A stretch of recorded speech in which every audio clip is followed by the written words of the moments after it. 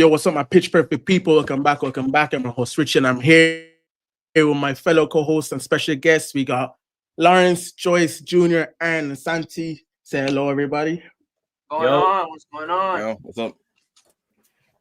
All right, so I'm gonna just let these guys introduce themselves. You obviously know me, Lawrence, and Joyce, so I'm gonna let Junior introduce himself, then Aaron, then Santi. All right, Junior, take it away. All right.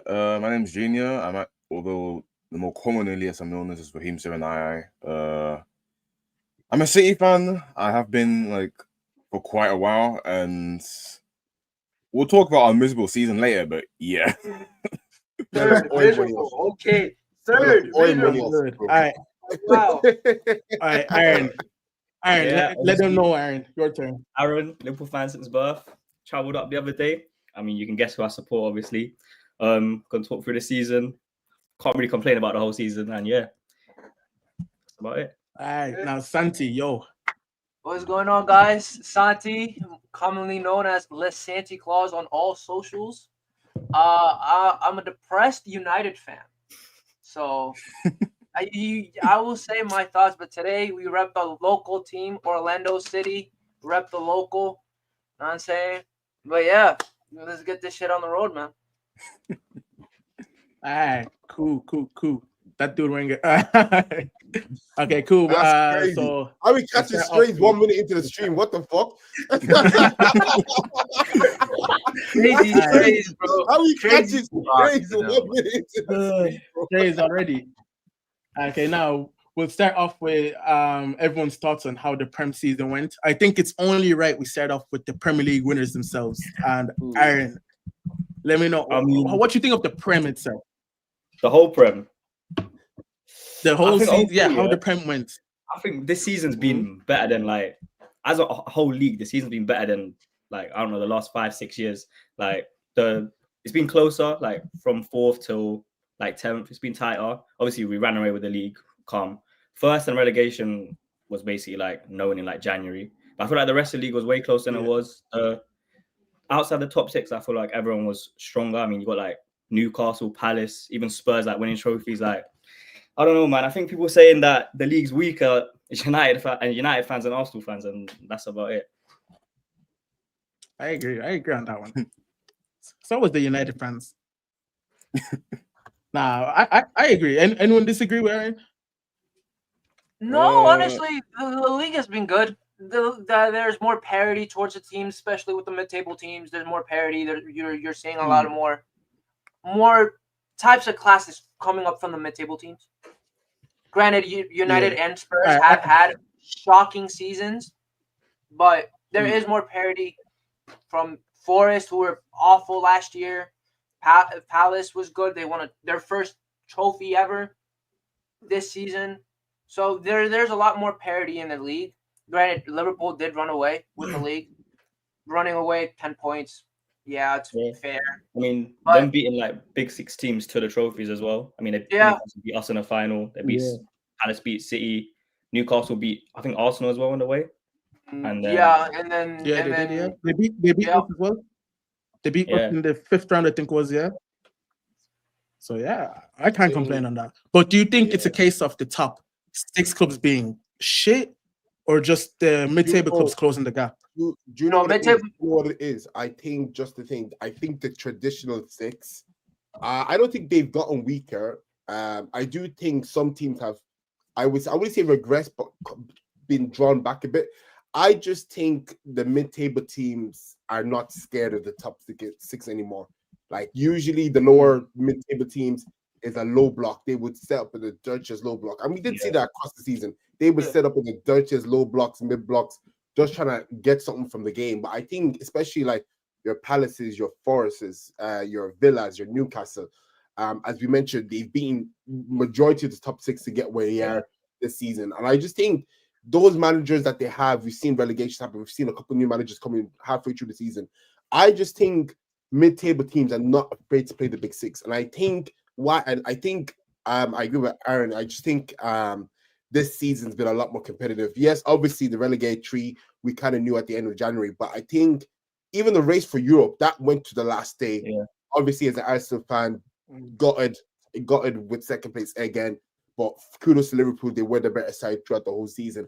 But I just think that the transfers, the development of how these teams are shaping up, I'm not complaining really. I think, fair enough. If the big six want to really win these trophies, they're gonna have to be consistent throughout the whole season. And as an Arsenal fan, I can't say we were consistent throughout the whole season. Again, certain issues need to be addressed. We'll touch on that more later in the stream.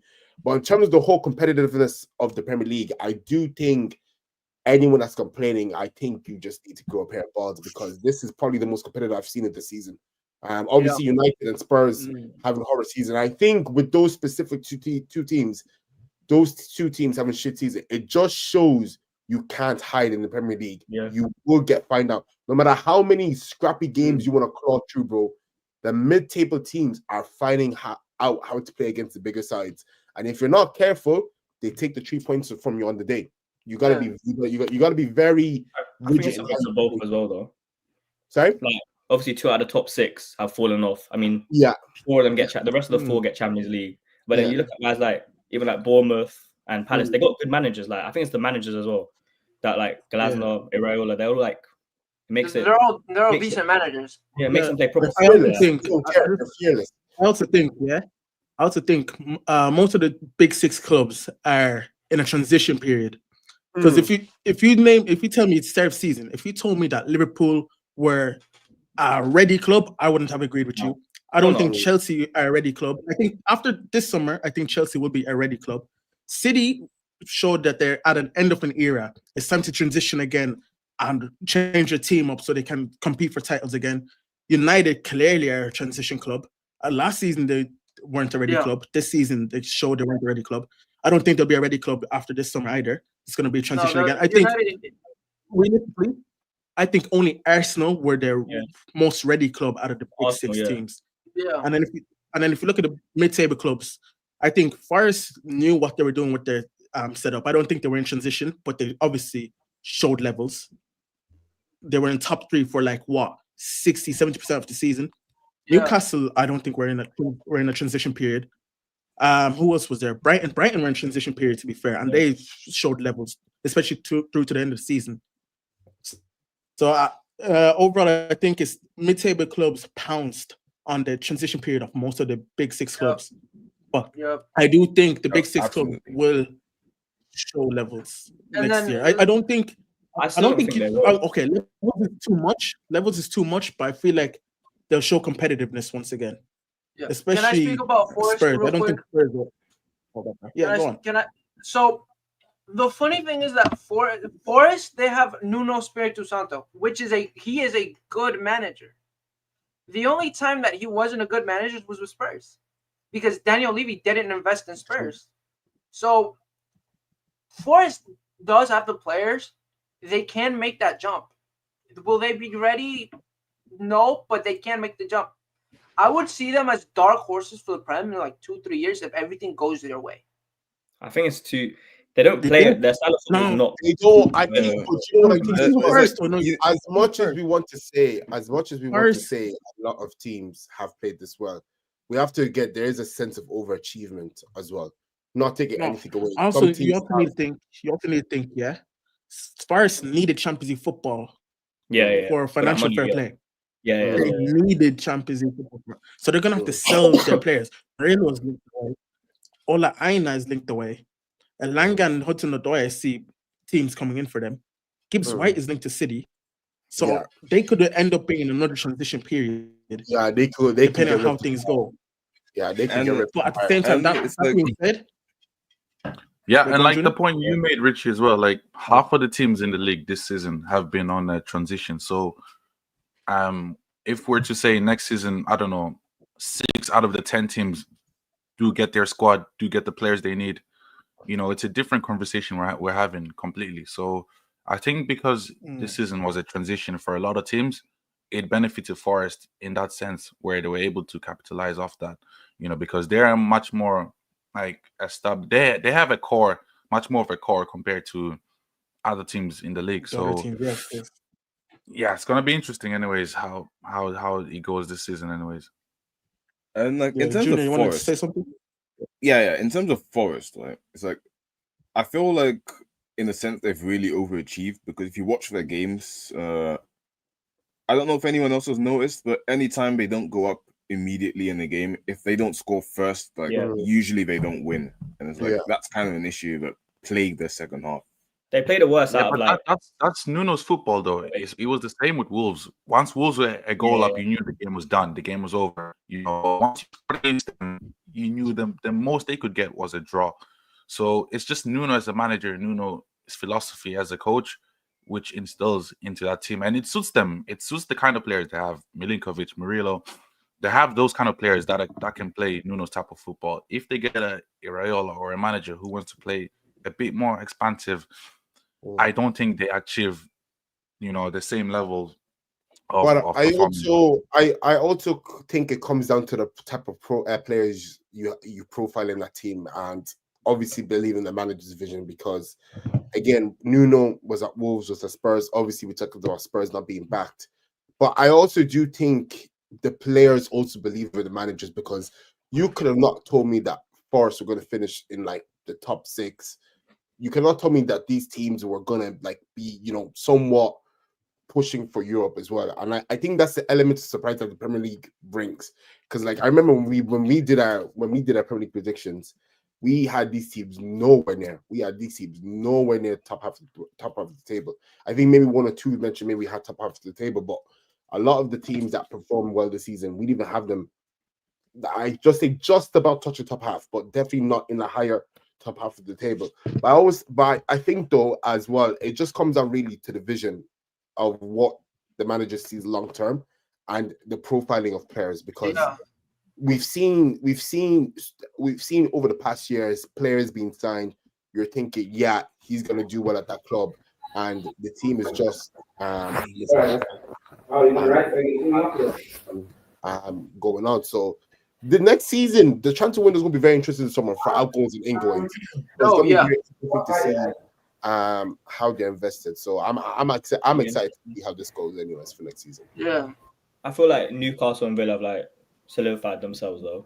I can see them like breaking top 6. Yeah, 100%. You still have traditional top 6, but I think the last couple of years they've been better than United. I don't see them.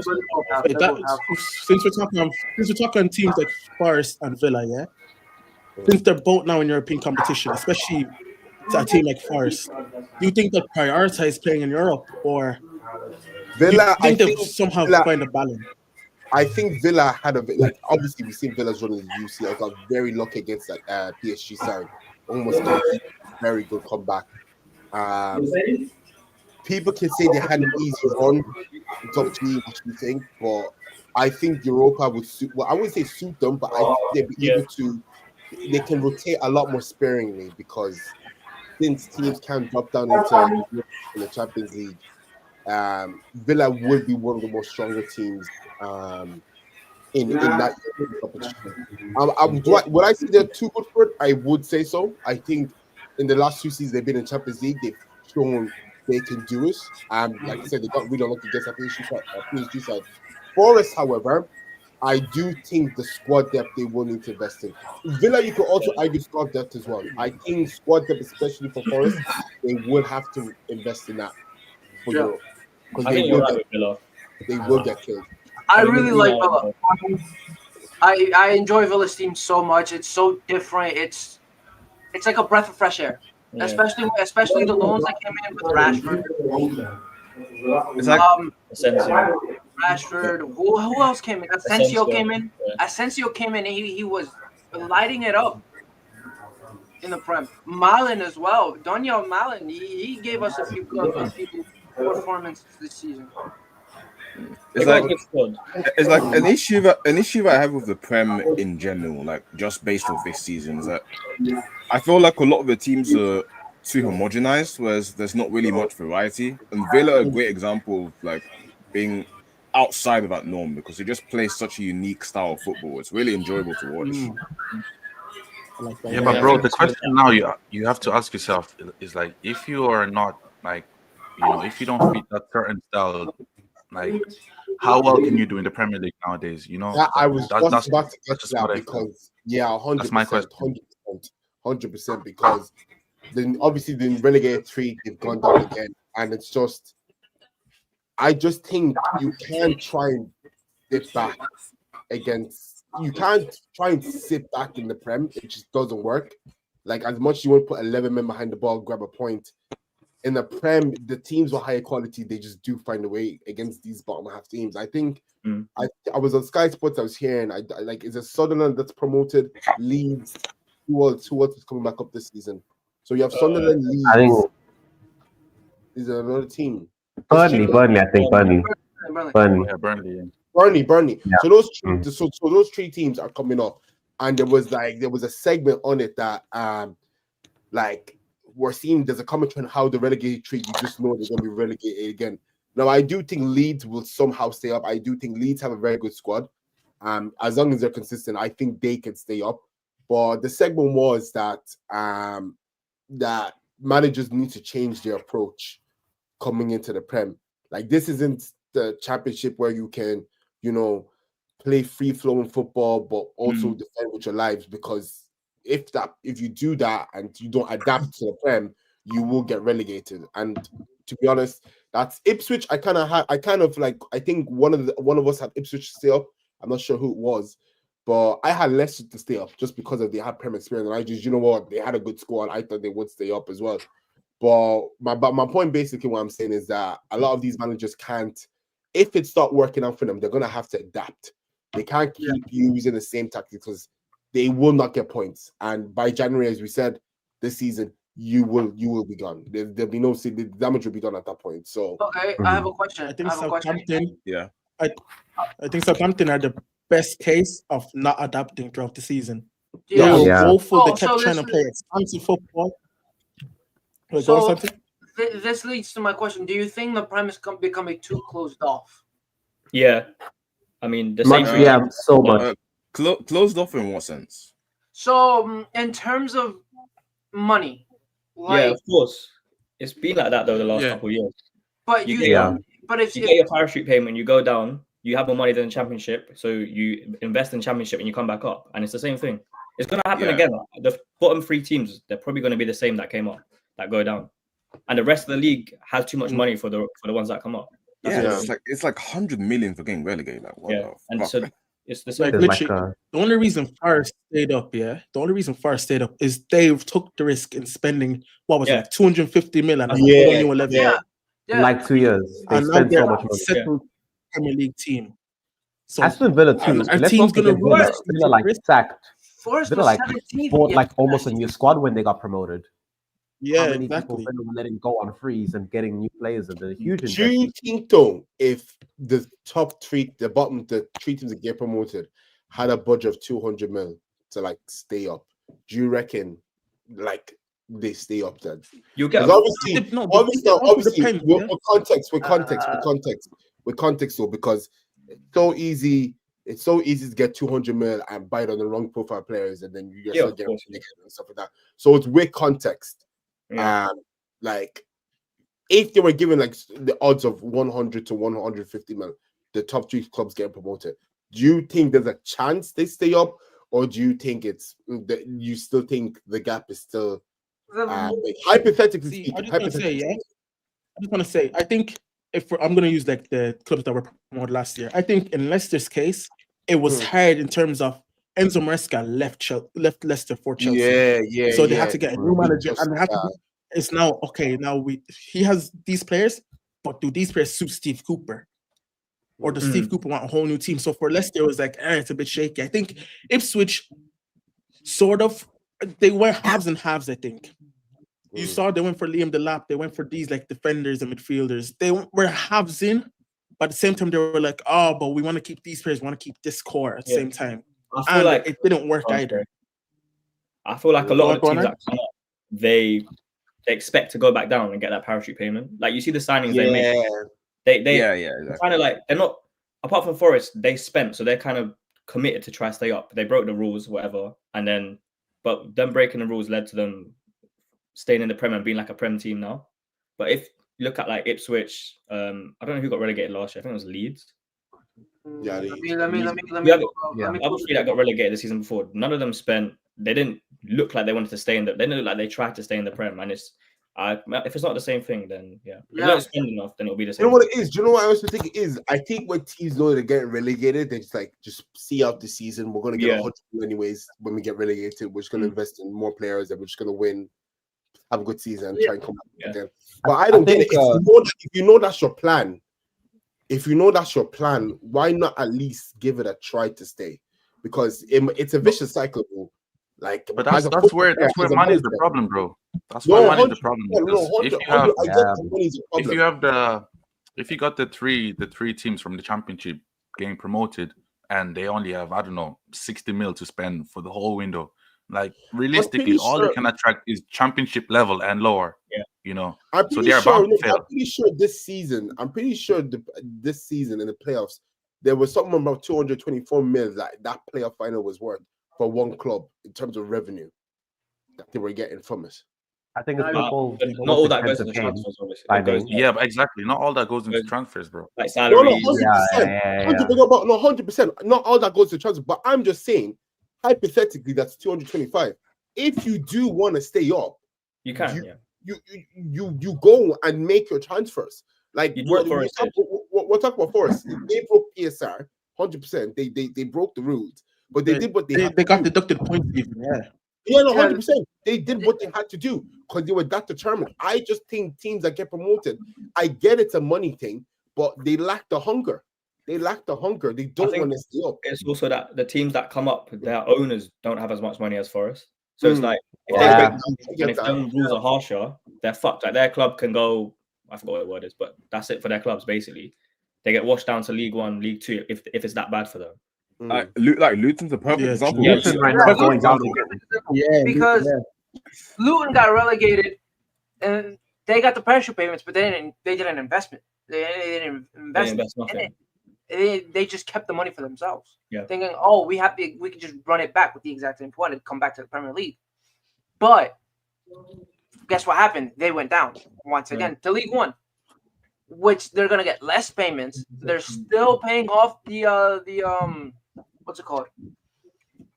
The upgrade signings, Prem wages. They're still doing all of that. So financially, Luton is fucked. That's what I mean. If another clubs can't just do that because then they're fucked. That's it. If Luton are probably gonna be League One for another few years now, if it stays like that. League Two maybe. I think it's hard to go down that much. This one, you see this one. I'll also say the main benefit of this one, is Norwich City. Norwich City, the main benefit. Norwich. Top one parish. Yeah, they're still in the championship. They're always every second year. They're always in the playoffs. When was the last time Norwich was in the Prem? It was like 2020. Norwich in 2021, I think. 2021, 22. That season. No, 21-22 season. Yeah. It's been a while. But I think was it Aaron want to say something or Junior? Someone want to say something. All I remember is wasn't Todd Cantwell in the league back then? Yeah. It was like lockdown season, yeah. Nah, it was wasn't the season after lockdown. Wasn't that Todd Cantwell like season 1920? Could be. But I'll also say in terms of the yo-yo club, it's not just the money that matters. A huge part of it is how you spend it. People can say Nottingham's a good example, but Nottingham, I think the season they went up only confirmed they're staying up on one of the last games of the season. They literally threw mud at the wall until it stuck. Fulham, if you remember, I think back in 2018 or 2019, remember Fulham when they spent a lot of money? They bought Jean-Michel Seri, bought Anguissa, they bought Schürrle, they bought Mitrovic that year. And they still went down because they couldn't defend.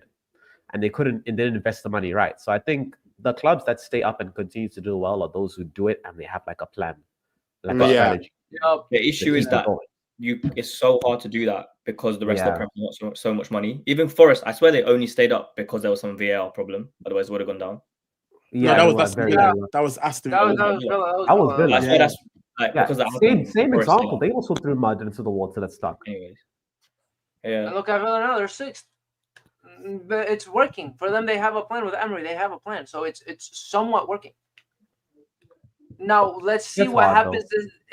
Let's see what happens this summer to see if they upgrade, because they do need an upgrade.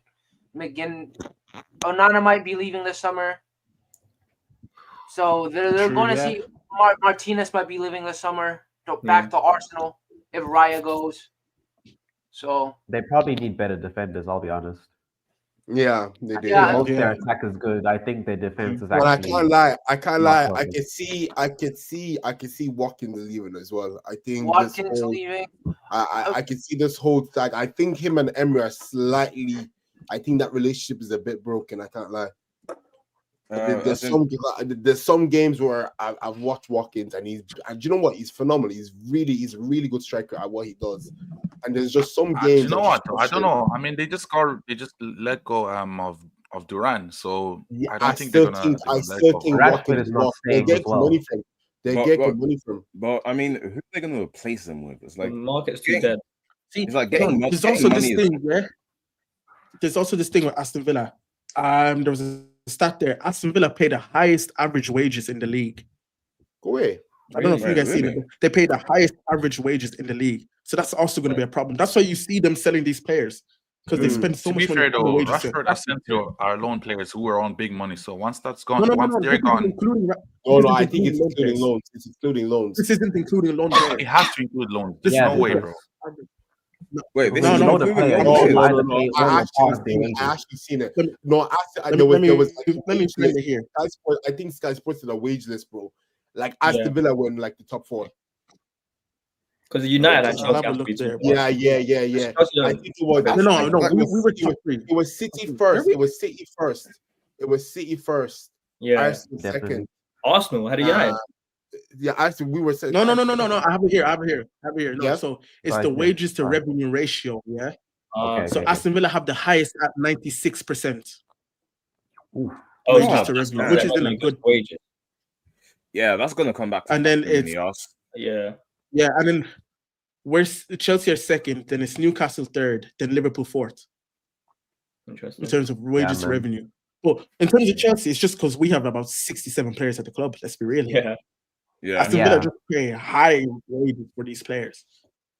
That's the thing. And Which Villa, is if you're not a Champions outstanding League club wage. and you're spending that much, it's a issue. Exactly. Very hard. And considering guys like Rashford and Asensio are leaving, Emi Martinez is leaving, are we seeing Villa are back in transition again? Just after making the Champions League. Yeah. It's going to be no. Do you know what? It's going to be very interesting because obviously Villa have done very well for themselves. Obviously, they'll be a big gutted that they didn't get Champions League on the last day, but I think there will be outgoings. I think based on that stat, there will be outgoings, and I think if Villa have to sell big, they'll have to sell big. Yeah. And the thing is, they've got 3 or 4 players that can give them good money. Watkins will give them good money. Morgan Rogers, who's been heavily linked with Prem clubs, will get them good money. He's had an outstanding season. Emi Martinez, I can see a cheeky 25-30 mil from him if he goes. Who else are we looking at? Onana. Yeah. I think another cheeky 30 mil you can get off him. More than that for Onana. No. They paid like 50 for him. I think the best thing. 50 I think the best thing for Villa right now, yeah, is the fact that they have Unai Emery in the Europa League. Yeah, literally. Yeah. I think that's the greatest thing that Villa can have coming out of this season. So even if they don't do well in the Prem, if they go far in the Europa League, to get revenue coming through there. And obviously, if they win, they get Champions League football again. Because Emery is like what, the GOAT Europa manager or something. Yeah. He's got like 5 under his belt or something like that. He just knows it.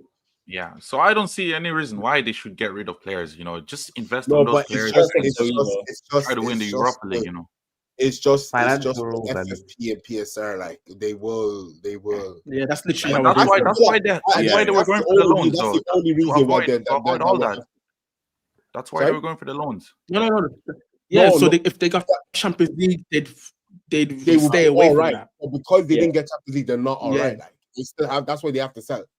It was the same. If he had gotten Champions League, you would have been okay financially. It's the same thing with Villa because they didn't get Champions League. They're in a bit of financial trouble. Like It's the same thing with Newcastle. Now Newcastle can't spend all that money due to like PS and stuff like that.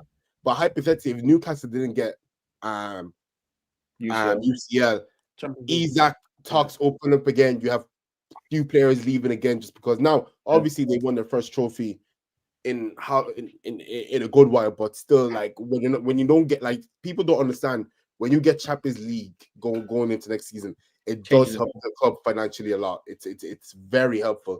And if you have a high wage bill, that money itself can help you offload that cost without having to worry about your league revenue as well. So it's kind of like extra money to pay off taxes, basically. It's like free money. Yeah, it's also actually impressive when you think about it, how Eddie Howe got this team to UCL again. Yeah, no, 100%. They couldn't spend. I know people spoke about, I know Tonali had the whole gambling issue. You know how crazy it is spending the money you spent on Tonali. You can't even use them. You can't even sign a replacement because you generally can't financially do it within the rules. Yeah. So to do that and to have like that bare thin squad, Dan Burn was like fine. He turned Dan Burn to a Champions League player. He's done a great job. Oh, I've got the guy on the right wing. Turned him into a Champions League player. Jacob Murphy. Jacob Murphy, yeah, bro. You turned Jacob Murphy like a you know what? He's got under the radar. Player. He's got under the radar. He's got the second most GA in the league, I think. I mean, like, he has the most assists. He has the second most assists in the Premier. Nuts. He has 12 assists. Yeah. That's insane. 12 assists behind. Yeah. So yeah, that's why UCL is huge for Newcastle. They can start to build on some of the stuff they have with Howe. But yeah, when you don't get that, you might be like Villa. They get to keep their best players as well. Like that, like once they hit UCL now, Isaac talks are gonna die down. Like the only thing he wants. Oh, that's it for you, sir. I mean, they're getting Gay and probably Mbeumo now, and then you're like, they buy both of them, and then it looks like they're solid in the top 6 or Champions League spots for next season. That's true. Very true. Very true. Dog, I don't know who's flying a helicopter, but yeah. Who's getting raided, boys? Who's getting raided? Bro, who's getting raided? Crazy. It's been nuts, bro. So, will we talk about each Big 6 club individually then? Yeah. Ooh, this is interesting. Who we starting this? Okay. Who we naming the shit? I think it's only right. It's only right we start with the champions. It's only right to start with the champions. Liverpool, bro. Great champions. Congratulations, bro. Big up Liverpool. Big up Liverpool. Big up Liverpool. Big up. I ain't trying to glaze Liverpool too much this segment. Yeah, I can't. Yeah, that sounds good. I'm taking it all, man. I'm taking it all. He has other disclaimer. This man, he has other things to glaze, bro. I swear to God, bro. You see when this man starts glazing, bro, he don't stop. I swear to God, bro. God, this man does not know how to stop glazing. Don't worry. Aaron, all the glaze is being saved for Dembele. You have the floor. All the glaze is saved for Dembele. Can't lie, man. Start of the season. Start of the season. We signed one player. Last couple of days, signed Chiesa. That's it. And I was thinking at the start of the season, nuke manager, everything. We look like we're in transition. We kind of were. We still are. Everyone was thinking top 4. I mean, everyone put us 4th or 5th. Yeah. And then to come out and have the season we've had, like, it's just mad. Like, I think you kind of saw in pre-season we were playing good. We played well. Slot was like obviously pre-season, but you could see what Slot was trying to implement, and it was looking good. I mean, Richie was the one who first told me about Slot, and I was like a bit unsure. He was like 3rd or 4th. Unfortunately, I wanted Amarin number 1, and then I'm glad that they come through. How well you dodged the bullet, man! Dodged the bullet there, man. When I looked through it, I was like, bro, that's the biggest bullet. Them having a chat with him and him having to play his free back. They said no. They picked Slot, and then here we are. He's a genius, bro. Like, and I can't. It feels different because Klopp was so like energetic, and you kind of feel it with the team. But Slot's so much more calmer, and I think that's the big reason why we won it. Like, whenever City or even Arsenal would drop points in the last few years, we'd always somehow manage to drop points as well in the same game week. But I feel like his calmness got us so many more points than. I mean, that was the big difference, isn't it? And then here we are, Premier League champions. I think. The only criticism I would have had with Slot, really good manager. I just feel like sometimes he substitutes at times maybe did not make sense or they were made at like wrong times. But other than that, I think that's experience. He'll learn. He'll get rid of that next season. But that was my only. I feel like really pick up on the first half of the season. And maybe rotation as well. Maybe rotation as well because rotation. He ran Gravenberch into the ground, like barely got rotated. We had the same 11 pretty much most games. I feel like the first half of the season, like his in-game tactics changes are really good, but sometimes his subs are a bit interesting. I mean, he subbed that rat off a lot, which is, was understandable, but but I think it's very impressive. He's taken a team that, if I said myself as well, that they might struggle to get UCL, or they might be like third or fourth. And generally got them to be favorites. And I think it's because he simplified Liverpool like so much. And a lot of people think it's like a big job. And he's like, I'm not going to say these are all his tactics because he has much more than that to it. It's like, no, if my best player is like best at running in behind, let him run in behind. These guys got energy, let him do this. And I remember the last the players that are there. When Salah was talking, he said that Slot's main thing was he's not that he's trying to play his style of football. He obviously is, but he'll play to the player's strength. So, that's why Salah had a crazy season because the team basically played for Salah. Yeah. And it's like you're playing to your best player's abilities, and that's the reason why he won. And now I'm guessing they're going to give him all that money. Going to hopefully sign Florian Wirtz, and they'll probably change the team again. Whose helicopter is that, bro? Whose helicopter is that, bro? Come on. Not me. I got a big night. I said at the start of the season, I did say during our Premier League predictions, I said Ernest Slot was going to be my manager of the season, and he proved me right. He did prove me right. Yeah, I think the best thing that Slot has done has improved that Liverpool midfield. How he's up McAllister was already at a great base level, but he's made him 10 times better. Szoboszlai has had a much better second season compared to first. And Ryan Gravenberch, who I'll be honest with you, I thought he was all right, but he turned into top 3 DMs in the league. 100%. He may have fell off slightly second half, but obviously he's the only player that they could really have played in DM. But I think his use of midfield was superb. Exactly. So I'm actually impressed. It's a 6. You're trying to get a 6 for the last like 3 years, and then got a slot. It was Zubimendi in the summer, and then we said no, and then we didn't sign anyone, and then you turn to the guy we have in the club who you thought first was basically like a 8/10. You turn him into a 6, and then here you go. Hey, can't wait to this one later. We'll get there, Charlotte. We'll get there. We're coming.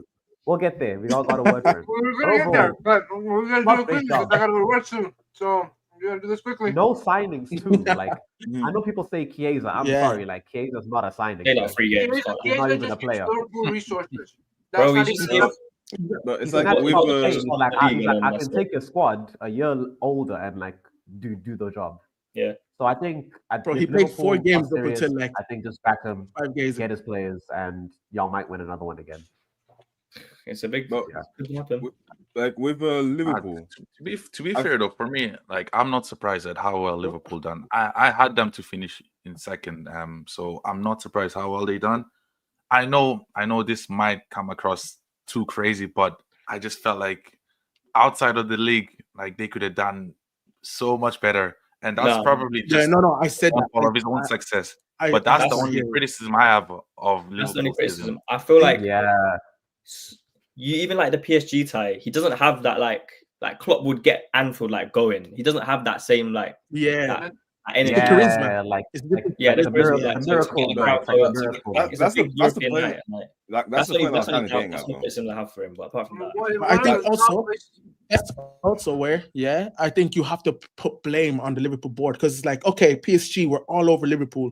Who were Liverpool's game changers realistically? To come on, I know Harvey Elliott scored that goal in the first leg, but is Harvey Elliott going to be that main game changer?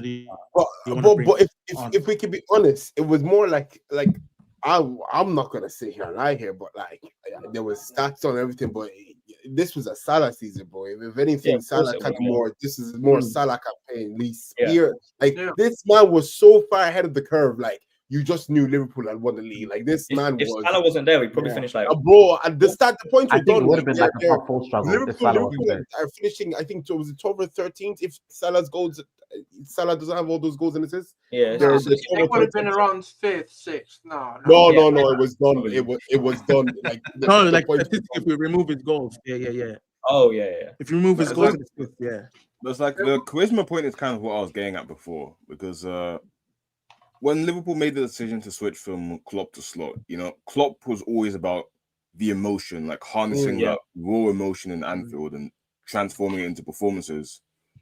But at some point that runs out, So I think getting a more tactics-oriented manager in Slot who plays to specific players and their strengths was probably the best move Liverpool could have made. 100. Because it just allowed them to make the transition so smoothly. And even though Slot isn't anywhere near as good as a man manager as Klopp, there's certain things Slot excels at that Klopp didn't, which is why he got the most out of this squad. He got the most out of this squad in a way that Klopp wasn't able to in his final season, Nah, yeah, that's what I think as well. Like, I mean, lad, I swear to God, man, if I hear a helicopter over my head, I don't care, man. I swear to God, bro. Find out who it's coming from, bro. You're God, bro. Come on, bro. You are live, bro. You are live. And the thing is moving like a helicopter, man. Come on, fix up, man. Come on, man. I'm reading comments, and I think Charlotte in the comments said Harvey Elliott has such a high ceiling, but it's just nasty how he's not given chance to develop. Which is true. I think he's been such a good kid for so long. And it's hard because Liverpool are a very obviously huge club. It's hard when you're seeing him not get the game time. I think he should to really impose himself across the whole season. I think that's all I could ask. That and Liverpool moving early already. I think they've got 2-3 signings down the pipeline already. Yeah. So, actually, speaking on that, see, I want to speak on it. This is specifically for Aaron, but everyone can put their point in if they want. So, what is the plan for Liverpool now? We know it was meant to be a transition season, but obviously you exceed expectations. I think it flips. So, what is the plan? I mean, you sign Vert. Hopefully, I think Verts is basically done, which is crazy. That's the biggest signing I think we've ever made. Such a statement. You get Frimpong, which is what you want for Trent, and then you get Kirkes, who is what everyone wanted since January. It's just about, I don't know what style we're going to play, because it looks like we want to buy a striker as well, but then you can't really drop Szoboszlai because he's the engine. So then where does Verts fit in? Where does Szoboszlai fit in? Where does a 9 fit in as well? And then you obviously got Diaz or Gakpo on the left. You've got it's a good problem to have, to be honest, to have all these top class players and having to get them in. It's not a bad problem, but it's just about how you're going to fit them in, and that's it. I think that's it. I think this is where we're going to see the best out of Slot in the way he's going to utilize his depth, and he's going to probably adapt his tactics towards the players. Because obviously it was all Salah this season, we know that. But surely the goals are going to spread out a bit more throughout the team. Obviously, first bringing in that creative flair and whatnot. And obviously, he's most likely going to partner McAllister in midfield. So I'm really excited. In my notes here, I said this window itself is the turning point for Liverpool. This could be the deciding factor on whether Liverpool is only one season success, or if Liverpool can build a 3 to 5 year dynasty, similar to what Man City did. I think it was 2017-18 season when they had that one summer transfer window, and boom, they had won 6 titles out of 8. So I think the Liverpool board need a fully back Slot this summer, and clearly they have. If you're getting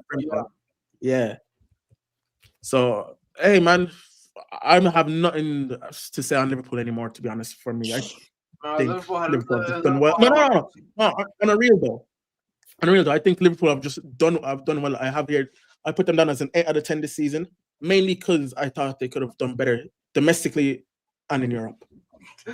Yeah, the cup competitions matter. But they won the league, so you can't say much on that. They won the league, so I have nothing more to say on that. I mean, Liverpool fans were saying it's 10 out of 10 because we ain't won the league since what? We won it in 2020, but didn't get it with the fans. It's not the same. You never got that parade, never got the same thing, So everyone says it's 10 out of 10 season, and then we're going big in the summer. Yeah, I think from expectations, so what happened I couldn't have gone better. Yeah, Liverpool No, most certainly. But yeah, Trent leaving Liverpool, is that gonna affect Liverpool too much? I don't think so, because one thing everyone's saying, how are you going to replace it? You replace the creativity with Wirtz. You get he hasn't really got running power, but you replace his position with Bradley or Frimpong. You'd hope that'd be enough to replace that creative outlet in it. So I think the best solution to the do you replace Trent question is that you don't replace him. Yeah. Once again, it's not Klopp anymore on the wheel, so he doesn't need the fullbacks getting 10 assists every season. Yeah. You know, you can see how he plays. The strikers are getting more involvements. The 10s are getting more involvements. So yeah, just like getting a Wirtz, then getting the team that can start playing his way. Like the two fullbacks they're getting are energetic, up and down, bombing fullbacks, very attacking. So it's gonna be there's gonna be like a hole, like because Trent would do some ridiculous passes, but like I think if you just say don't focus on the fact that Trent's gone, let's focus on what we have, then yeah, you're good. But yeah, he's got to go to Madrid. I agree with you. I do not rate Frimpong at all, and as a right back as well. Really? No. I think you should be more specific on that. Let him land. It's like I think Frimpong is a good player. Okay. Oh. Yeah. Let's just land. Go on, Drew. I think Frimpong is a good player. He's just not right back. It's like I feel like he's a wing back. I agree with that. I think Liverpool obviously clearly have a plan. If they thought Frimpong was the man to get instead of Trent, they're clearly not going to play the same specific system if they're bringing in Frimpong. I don't think I saw like that being said, games. That being said, like Bradley's that being said, I'm curious. Bradley, Bradley's also there. Here's the dilemma with Frimpong. Frimpong all of his life has been used to be playing at a 3-back in a wide wing back position because he creates the width. But we're gonna probably do that. They probably will do that. Yeah, it's probably gonna be Salah's probably gonna play a bit more narrower, I think. Yeah. It will be Frimpong and Kirk as touchline, and you have Gravenberch drop in a bit. Yeah. Even McAllister, Soboslai in the middle, and then you have. I think it's going to be Wirtz playing like left inside forward off that, and the striker. Yeah, that's all you play Wirtz as a false 9. I actually kind of see that. I see that. Yeah, that's the vision I had as well. How they're going to play Frimpong? Like he'll basically play a right wing back / right wing because he'll be so high on the pitch. But we'll just drop into like a free. And Van Dijk could not say are like good enough to defend the wide areas like that. Exactly. So. But that's all we have to say about Liverpool. Congratulations. Congratulations. Good season. From a Chelsea fan, like thanks for letting us like beat y'all, bro. Like straight, like thank you. Bro. Yeah. Honestly, big bro, Liverpool, bro. Big bro, Liverpool, bro. Liverpool. My big bro, bro. My goats right there, bro. I mean, there's not much you can say about the champions. To be fair, man, like they did what they had to do. Yeah, honestly, literally, the only complaint you can have on Liverpool is literally Champions League. That's the only real complaint you can have. And but I think probably faced with the favorites for winning in this competition. So, how much can we say? Shall we do team of the season? Our own team of the season? No. We'll do all big 6 clubs first.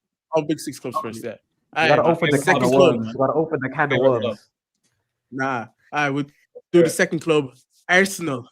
Always the bridesmaid. Always the bridesmaid. Time, bro. This Richie guy mentioned Arsenal. I saw a couple. A lot on Arsenal. You've been talking on Arteta. Come on. What do you have to say?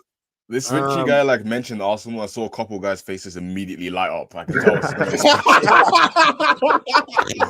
We're ready, bro. We're ready. Hey. The only 2 teams in this chat that can chat to me is Liverpool and Chelsea. And you City, because obviously back to back, but no one else in this group chat can chat to me, bro. No one else. These 2 guys are specifically a team that lost in Malaysia 2 days ago. So you can't. Where's your European trophy? Where's your Premier League in the past 12 years? You can't chat to me. Hold your mouth. All right, nah. But for real though, Larry, give me your season rundown. Give me your season rundown. Bro, I can't lie, bro. I'm emotionally traumatized, bro. I actually don't. Bro, I'm sitting here like, bro, like, it is what it is. There's no next season. There's no, yeah, we have to win a trophy. Bro, at this point, bro, I'm just getting blue balled at this point, bro. That's the only way I can really, describe it, bro. I'm just getting blue balled I'm getting blue balled at this point. But like that, if I want to keep it a buck, yeah. Obviously, we had big injuries and came back. And as you were saying, I think we were probably the most ready out of all the big six teams to probably go out because obviously, as you said, Liverpool just lost Klopp. Pep just came back off the treble, so you're like, they're gonna probably go into the market trying to fresh up the team and stuff. So start of the season, okay, shaky start, couple of wins, couple of draws on the way. You're like, we just were now. The maddest thing as well, maddest that we were never on top of the table at one point in the season, which is crazy. Compared to last season when we spent 90% on top of the table before we slipped towards the end of the season. But start of the season, shaky start, but a couple of results.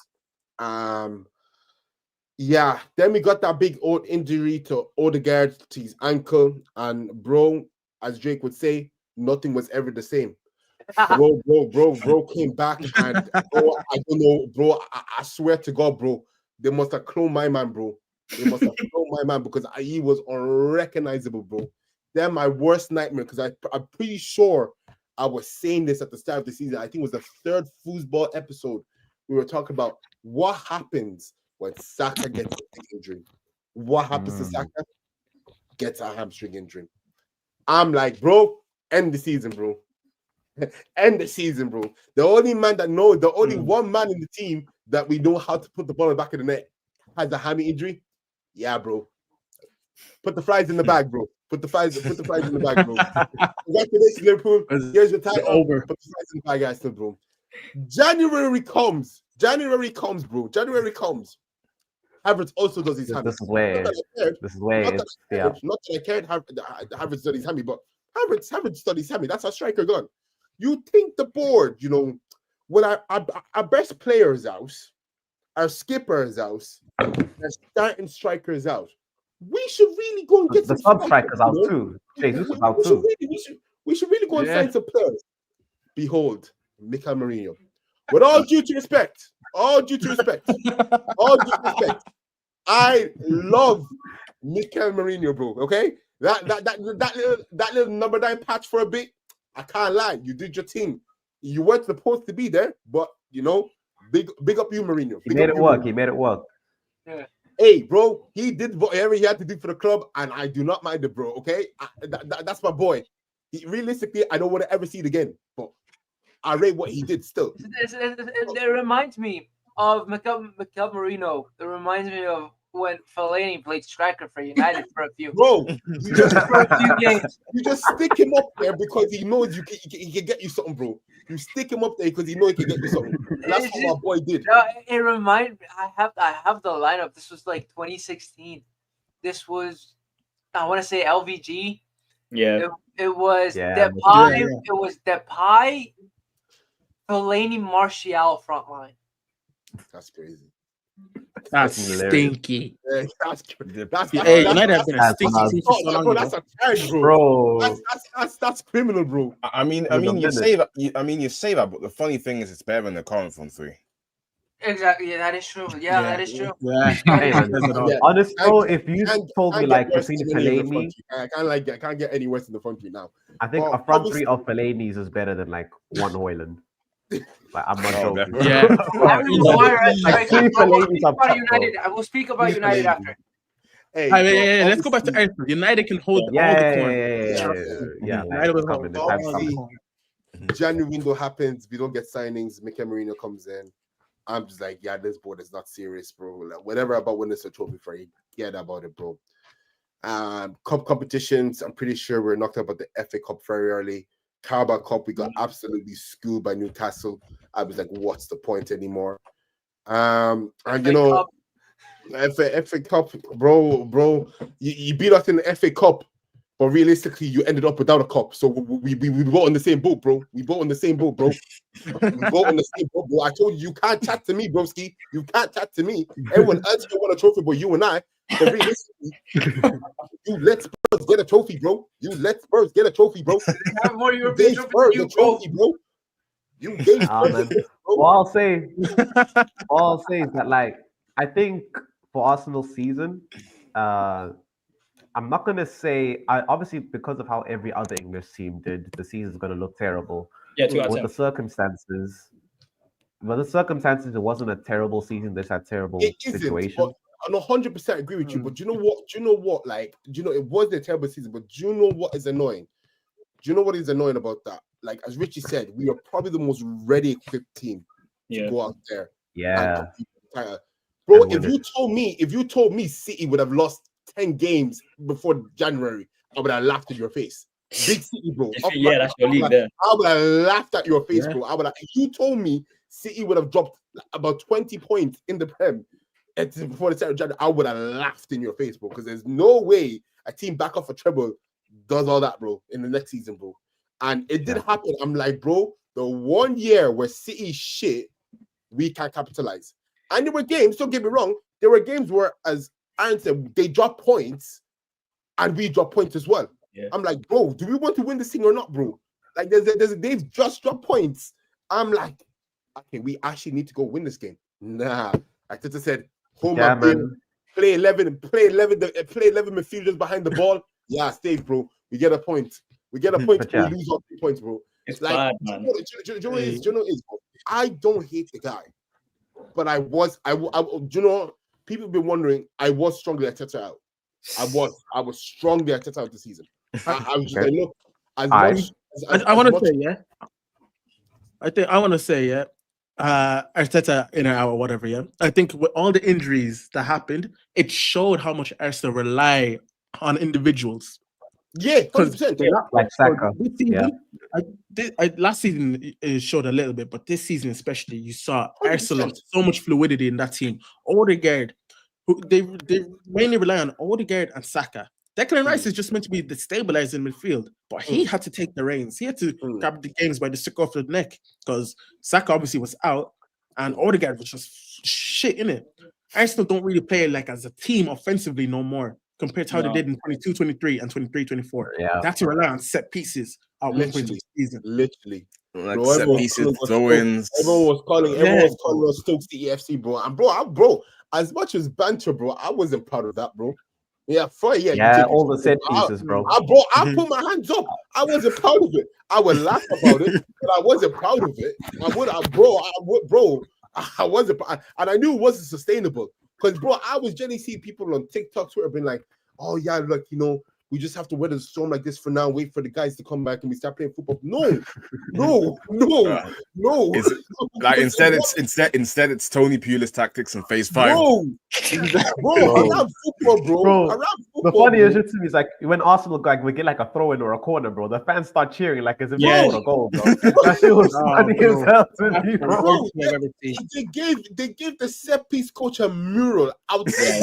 That's how finished we are, bro. I seen the mural on TikTok like, yo, lad, you're taking the piss. I'm up for taking the piss. I promise you, yeah. You see that set piece coach? I've done the same thing from my couch, bro. I have the same amount of influence as you do, bro. I promise you, you're not that important, bro. Me and you on the same level. Like legit, I think, the day he got humbled in the Champions League final, the right scored that free kick, and the coach was telling him, "Oh, you should cross it." And Saka told him to hit it. I stand up for Saka, bro, because it's the 60th minute. Why are you trying to live, bro? Just bang one in, bro. Because bro, for the whole time, bro, this team just bro. I wouldn't trust this team with a gun, bro, because none of them know how to pull the fucking trigger. Saka, bro. Odegaard, bro, I'm convinced Odegaard is afraid to shoot in case his fucking leg breaks off, bro. Everyone's been of glass, bro. Because who was I on the stream with? I think it was me and Richard on the stream. I forgot what game we were watching, bro. But I forgot what game we were watching, but there were certain chances Odegaard had in the box. I'm just like, nigga, just let one rip. But my man was taking 10, 15 passes in the box, bro. I'm like, bro, are we playing rondos or are we playing football, bro? He's trying to get the field tilt up, bro. The field tilt. Bro, it was bro. It's so jarring. It's so jarring to watch, bro. Especially when it's your team, bro. I'm like, Odegaard, you are the fucking captain, bro. Bro. I said it, bro, and I know it won't happen. But if it were up to me, if it were up to me, rip that armband off. I take it off him, bro. I'm sorry, bro. That can't be a captain. I think I would make second right. I'll put it on Gabriel. All right. Gabriel, I wouldn't mind Gabriel. 100% wouldn't Gabriel. The only reason why I give it to Rice is because he's done it for West Ham. He's led them to a conference league, led them to their first European trophy. That's the only reason, because he knows what it's like in big games, and he stepped up. He stepped up in big games. You know what's crazy when a centre mid is your second top goal scorer. He's probably top, to be honest. He's probably top with that goal from at the end of the season as well. Let me have a look for you. Let me have a look for you. Bro, I love him. But that injury, bro, I swear to God, bro, I genuinely thought, bro, this is like they've cloned him. They've just got an exact clone of him, bro. I feel like as a captain, right? Either you lead like vocally or you lead by example. Literally, bro, you can't. You have to do one. And it's like Odegaard does neither to a high level when it comes to the big games. No, he don't. Can I just say something? Yeah? Can I go back to goal scoring points? Yeah. Martin Odegaard doesn't crack top 10. No, he doesn't crack top 8. He's tied for 9th effectively. There you go. In goals for Arsenal. Isn't he got like 3 goals or something? He had 3 Premier League goals with one of them. Mind you, 2 of them came in the last 2 games of the season as well. Exactly. Bro, mind you, 2 of those goals, I watched them. 2 of them came in the last 2 games. No Arsenal player hit double-digit goals this season. Yeah, for the first time in their history. For the first time in their history, no double-digit. Havertz was their top goal scorer with 9, and he got injured in January. In January. That was crazy. I would I don't know if they were like in Dubai or something, bro. But imagine like getting your season like cut off for a holiday. If you say to get this man out, bro. But, bro, how is that guy in January a top scorer and he was injured in January, bro? You're telling me, remember that like one Chelsea season, bro? Like it's not sustainable. Like 6 goals. Yeah, man. It's not sustainable. And do you know what? People could say, "Oh yeah, don't get me wrong, Real Madrid, great results, great run in the Champions League. Unlucky to lose to PSG, but again, that's just down to players not turning up. I wasn't believing this whole party thing. Oh, we missed party, bro. Because when Party came up for the second leg, he didn't make a difference. I can't lie. Odegaard has been shit since like I would even say 2023, bro. I think he's actually been okay. If you actually watch him, he's actually been okay. It's that injury. That injury that everyone was just like, bro, what the fuck? The thing is with Arsenal is that I don't think the striker is the only answer. Like all these Arsenal they're going to sign a 9 and that's it. We're going to win the league. If it were up to me, no, it's not. And I'm glad someone said it. It's not. There's still a lot more problems in the team. Although a striker would solve the goal scoring problems, 100%. Depends who you get though. Because we have someone who just bang it on sight. I love Martinelli. I love him. But I was sold the dream. I was sold the dream. You want to know that nigga is not Brazilian, bro. He is not Brazilian, bro. Like, him, I'm telling you, he's Italian. He's Italian, bro. His name isn't Martin, man. His name is Martin. You should start calling him Martin, though. Bro, he's not Italian either, bro. Not from Italy, bro. Italians would, bro. Italians would even claim him, bro. He's not Italian, bro. No, you want to know who's a good striker for that Arsenal team that actually deserves a striker? Yeah. Go on. John Durant. Arsenal needs John Durant because that motherfucker gets shooted from anywhere. Yeah, but that's why they go for he's in Saudi, bro. He's in Saudi, bro. It's long. I get why you would say that based on what he did this season. I get that, but the only reason why I wouldn't sign John Durant is that we need now players. That's not the answer either. I'm telling you right now, I'm telling you right now. I still is past the stage of we need to give players time. We need to let them settle in. This is now. We need players who are going to come in and get to work now. But you're probably going to buy another project striker. Yeah, exactly. Yeah, Sesko. He's not the finished article yet. Another project hey, I'm gonna be real. I'm gonna be real. If we sign Sesko, that's it. I'm not watching football. I'm not watching football. I swear to God, bro. On God. Because if Gyökeres there for 70 mil, why are we still looking at Sesko, bro? Why, bro? Bro, do you know what? To be fair, you know when we were first speaking to him, I was like, do you know what? I tap into this guy, bro. Do you know who's suit? Do you know who suit, bro? United, bro. Because they're all about, bro, winning a young striker, bro. We need to give him time, bro. Let him go to United, bro. Let him go to United. Go to United signing. Just let him go to United, United signing, bro. Let him go to United, bro, because all the fans will do the only thing needs time, bro. Gyökeres. You see what it is, yeah? You see what it is? If Arsenal go for Sesko, that puts so much more pressure on them getting a top left wing and a top number 8. Yeah, I can see them doing. Literally. If you buy, go on, sorry. Yeah. No, sorry. No, you go on. Even if you buy Gyökeres, say Odegaard doesn't do what he's been doing the last few seasons, and he still plays like how he is now, you don't need to buy another attacking midfielder. No, I just dropped from Waneri. I was gonna say that. In my opinion. No, I don't know.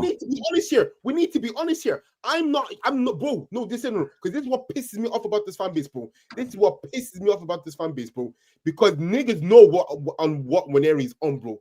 I remember who was it he got subbed on at, bro. He did more in the 90 minutes, and he got subbed on for 5 minutes, bro. And he made more passes than Odegaard for the whole match.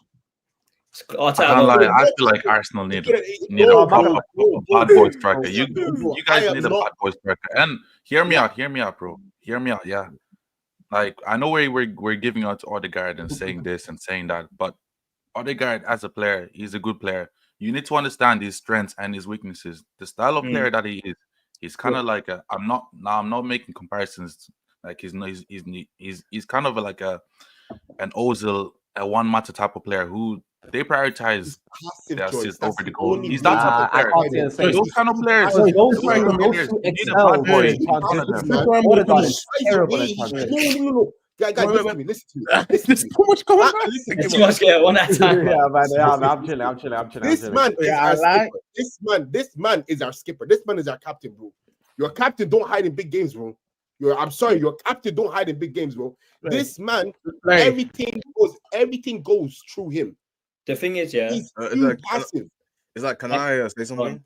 Yeah, go on. Sorry. I feel like the issue of Odegaard. I feel like the issue of Odegaard isn't so much ability, because like we know he can play. 100%. The issue is that the team is built around him, and he's clearly not capable of like that level of responsibility. 100%. Yeah. He's too passive. Right, so there's times that he gets. Wait, can I just say? Yeah. Going on Joyce's point, Joyce is saying, "Oh yeah, it depends on the type of player Odegaard is and all of this." Doesn't that come back to Arteta playing Odegaard in this type of way that doesn't benefit him? Yeah, of course. Yeah. Like, how can I construe this? Okay, let me raise you a question. Yeah. Is Arteta right for the job? Is he the right man to do this job? Wait, hold on. Before we even get to that, let me picture a scenario. Yeah.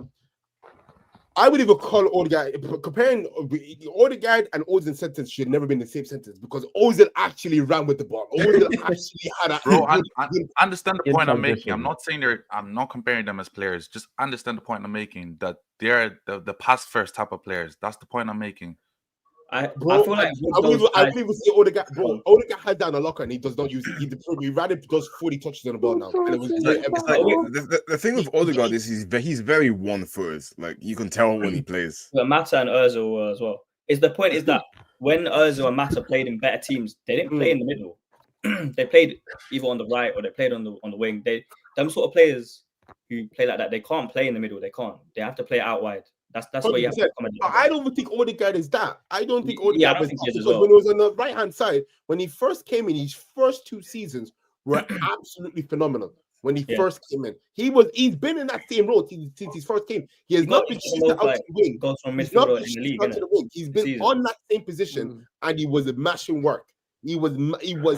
I wouldn't say he was the best midfielder. I wouldn't say he was one of the best midfielder, but at the time, he was performing for Arsenal. He was performing for Arsenal. There's no doubt about it. People trying to say, oh, it's expected. He's coming from Real Madrid.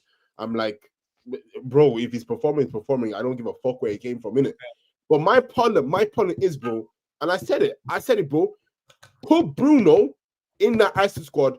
God knows we're not dropping those performances, bro. God knows we're not dropping those performances. We need game killers. We don't have that. Martin Odegaard is not a game killer. Our only game killer is Saka, who gets tripled up, even sometimes quadrupled up, because they know how good his end product is. This is not a case of where everything Martin Odegaard, I hate him for. It's done. It's diminished. It's void. I hate him for everything now. No, it's not a case of that. I'm just saying, bro, obviously he'll need a preseason. Obviously he needs a preseason. But this season alone, it's a stain on his name. And it's a stain on his legacy for Arsenal. I won't lie. I know the injury happened, but I'm sorry, bro. You are the captain of Arsenal Football Club. You cannot go hiding when the team is lacking inspiration, when the team is lacking any sort of fire to get us over the line. You have to be the one to step up. And when he picked the ball up, it was, oh, you know what? Gabriel's right behind me. Let me just pass it back to him. Oh, Declan Rice is just passed beside me. Let me just pass it to him. He'll drive up the ball, bro. There was no urgency. There was no urgency from him in his play at all. There's no urgency. That's my problem with Martin Odegaard this season. There's been no urgency. There's been no desire to lift the team. There's been nothing.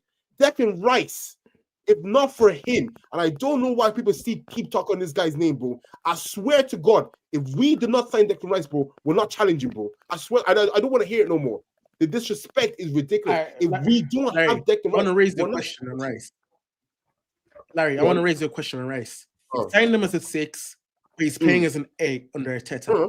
Do you keep him as the 8, or do you want him to drop back as a 6? Do you know what, Richie? Because obviously you've got Zubimendi as well. Oh no, 100%. Do you know what? Do you know, Richie? That's a great question. That's a very great question.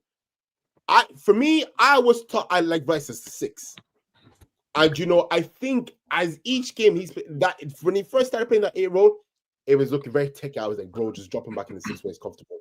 But he decided to take on that challenge and make that role his. And now when you look at that Arsenal squad, you're almost like you expect him to start there because that's where he shines brightest the most. He wanted to make that position his own, and that's what he did, bro. He's driving power the way, and bro, his defensive work is what he's an engine. He's our engine in that midfield, bro. Now Zubimendi, that was the intended position. Obviously, with Mikel Mourinho not really being suited for that position, he can also play with the 6. There's talks of Partey extending the contract. So I really don't want, like, if Zubimendi is going to play where Rice is going, I really don't understand. I really don't understand the nature of signing him, because if Rice is not going to get moved up from that position, I'm not sure. Like, Zubimendi can play 6. He's more of an 8, but Rice might get up to 6 unless you renew Thomas Partey's contract. And to me, I've kind of said like Thomas Partey, thank you for your services. Like, it's time to go, really. But if they decide to extend it, got a case, bro. Sorry? He ain't been no case yet. Hey, bro. You still can't go to Spain, bro. You still can't go to Spain, man. So, yeah. Oh yeah, you still can't go to Spain. You can't go to Spain. I ain't gonna say much on that. Can't say much, bro. Can't say much.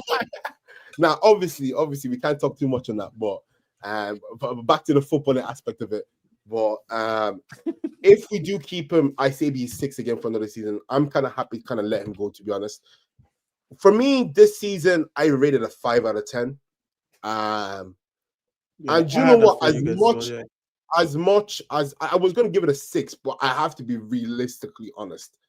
Yes, second place, but to be honest, I kind of knew we were going to finish up there anyways. I feel like the least we could do to keep respect for ourselves is just come second again. As much as it's stupid to say, and as much as annoying it is to say, I wouldn't want to drop third, because that would just show we've just regressed. Now, obviously, the injuries to big players happen, but the board are to blame for the season. There's no way we I've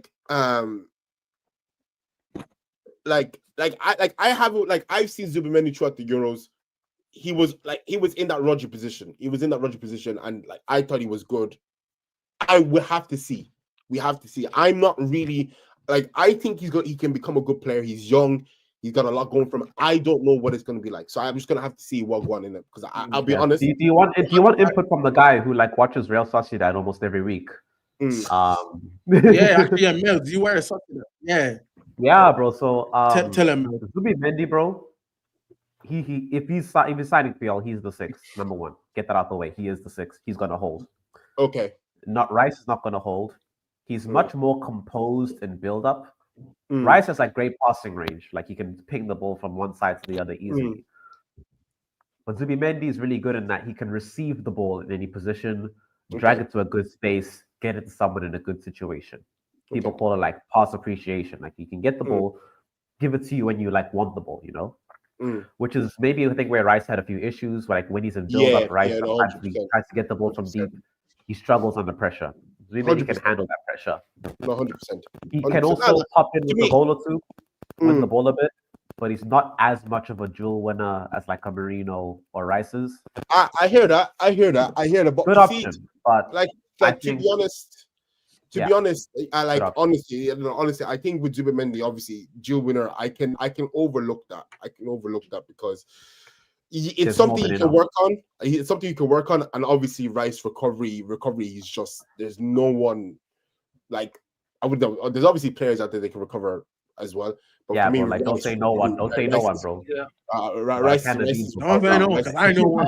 Don't say no one. I know one, bro. But like, hey, we'll get to that. I want to preface this. I have to go. I have to go to work in 30 minutes. So. Oh, geez. Okay. Yeah. So can I just say my team of the season before I leave? Okay, cool. Sure. To get everybody's reaction. So from the back, we start goalkeeper. Sells. Nottingham Forest. He's been a decent keeper. He's in my team of the season. He was a decent. Left back. Anthony Robinson, Fulham. He's been good. Left center back. Dean Hyson from Bournemouth, 50 million to Real Madrid. He's been that good. Honestly, I don't know why Juve let him go for basically pennies. Juve are kind of like not smart, but yeah. Yeah. Very not smart. Right center back, Virgil van Dijk, still world class, still one of the best. Yeah, I was about to ask where his spot is. The right back, Ola Aina, Forest. He's shown levels. Your pivot is going to be Rice and Caicedo. Attacking midfielder, Mateus Cunha. I'm playing him in that 10 role because he can't play that 10 role. But he's been by far one of the best 10s in the Premier League this season. Granted, he did play for Wolves, but he has been one of the best 10s in the Premier League. Left wing, Brian Mbeumo, Brentford.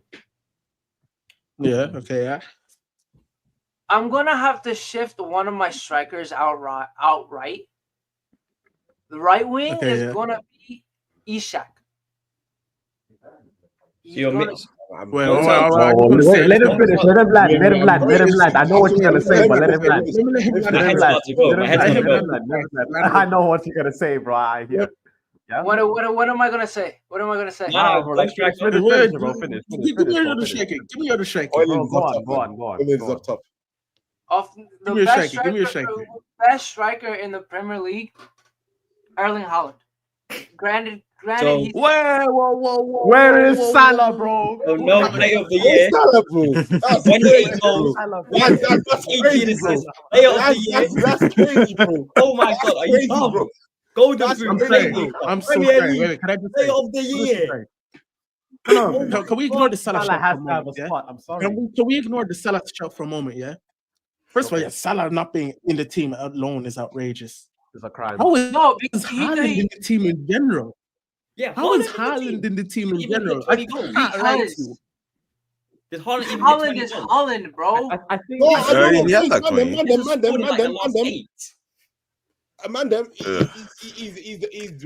he's one goal behind Isaac.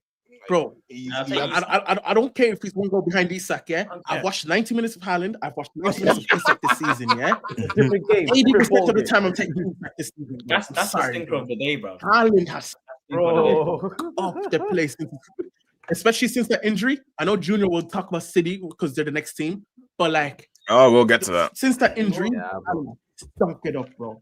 The most GA out of any Premier League season ever, by the way. Has Not Ever. I just wanted to say that again. Everybody's reaction. Rage face, guys. I just wanted to say that again. Yeah, go on.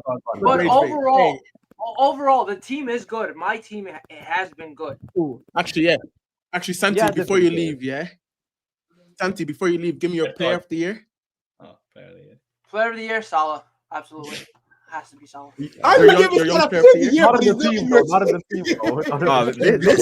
This is some UEFA bullshit. Where like this player with like goalkeeper of the year. No. Player of the year, but you know what this is? You're not making player of the season. You know what this is? Sorry, bro. I don't know if you man played career mode back in like FIFA 16, but they would always do this thing. They give you player of the year. These men are never in team of the season, bro. This is what this is reminding me. That's true. But yeah, also good point Santi. in that putting Salah. Yeah, but I know Santi's going to head out just now. But like, I think saying Haaland is still one of the best strikers. I think it's actually not inaccurate to say that. He's not top 5 anymore. He's playing maybe not this season, but he's playing for a manager that's not playing to his strengths, unlike every other striker. A manager who, like a team that where only one guy is actually giving him service, which is De Bruyne, and he's leaving, and he has half a leg. And he still managed to get 20 goals. And you guys are saying he's shit, by the way. No. I'm not saying he's shit. I'm not shit. No, you know what I mean? That's like a bad season. But I honestly think, like, if that's a bad season for Haaland, where everything's against him, bro, then you gotta start putting. We know how good Haaland can be. That reminds me. I remember when Salah. I remember what was the Salah that still got like 20 goals or something, and it was like 25 goals in all comps, and people were saying he's like washed or something, and like. I remember that. Yeah, that's a valid point though. I was a valid point because I remember when Salah kind of had that off season, but it was still like in the 20s. It was in the 20s for the season, and people were trying to say, "Oh, he's finished and all this, bro." All right, Santi, give me your young player of the year. Young player of the year. Fuck, this one's difficult. By you mean under young player? You mean under 23s, right? Since we're going with FA rules. Yeah, under 23s. Yeah, I didn't go that way, but yeah. Fuck. I mean, no, I went with the PFA way. I think they do under 24 or something. I don't like how they do it that way though. It's has to be under 23. I don't like how they do either. I don't like it. There we go. I can't say Diallo because he's been injured, and I don't want my bias to show. Fuck, that's difficult. Come back to me on that one. Give me your most improved player. Fuck. Yeah. Just think who was shit and who performed this year. Who used to be shit?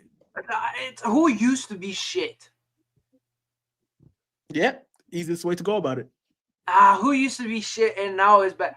I want to say Anthony Robinson. I want to say Anthony Robinson. I've rated Robinson. That's bad. That's a horror. I've rated Robinson for 2-3 years.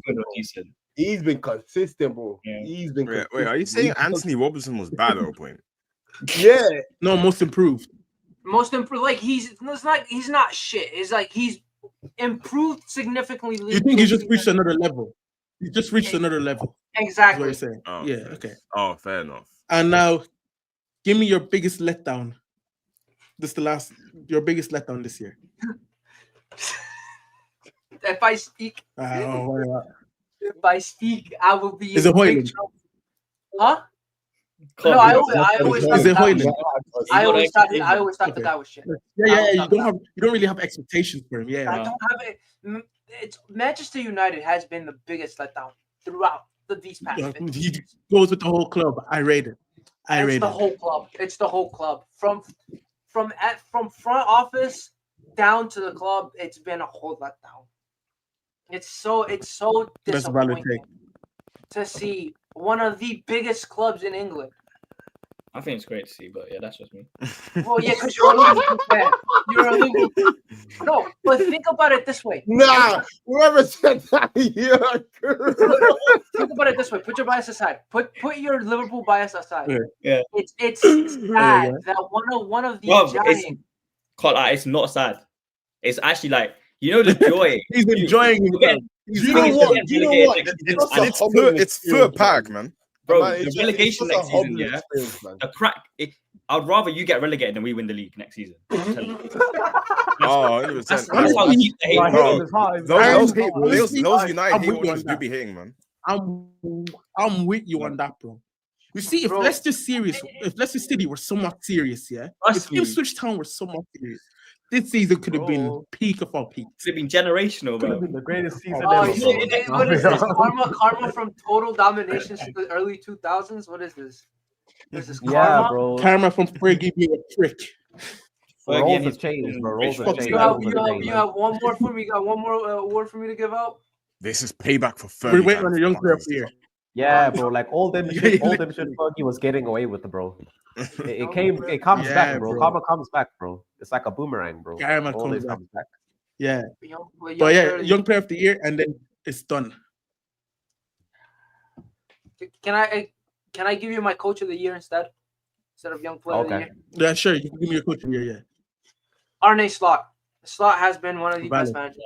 He's been one of the best managers in the Premier League. But that's my time, so I have to go. I will see you guys later. Appreciate you, Santi. Of course. Take care. Appreciate it, bro. Appreciate it. On that note, I think it's time we leave Arsenal and go on to Manchester City. Junior, this is you, bro. Yeah, man. Pep Guardiola's down for it. All right, where do I begin? So, with us winning like the league last season for like a fourth season in a row, I think naturally people expect us to be favorites this season. And going in, like it seemed like we would continue that momentum. But for those who had an eagle eye, like myself, you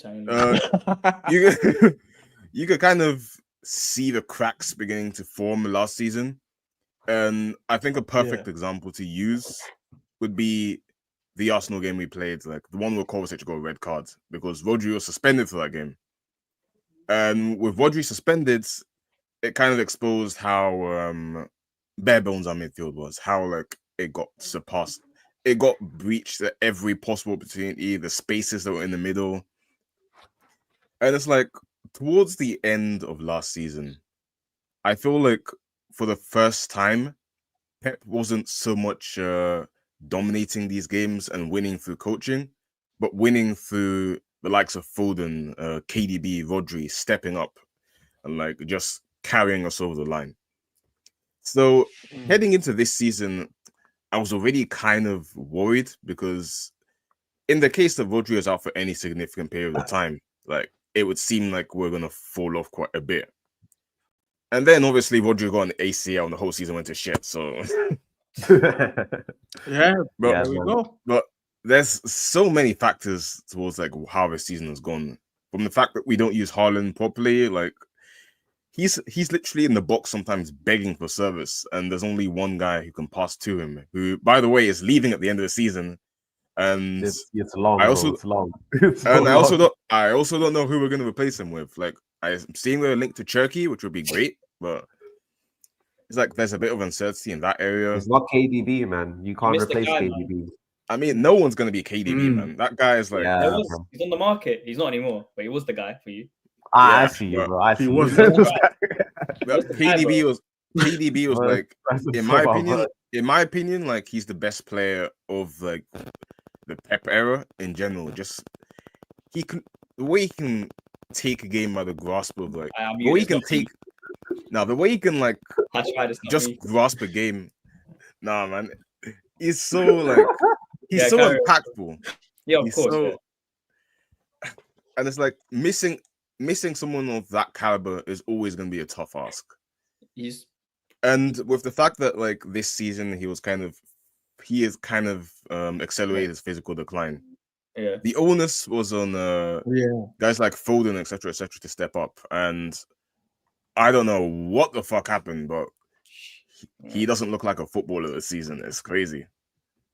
It's crazy. I was gonna say, City needed the players to take the team by the scruff of the neck, and obviously Foden did that last year.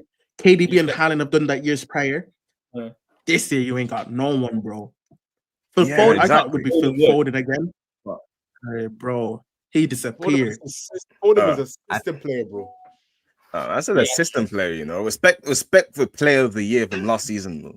Player of the year, bro. Yeah. Oh, hey, I'll give him credit where it's credit due, bro. But the amount of verbal that City fans were giving about this guy, bro, you swear it was the 8th wonder of the world, bro. That's all. That's all. He was our 8th wonder. That's all I'm saying. Hey, I respect Foden, and he did wonders that season. But bro, the PFAs have never ghosted like that, bro. We still seen performances, but bro, Foden, I swear to God, I was even asking, was he still at the club, bro? Because I genuinely did not see him this season, bro. I genuinely did not see him this season. And you know what? That, to be honest, it's kind of, you can't really blame him. It was kind of more of a team collective, as you were saying, where the team collectively wasn't really performing at its greatest. But you still got game changers there. You still got game changers, and I just think, for me, for the standard that we hold Foden to, you would expected him to step up more in games, but that's just my take on it. I just thought, because I'm a big fan, don't get me wrong, as much as I'm saying, I'm a big fan of Foden, and I always thought when KDB leaves, he would be his successor, and I always thought that would be City's replacement for KDB, because he will take the reins and make that team his own team. And it just, obviously, like we said, it was kind of more of a team performance thing this year. But for me, I would just expect more from Foden. That's all I'm saying. I still got love for him. I just expected more. I feel like with Foden, they've been saying it's meant to be his team for the last 3 years. Last season, he obviously bangs, goes crazy, does what he does. His numbers were like crazy last season, performing in the big games. And then this season, you kind of go back to what he was. So it's like last season was like it feels like a fluke year. If you go off consistency, it's a fluke year last year. That's not his actual level. And then this season, he's trying to do the same thing, in the top left. It's going rose Z, like he's trying to play intricate. It's not working. It's not shins. Like, you think all of this goes back to his poor Euros, bro? I feel, hey, bro, I think that's huge. I think that's huge. I think that's huge. Like, I feel like Foden's form is a combination of like a continuation of his Euros, because his Euros was obviously really bad, and probably some off-pitch issues, because he has played well at points this season. It's just not been sustained. And that makes me think it's something beyond the football, you know, like something off the pitch that we can't exactly see or control. So it's like, in my opinion, I feel like people fall victim to this, not only with Foden, but with a lot of players, where we make them out to be players that we want them to be, rather than the players they actually are. And that's the same thing with Foden. Foden is a cog in the system type of player. You know, when the system's working well, he's cooking, bro. He's cheesing. But you know, that's the difference between him and Cole Palmer, for example. You know, Cole Palmer is almost seen as a maverick, shall we say?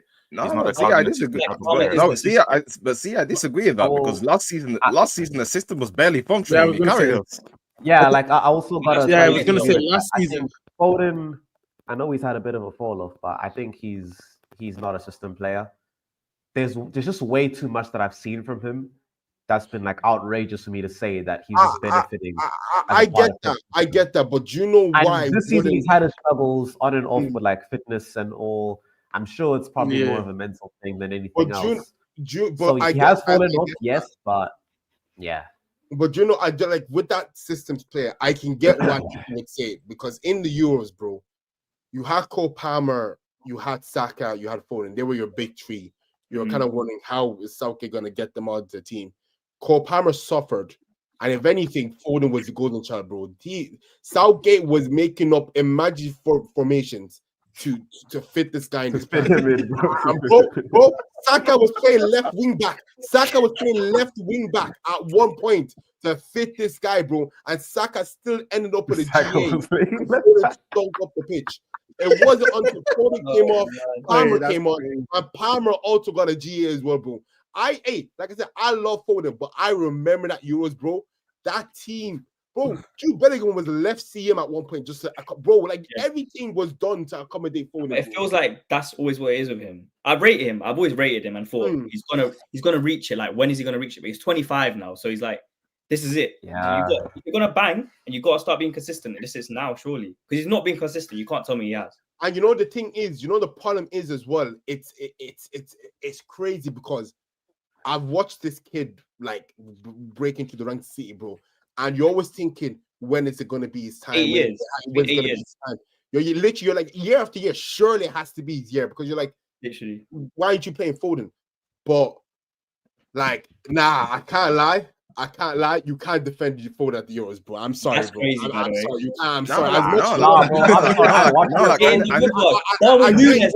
can't defend Foden. I'm sorry, bro. Nunes type things, bro. Like, I'm sorry, bro. Bro, my star boy was playing left wing back to accommodate your star boy, bro. My star boy left for the GA, bro. My Chelsea star boy also left for the GA, bro. My star boy was on the bench for this guy, bro. My star boy and Chelsea star boy to get England back into a final, bro. That's all I'm saying, bro. And it was only then until we got to a final that they realized, okay, you actually I can't lie. That's the most shameless comment I've ever seen ever, bro. I mean, like, but Larry, I don't make the rules up, bro. I don't make the rules up. I'm just saying what we've seen, bro. I'm just saying what we've seen. Larry, to add to your point, yeah. Do you remember the Euros before that? With the gold hair, the blonde hair, the Gascoigne team. He started on the right, and then he got dropped for Saka as well. So, Foden's been stinky for England, bro, because there's just no system to accommodate him. So that's what I mean when I say that he's a cog in the system. I'm not disrespecting him as a player. No. Let me We all raised him. Cog in the system, yeah. Don't worry. I was part of the Foden hate train for the Euros. That's only the Euros, though. I think seasons prior, I think last season, obviously, he was well deserved of his Player of the Year. Because if you watch City, you cannot tell me, by Rodri, Foden, and Haaland at points during that season, they were a set 11. That 11 that they had, wasn't working. Foden had to take games by the scuff of neck. That's why I was saying this season. I don't think last year wasn't the only year either. This season, City made the Champions League. Foden finally became an integral part. That was the season where he was like, I am a Manchester City player. And seasons prior, we saw City were getting knocked out of quarterfinals and semifinals. It took until Phil Foden coming into the team in 2022. Come back to the same point, It's like not these one-off games, but it's these games where he performs, shows his level. Where's the consistency throughout the years? We're going back 2021. But wait. I mean, I want to make one point. Let me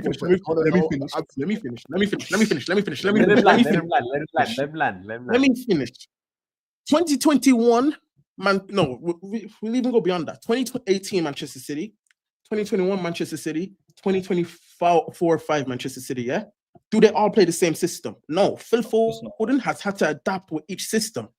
And 2021, he adapted that system all the way up until 23-24. He got his Player of the Season. City this year had no system. I know Roger was injured and whatever. They had no runners.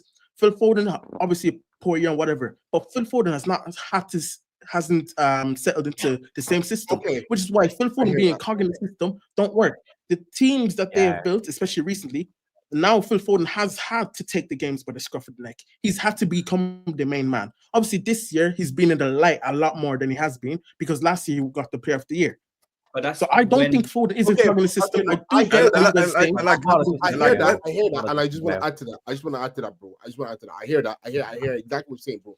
All I'm saying, this man, I'm not saying he's not a good player. He's a very good player, but he's protected to the max. God knows if this was Palmer or Saka that was having this season after winning PFA. Bro, there's a mockery, bro. There's a mockery, bro. You can have an off season. Yeah. But bro, when have you ever seen a player win Player of the Season and drop off like he did, bro? You don't. The levels might not be there as same as last year. there's still a campaign there. There's still a campaign there. He's I mean, to answer your question, like Hazard 15-16 kind of fell off. So there's an example. Huh? Do you know what? I got a question for Richie and Raheem. You can answer it because that's your team as well. Based on what Richie's saying about Foden had to adjust to this system or that system, deep this year, this is the same manager, the same core of players. So you tell me right here, right now, what was different in the system from 2021 to maybe 2019 or to 2023. Tell me the difference that hinders. Let's start. Let him answer. Let's start from 1920. 1920, right? Foden, like, he wasn't a mainstay in the team yet, but he was breaking through. He was getting like minutes on a semi-consistent basis. And in that season, he started as a wide right winger. 2021 was basically a continuation of that, where he stayed at that wide, like, right winger position. It's like he delivered in like the UCL. He was one of our better players in that. And in spite of his limited minutes, I'd say like he was one of our better players throughout the season. Then 21-22 came. We had just gotten rid of Aguero and we had no striker. So Foden essentially had to fill in at false nine for a lot of the season. And that's a completely different role from holding width from the right to essentially being the link between like the attack and the attack and midfield, while also playing left wing at some points of that season as well. And he was still very good that season. In fact, I'd say that's one of his more underrated seasons. 22-23, it was plagued by injury, but even still, he was being used as like a versatile piece across the front three. If he needs to play left wing, he'd play it. If he needs to play right, he'd play it. 23-24. This is the season where he finally started getting minutes in the middle more consistently because our setup allowed him to invert from like wide, like whatever side he was on, our setup allowed him to invert. And that is when like Foden was at his best, because I don't know if any of you noticed it, but at some points during last season, KDB would specifically go out wide to give Foden the floor in the middle. Like in that right space, Yeah, and that's when you know Foden was on top of his game, because this isn't just any midfielder we're talking about. This is Kevin De Bruyne, like 2-time Player of the Year winner, an all-timer, being forced out wide for Foden. You know, so it's like it says a lot about the level. I get what you're saying. Yeah, the whole thing you can say he's had that level. He's been moved about, but like first of all, you say he's been consistent or he's had these underrated seasons. Fine, he can have underrated seasons, but it's not what everyone thinks he's going to be. Like everyone has this idea of Foden being this like he's Man City, like he's the guy at the team. He was that last season, but this season he obviously not been that at all. I don't even know how many goals he scored this season, but you'd expect him to kick on from last season, even if the rest of the team's playing bad. You see the top players, even Saka, Cole Palmer, Salah. Doesn't matter if the rest of the team's playing bad. You're still putting your work in. You're still putting your numbers in. So that's why I think you're saying Foden's a system player, because if the rest of the team's not playing well, Phil Foden's not playing well. The guys like Salah, Saka, Palmer, the rest of the team's not playing well. They're still playing well. That's the difference that I see with Foden and why. 100%. 100%. That's exactly what I'm trying to get across. He can't become that guy. Because he doesn't, I don't know why, I don't know what it is with him. He can't become that guy. And also, if he's getting shifted about, I always see that as a red flag with a player. The best players, they have a consistent position. They play that. The manager plays them there because they know that's the best. If you're playing on the left, you're playing on the right, you're playing in the middle, you're playing centre forward. What's your best position? Because you can't be this versatile guy. The guys who are versatile can play everywhere. They're not good. They're not good. You can't. But in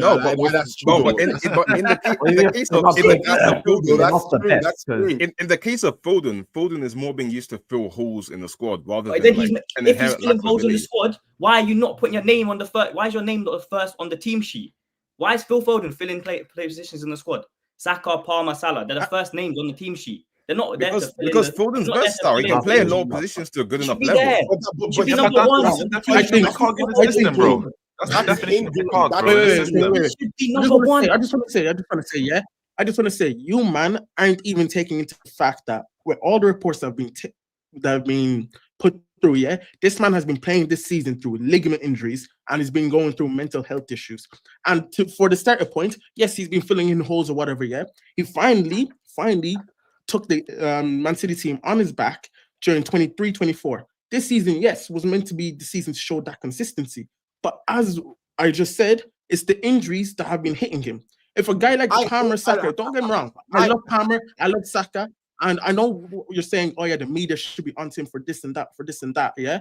But okay, ignore the media for a second. Let's actually just use our heads for a second. A man has been injured and has been going through mental health issues. Surely you just give him, like, you just stay back a bit and be like, okay, cool, let's see where he is next season. And if he does perform next season, I hear what you're saying. But I'm just saying, as much as I want to agree with you, I'm just saying, if this was anyone else in any other team, because he's been so glorified since he's burst into City, I'm telling you right now, if this was anyone else in anyone's team, we're not trying to hear that. I'm putting it right now, yeah. I'm putting it right now. Listen to Richie. Listen to Richie. Yeah, I know I'm a Chelsea fan and all that, yeah. But I'm putting it right now, yeah. I'm putting my whole head on the line, yeah. If Foden don't hit 20 goals next season, yeah, this trim is coming off. That's how confident I am, yeah. This man is gonna show you, man. You heard it live and here first, man. You heard it live and here first, bro. Say goodbye to the trim, boy. Say goodbye to the trim, bro. This whole head, yeah. Oh, wait. I'm gonna put disclaimer, yeah. He has to play minimum, obviously, 30 games, 35 games, just because obviously injuries or whatever. Yeah. Of course. That cool? Yeah. Okay, but I'm gonna put 20 goals. So my whole hair on the line, yeah. Just to remind you, he's gonna show you the season he didn't get 20 goals. Charlie, that's how confident I am. That's also how true. confident. Wait, 20 goals in all comps or like just in the Prem? Yeah, all comps. Bro, you think in the Prem, bro? I ain't putting my hair on the line for the Prem. What league, bro? Yeah, put league, bro. Darwin Núñez does 20 all comps. You're not doing that. Put the league on it, bro.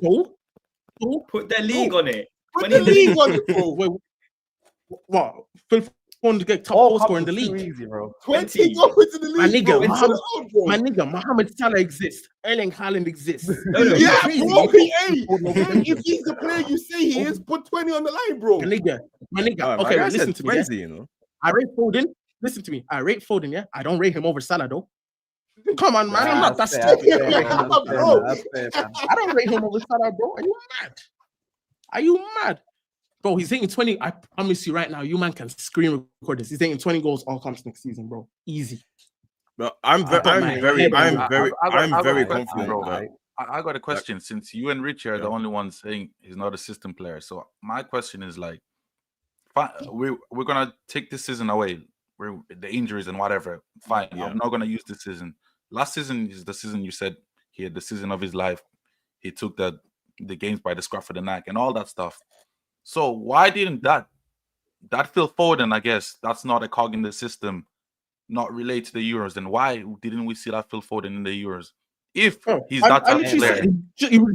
I don't know. He was poor that Euros. Yeah, he was terrible. There's no excuse for Euros. I'm talking about the season alone. You see, like I get no. Just a player can be poor, yeah, and you have no excuse. That's fine. I said it. I said it the whole time. Foden was poor during Euros. Sometimes the player is just shit, and you have to accept he was shit during that tournament. You get me? Yeah, it's like there's no sort of coping. There's no sort of like dressing up. You just have to accept the player was poor during that tournament. I'm not going to defend him. It's not just the tournament. Foden's been poor for England in general since he's made his since he started, since he's been a national. I mean, for England, not just the tournament. I agree, but again, international careers change very quickly. Like to give an example, he's never been good for England. Because let him land. To give an example, Sterling from let's say 2014 to 2018. Was seen as like an absolute joke for England. Then 2019, he began stepping up. By the time like World Cup 22 hit, he's now seen as one of England's best ever players off like 2 or 3 tournaments. Euro Sterling, 2020 Euro Sterling, bro. I'll never forget, bro. That lines up with his numbers. Because he showed up, bro. He was mad. He showed up. He was. Exactly. I think he showed up. That's the difference, though. But that's the thing. That's the thing. Before that, he wasn't that good. Sterling took that step. He took that step internationally. So it's like Foden still has time to impose himself on the national level. Yeah, like, but see, that's the thing I always hear about Foden, bro. Bro, Foden's like what, 25, bro? 25. Like, Bear in mind, I'll be saying this. Why are we acting like 25 is like No, a waste, no. man, I'm not saying 25. No. See what I'm saying? Since I've heard about Foden, bro, it's always been a time. He's young. He's the future. It's all this future times biases. The time is now, bro. The time is now, bro. Bro, and I'm telling you, I get it, but I think you gotta give the season a little pass though. I think the media have put him like so high up here, bro, and it's put so much like pressure on him. Once again, I get what you're saying in that he hasn't met those expectations or like met those standards. But I think we gotta give a little bit of leeway. It's the media. I'm not saying once again, like forgive him, say all is fine. But I'm just like saying, bro, if Foden is a player who gets like 20 GAs a season for like the rest of his career, he's still probably one of the best players who's gonna have played in this league. If he retires, yeah, exactly. Bro, I just want to say that's what you gotta put in perspective. This season was the first season since 2019-20 that Foden never had 20 goals or assists in a season. Yeah, he's gotten constant 20 goals every year. And it's like considering the limited minutes he had in earlier seasons, that's impressive. Very impressive. The thing is, no one's saying he's a bad player. What we gonna say? Yeah, it's not. The thing is that all I'm really gonna say is, bro, you can have the pass for next season, but if this season is like this, if next season is like last season, bro, he has no legs to stand on. IBG real. You can have your pass, but IBG real. I agree. Like if he's like this next season, like he can have the combos. But that's valid. I think he's.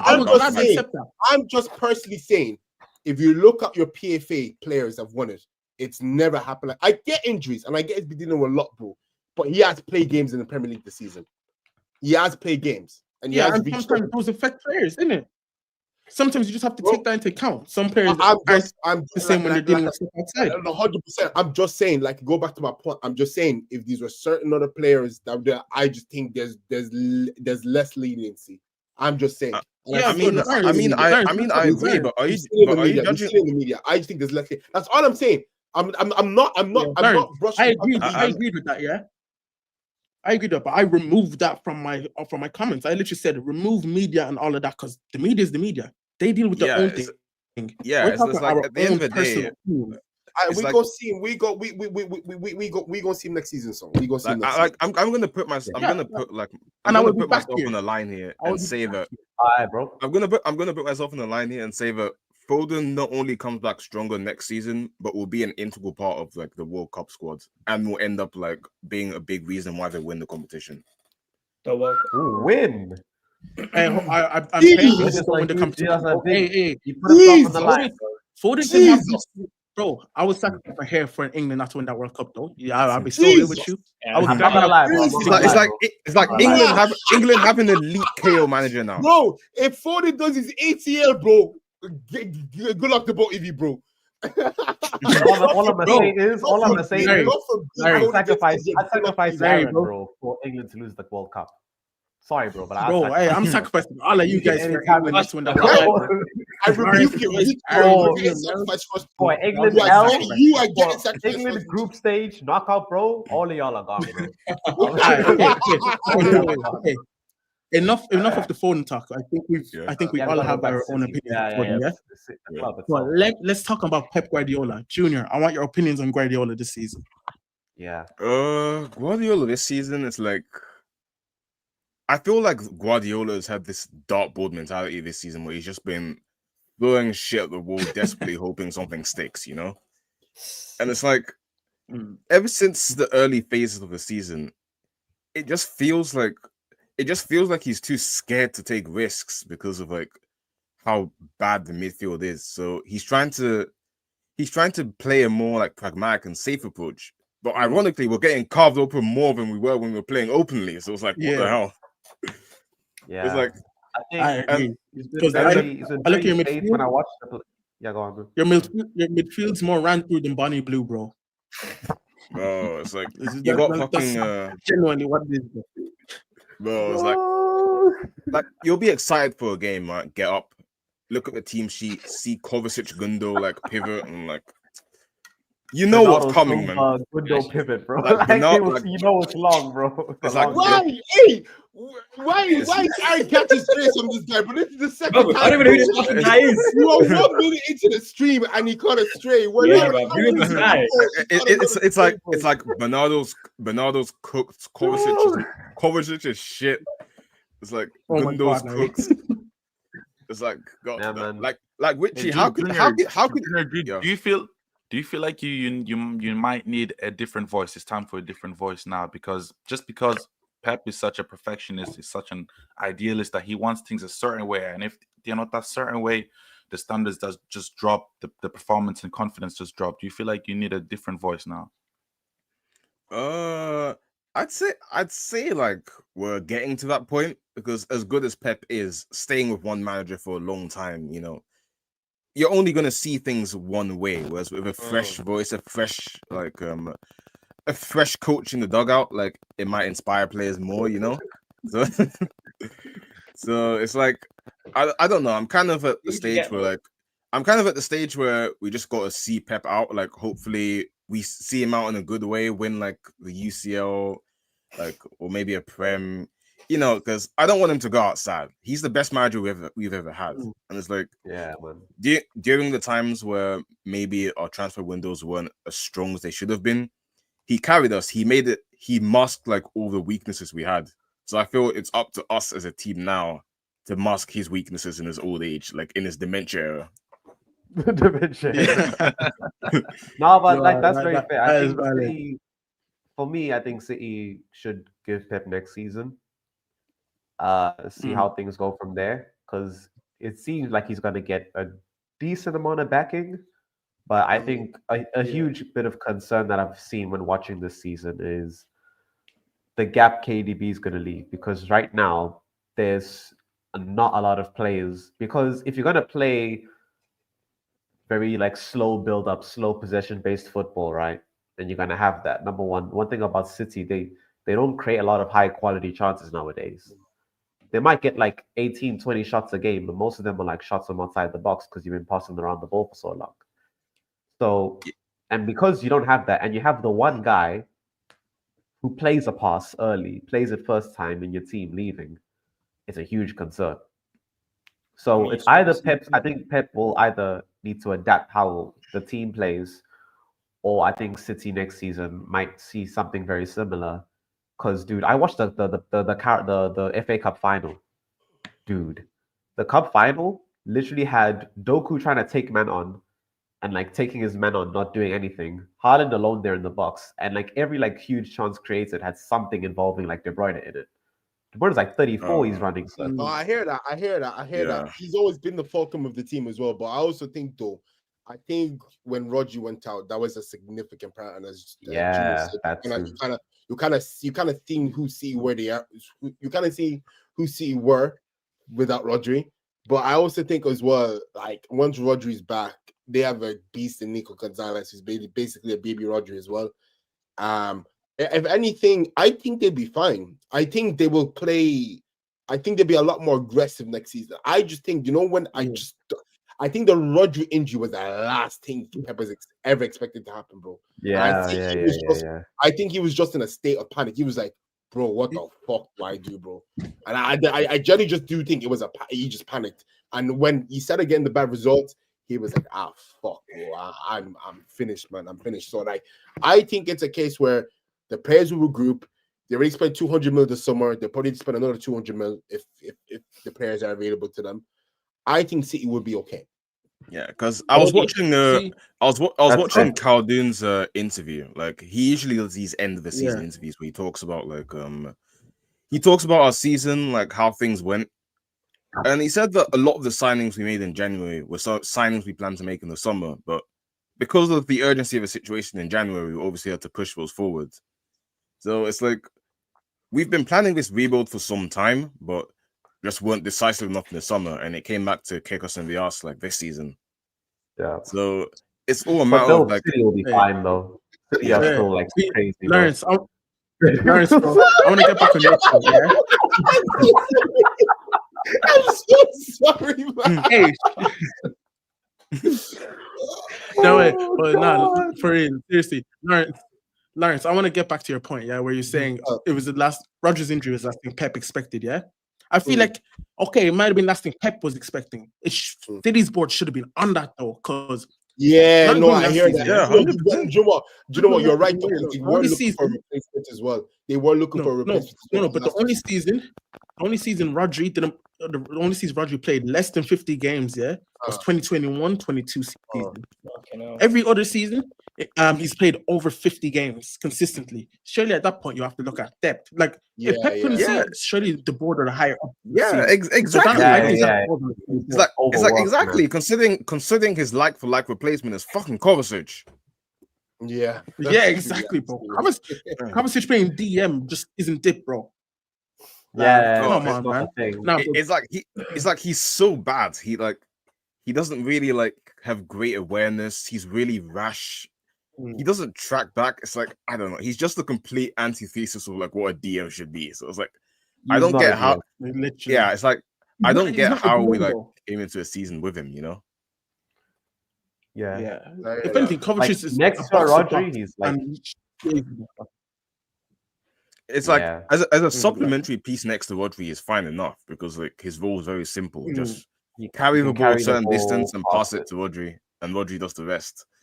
But it's when you ask him to like take on that extra responsibility that Rodri has that you really begin to see the cracks in the seams in the midfield. And it's like it's when the whole system falls apart. And when that happens, there's more emphasis on the centre backs, which is a whole different discussion that we could have. But I can't. You know what? Though? Thank God he got Nico Gonzalez because that was probably one of the most sought after defensive midfielders currently right now in the market. So the fact that City got that deal done as well is a huge plus because, like I said, I've watched him play. He's basically like a baby Rodri, bro. Like just basically a younger Rodri for me. A bit more aggressive as well. I don't know if Pep would like that, but South American by not the same level though. No, not same level, but like potentially. I'd say, but like I also say there's a reason why if he was certainly like a Rodri level player, like Barca would have kept him. You see, though, Barcelona are struggling financially, so like they're trying to make like a lot of the players that even Barcelona they're selling, like they renew contracts, but a lot of players who they know they're not going to play, they're just looking to sell as well. Because like they've obviously had registration. They really registered almost, bro. Yeah, plus it's Barca. They've let go of players like Thiago before. Bro, it doesn't matter, man. La Masia, their producing factory is gonna spawn another. Anyway. They knew they had Casado and it doesn't matter, bro. It's like the way it's like the way La Masia producer is so like it's so like good that someone like Nico probably won't be missed. Bro, which is crazy to say as well. Which is absolutely crazy to say as well. Yeah, that's true. All right, Junior, I have a question for you. Yeah. I have a question for you, Junior. So, off the back of this season, how do City bounce back and your expectations for next season? Well, given that we have a good window, my expectation is obviously going to be to challenge for the title, you know, because like that's where we were before. But I think in order to do so, we need a 10. We need a right back because Walker is shit and fuck a Kanji. And honestly valid. And we'd also need I think possibly a left back because I don't know. Ake is good, but he's not reliable in terms of injury, in terms of like fitness. And Vardio, I'm liking this recent arc of him as a centre back. So I don't want to see him like a left back like that. Plus, if we're gonna play Marmoush on the left, we need an overlapping left back anyway, so he can tuck in and like get into those get attacks from centrally, you know, because out wide, I can't lie, I'm not a fan of him out wide, but central, like that guy is dangerous. Yeah, so man. I think if we do all those things, I think we can challenge for the league. I think you will. That's fine. City are good. All right, talking about Nico O'Reilly. I can see we'll be back. But Nico O'Reilly, Nico O'Reilly's a baller, man. I really like him every time I watch him play. That's like he came out of nowhere as well. He came out of nowhere. Like Very composed for his age. Oh, I think it was January. It may have been just before January where Chelsea were interested in him. I like it. Bro, if you got that deal through, bro. If you got that deal through. Hey man, City provided for us. It's like Joe Shields, man. It's like Joe Shields. What the shit, man? He went to Chelsea and trying to steal all our talents. Hey, bro, Joe Shields, he knows ball, bro. He knows ball, bro. He knows ball. He knows something. Exactly. But yeah, Nico. I really like it. You also get Oscar Bob back. Yeah. Oscar Bob. Fucking hell. I forgot about him. He was cooking before he done his leg, bro. No, you know what? Bob would have been a central part of this season if not for that leg break in preseason, which is so unfortunate. Yeah, man. Yeah. I have a feeling he'd have been starting now if it wasn't for that leg break, but it's set him back a bit in it. Like, I still think he'll be back next season because Bob is a talent. And to be honest, like it was the last season he scored that goal where he got into the box and it was like a little drop. I forgot who it was, but it was such a good goal, man.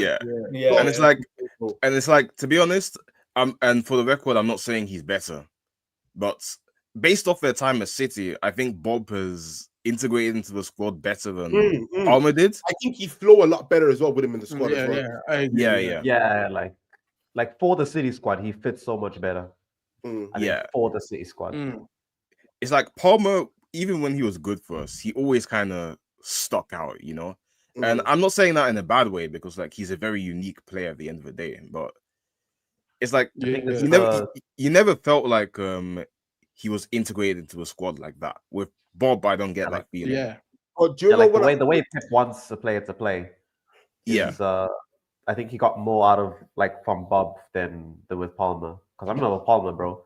That one game where they won the league and then he played left wing and he was cooking as Piliqueta, bro. Yeah. He was just destroying. Yeah, I remember that game. But even then, you can see that he's just been given a role and not unlike Bob, where you can see that's the way he can play for the next 5 years to come. So yeah. Well, you know what I think as well. The only I was gonna say with Pep Guardiola, even at the time Cole Palmer was at City, one thing I've always noticed is if Pep gives a younger chance, I feel especially cup competitions, they do well and they play a very integral part in that competition and be dropped for the final, which I don't get. I feel like it kills young players' confidence as well. I think Cole Palmer, he scored a brace in the FA Cup final. I think took City to that final, and he just didn't play in that final, which I just don't get sometimes, bro. I'm thinking bro, the guy's got you here, but I just feel I think he should just take his chances on the younger players. We've seen it with Nico O'Reilly. I think I'm a big fan of him. I think he's very composed. Rico Lewis, I'm not too sure how I feel about him now. He's kind of a bit under the radar. I don't know how to feel about him at the moment. When he first came in, I was like, do you know what? Fair play to the guy. But since then it was since I don't know how to feel about Rico Lewis, but he's still young. He has plenty of time to come back. It's what I think about Rico. I think he's a good player. He's intelligent. He reads space as well. He's good in tiny spaces. But the one thing that's always going to hold him back is his physique. I feel like that is the big difference. Because look at someone like Lewis Skelly, for example. He's 18, but the way he uses his body, the physicality, there's certain things he can do that Rico just can't do very easily because the difference in their physique is so vast, And I feel that's what's gonna hold him back from becoming a proper starter here. Yeah, Rico's a system player. Is probably an example of a system player. Oh, he worked very well because he could play that inverted fullback position very well. But I don't know if Richie's gonna highlight it. Clay put a question in. He said, "Well, if you're a Tottenham fan, are you Ange in or out after the season?" A Tottenham fan, Ange in or out? I can't lie. I can't really see a scenario where to be Ange out. He finished 17, but he won your trophy, so you kind of have to Do you know what? I'm kind of against it. I'm kind of thinking. I think leave while you can. You know what? I think leave while you can, bro. I think Levi. I think that's also true. Like, but hey, you either live long. You either live long or you live long enough to see yourself die as a villain, bro. I think bro. He said he he was going to win the Europa. He did his job, bro. Cut yard, bro, because Daniel Levy ain't gonna invest, bro. He ain't gonna invest. Let's be real. Tottenham aren't gonna try and push for Champions League. They're not gonna try and do anything next year, bro. Like they're gonna, if anything, they're gonna be high off life for that Europa League trophy for another 15 years, bro. And when they realize, oh shit, it's been another 15 years. Oh, actually, maybe we need to start start playing football. But for me, if I was Ange, respectfully, I'm doing a fucking Antonio Conte on it, bro. That's what I'm doing, bro. I think a serious club, bro. Hasta la vista, bro. So they won't do it. He's like, got at least a year off of that cup final. He's got it a year. Chelsea players love him and all. So yeah. But yeah, I think. So are we done with? I think so. Actually, I have one more point I want to bring up. I don't know what's happened. I don't know what's happened, but for whatever reason, Ruben Diaz has just completely fallen off. It's like I don't know. He's too invested in Maya Jama, bro. No, it's not really Maya Jama because he's been like this since last season as well. Maya Jama sealed it though. Let's be real. First Ben Simmons. He's on Love Island, bro. He's just thinking about Marbella, Love Island, bro. He's gone, bro. Man, first Ben Simmons, then Ruben Diaz. She has the worst taste in men ever. Literally, bro. He's away with the fairies, man. It's like I don't know. It's like he just looked so off it. Like he doesn't really. And this system especially is exposing his more glaring weaknesses. Yeah. I agree. But yeah, so Chelsea now. Right.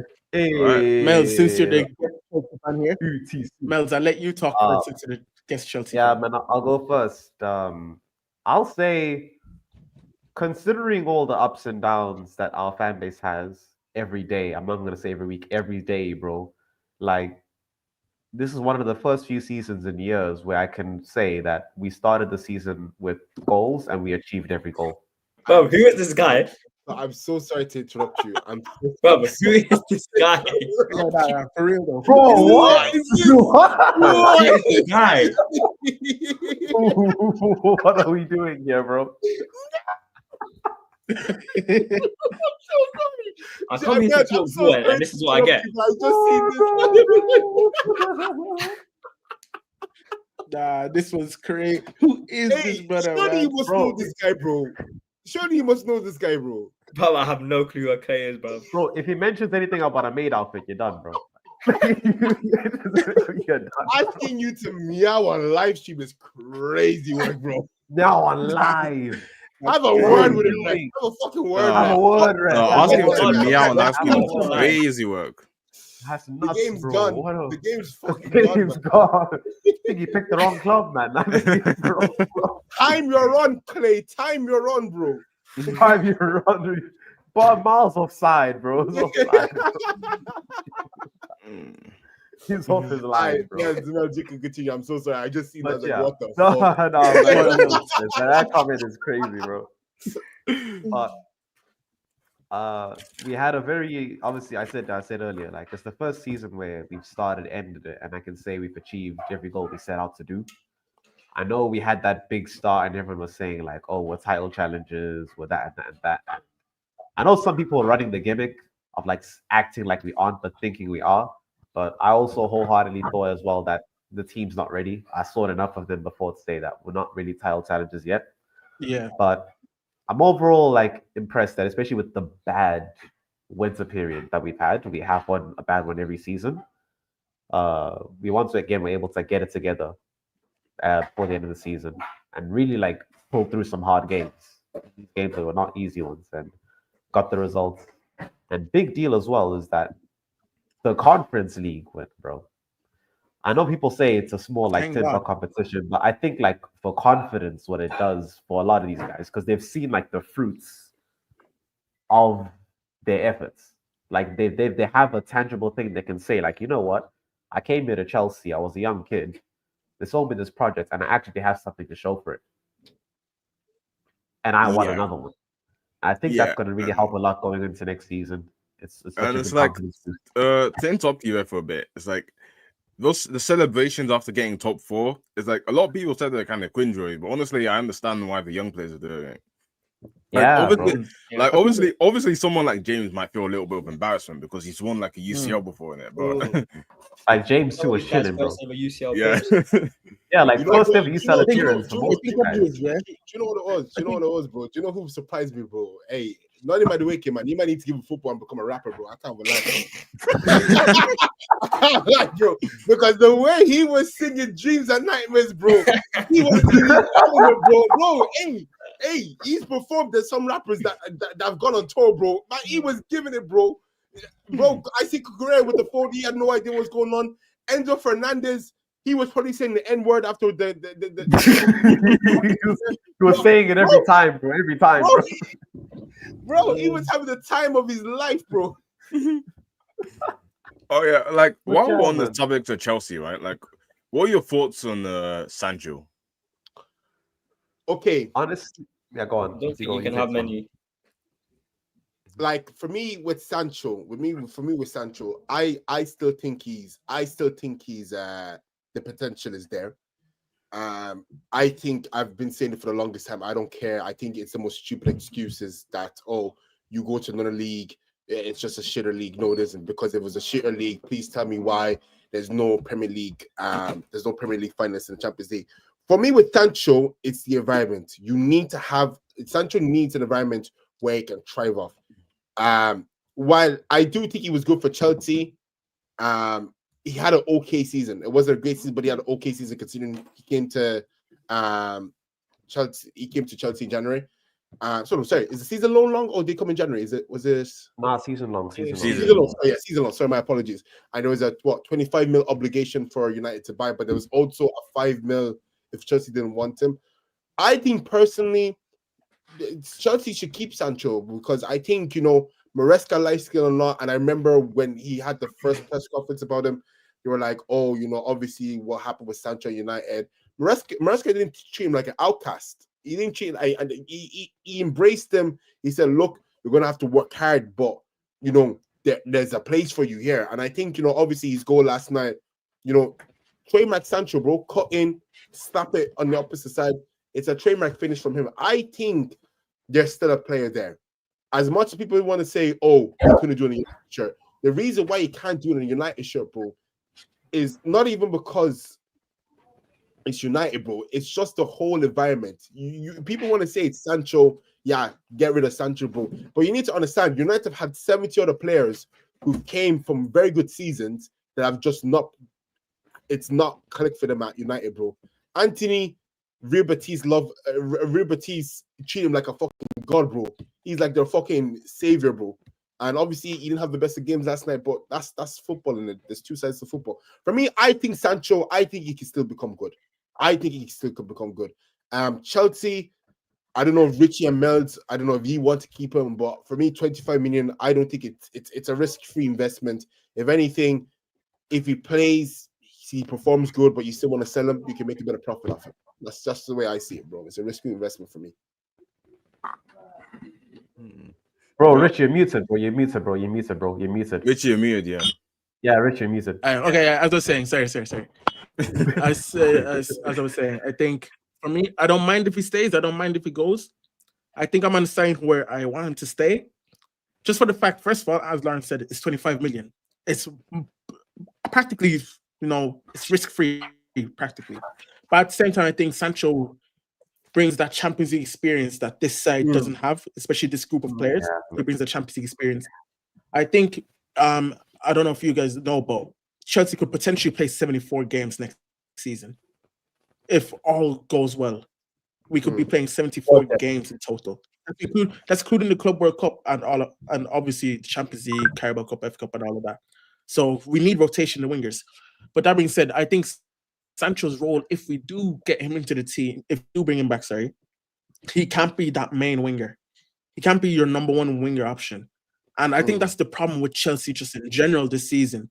not only with Sancho, but with Nani Madueke, with Pedro Neto. These guys, I seen a tweet earlier and it was there like, bro, these guys spin a wheel, yeah? And it's like, okay, who's going to be our best winger at the club this week? Who's going to be the worst winger at the club this week? They freaking spin a wheel each week, bro. That's true, bro. They're all good. The best, Neto's the worst. Next week, Sancho's the best, Nani's the worst. And it just keep rotating like that.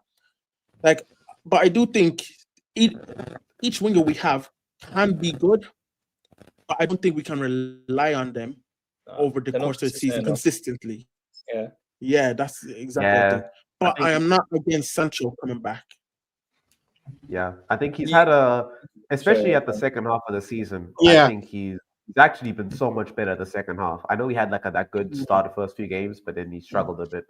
Second half, he's actually done quite well, gotten goals. And you can see it. I'm sure I was seeing it in the videos. Guy flipping loves the cheer, bro. It's the happiest I've seen him since he was in Germany, bro. Like, remember when men were talking about how we had a German accent up there, bro? Happiest I've ever seen him since then. Was he at Chelsea, bro? Which says something, I think, is you're right. Give him a right environment. 100%. And again, that goes back to the environment. Like I said, Maresca didn't treat him as an outcast. He embraced him. He worked with him. Obviously, the first few, the first, the first few games he went in that goal scoring form, it was like crack. United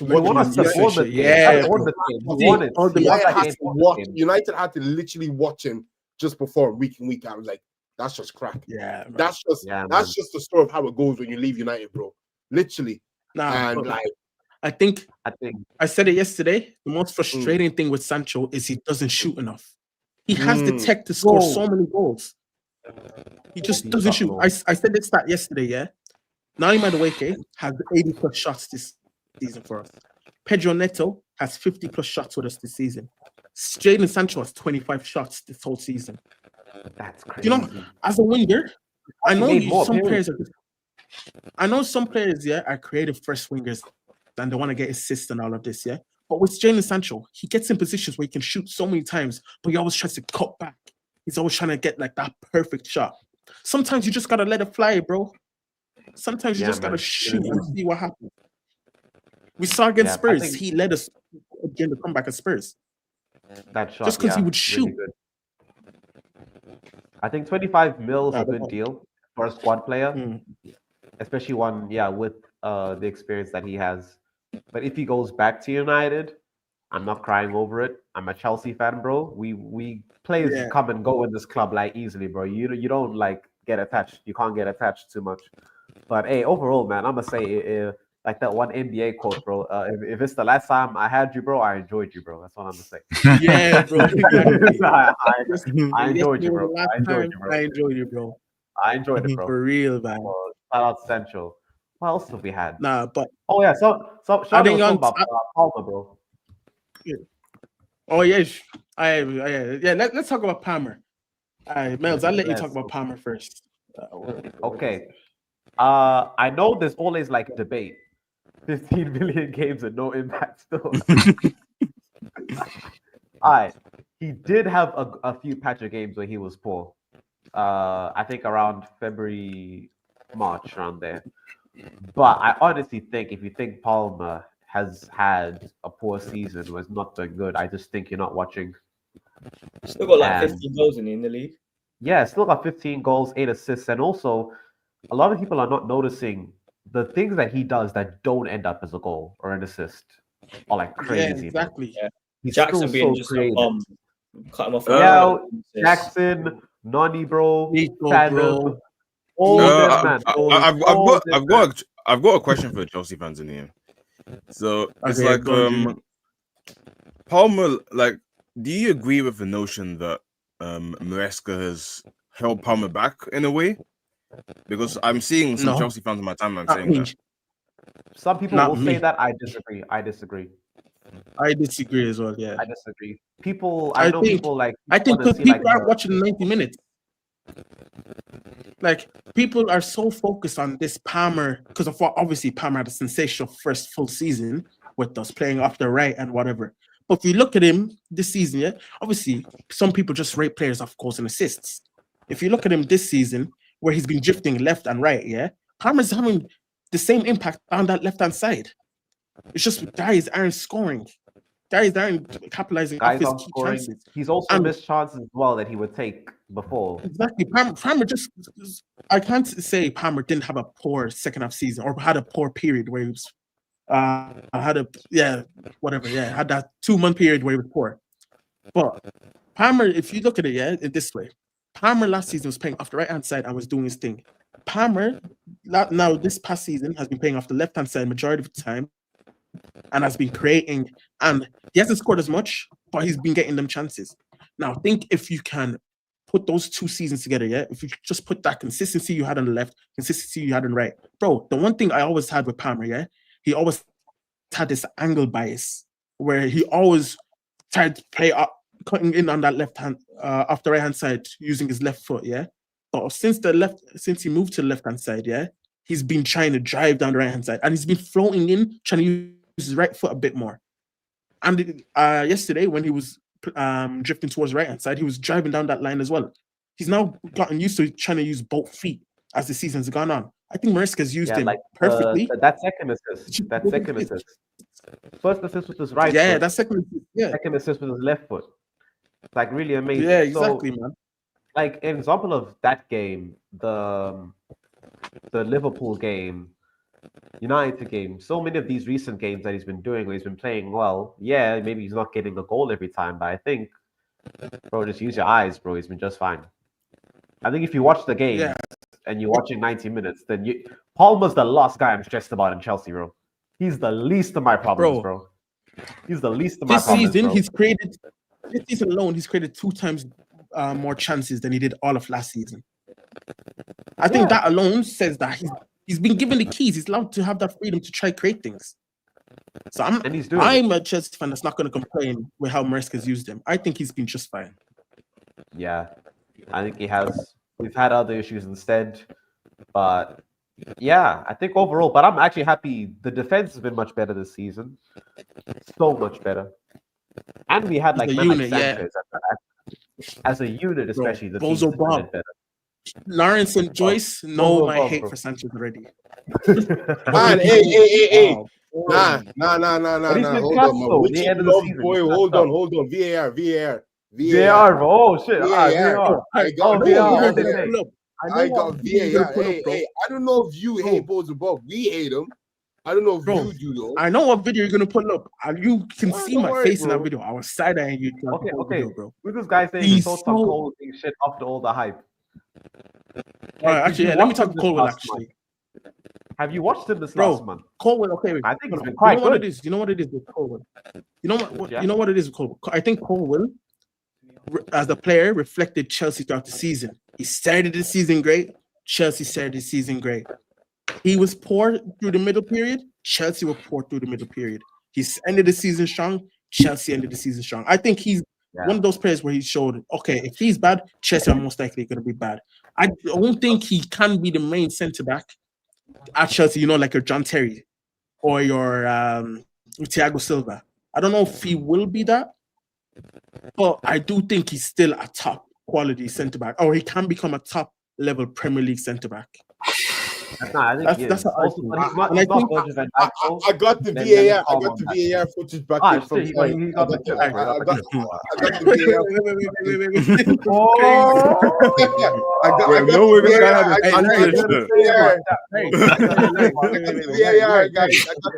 he loves him, bro. This guy looks like Jackson, bro. Wait, can I just say? Do we have a real VAR, Larry? Was it full the screen? Why is it a full screen? Why aren't you playing the whole video, bro? Huh? Larry, why aren't you playing the whole video? Why aren't you playing the whole video, bro? Yeah, bro. Play the whole video. I said play the whole video because you know my reaction to that video, bro. You know my reaction to that video, bro. Let me pull up the video, bro. I got the video. That's a screenshot. I got the video on my phone, bro.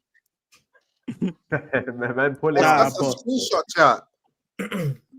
That's a screenshot. I'm not accepting this. If you like Bozo Bob, you like Bozo Bob.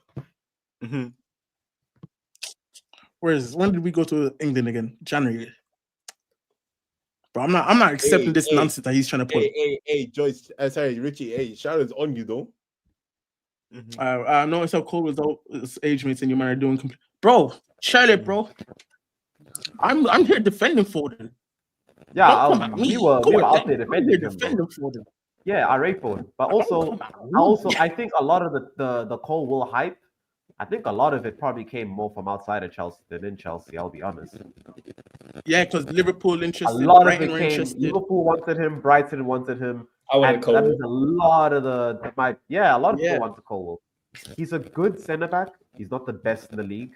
He's a great passer. Yeah. He can run with them. He can defend out wide. I'm just saying, chat. But yeah, I'm just I saying. think what I can appreciate with Cole Will. I think what I can appreciate with Cole Will is he's grown as a leader as the season has gone on. Much better. He's grown as a leader. He's become an integral part. And I think, you know, one thing, I think the start of the season I was praising Cole Will's passing a lot more than his defending. But I think as the season went on, his passing started worsening as the season went on. But defensively, he's now putting his body on the line a lot more. He's he's holding players a lot better one-on-one. We just need that centre back that can just take us up another level. I know we're linked with Mark Gahey. I'm not a Mark Gahey fan personally. We came from you. Me, I would prefer someone like Jared. Me personally, I would take someone like Jared Brantwaite. Good player, but that's like might be like a left-sided like defender. No hate. Yeah, that's the thing though. What centre backs can actually lift us to another level? That's the problem here. I think there ain't no Van Dijk in the market. I think there ain't no Van Dijk in the market. Now There's no Saliba in the market. Yeah, you're right. You don't get those in the market, bro. You have to grow them. Yeah. Just saying. I know ball. I know ball. I had the Sancho show. I knew from day one, bro. I knew from day one, bro. Put on my mother. I knew from day one, bro. Respect.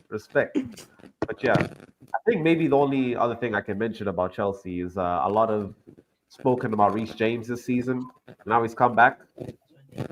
Once again, maybe we're glad like certain other types of Chelsea fans aren't here, but like I think I'm just happy that James is on the pitch playing football.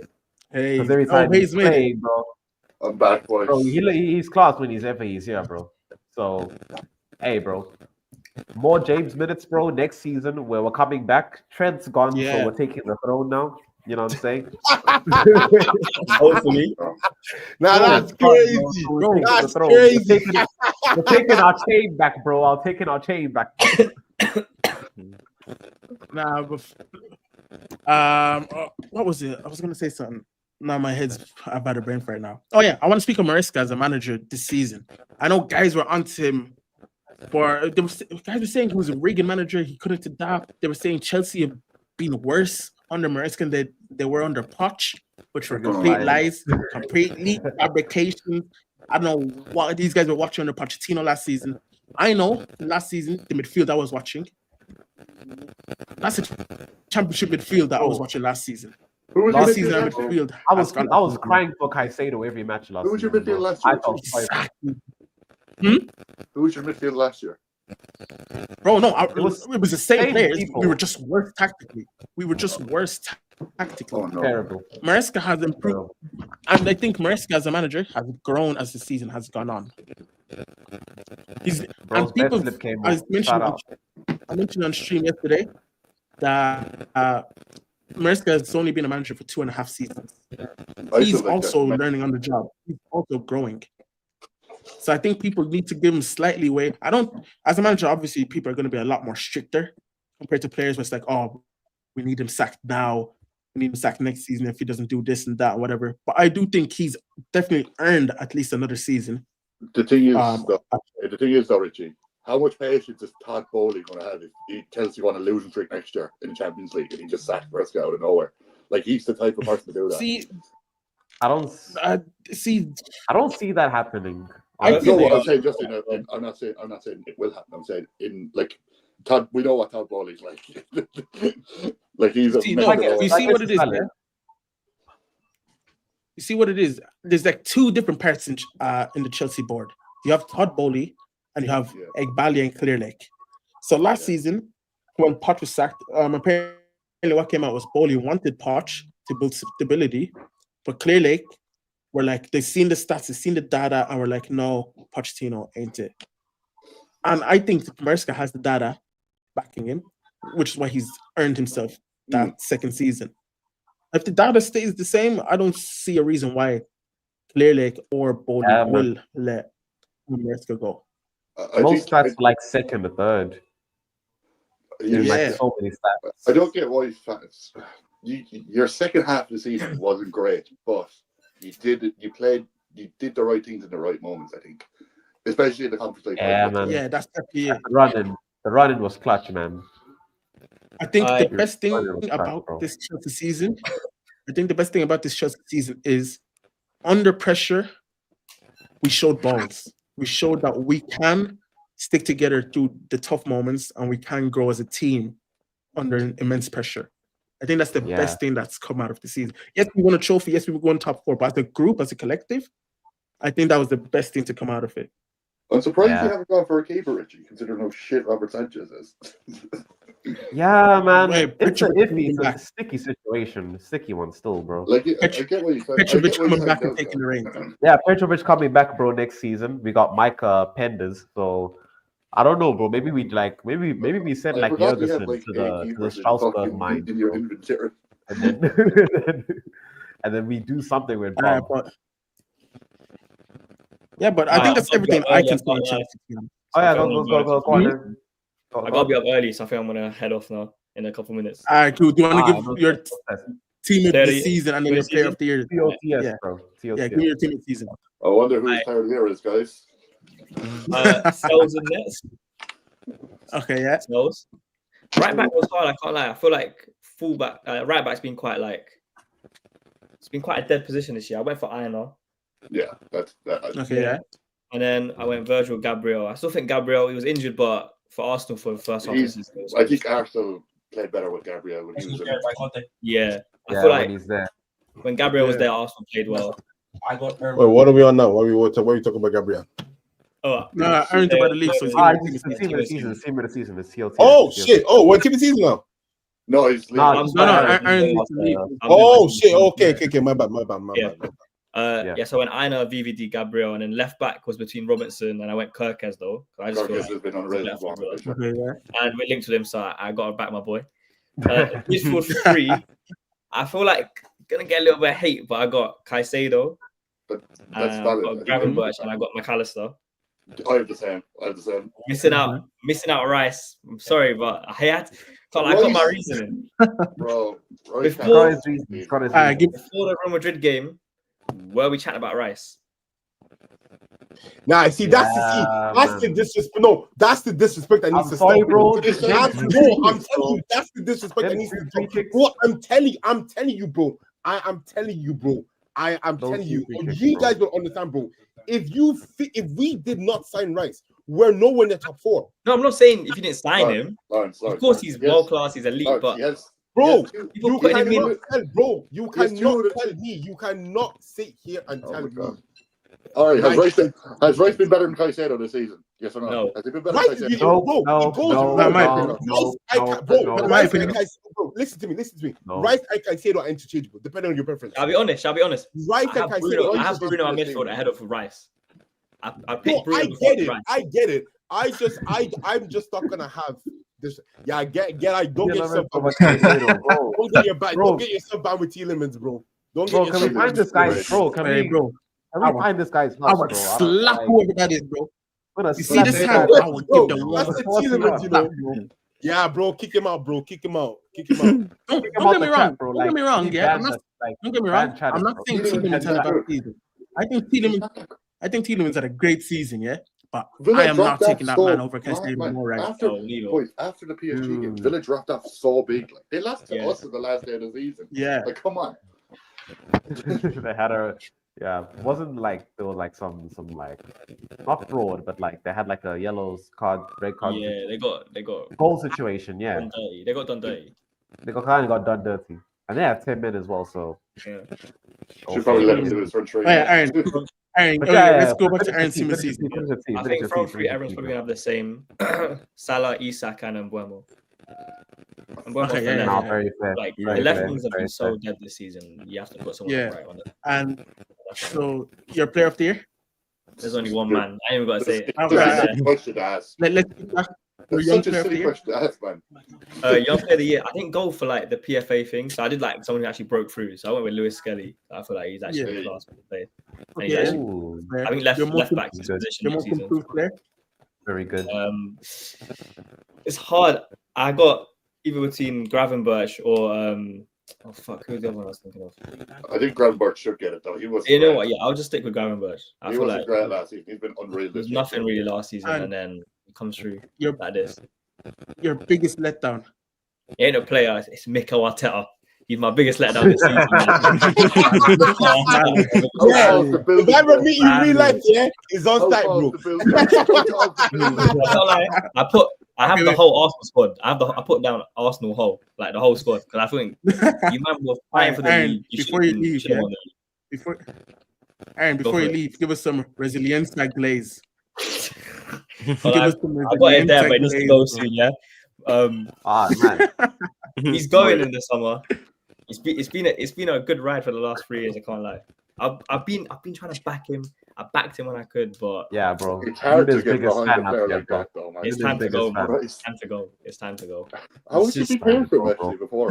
Like, how much did you pay for him? Was it like 75 million or something like 70 mil. In terms of pounds, yeah. Yeah, that is crazy. Good money, but it just hasn't worked out. It's not. And especially, I think most part you guys gave him a chance as well. Like, it's not like he didn't have one. I think he did. Yeah, he had loads of chances. 3 years, like so it's wild. He just hasn't been able to make it work. So, and yeah, I feel like it's just time to go. He's probably gonna go Saudi for like 60 mil, which is quite good to be fair. Hey, bro, take that. That's it.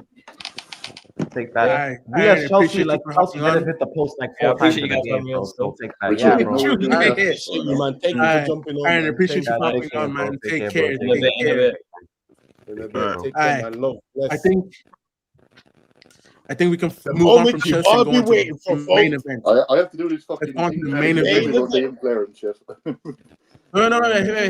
Hayes. We're not on that yet. Hayes, we're not on that. Yeah, but I have to fucking. We haven't finished the team. Bro. Wait. So, Man United. Oh, Let's talk United. Let's try Joyce. All right. Hayes. This is what I've been waiting for. This is what I've been waiting for. We're in this together, bro. Man, you. Time to get the popcorn out. This is going to be legendary. He's gone. Glory,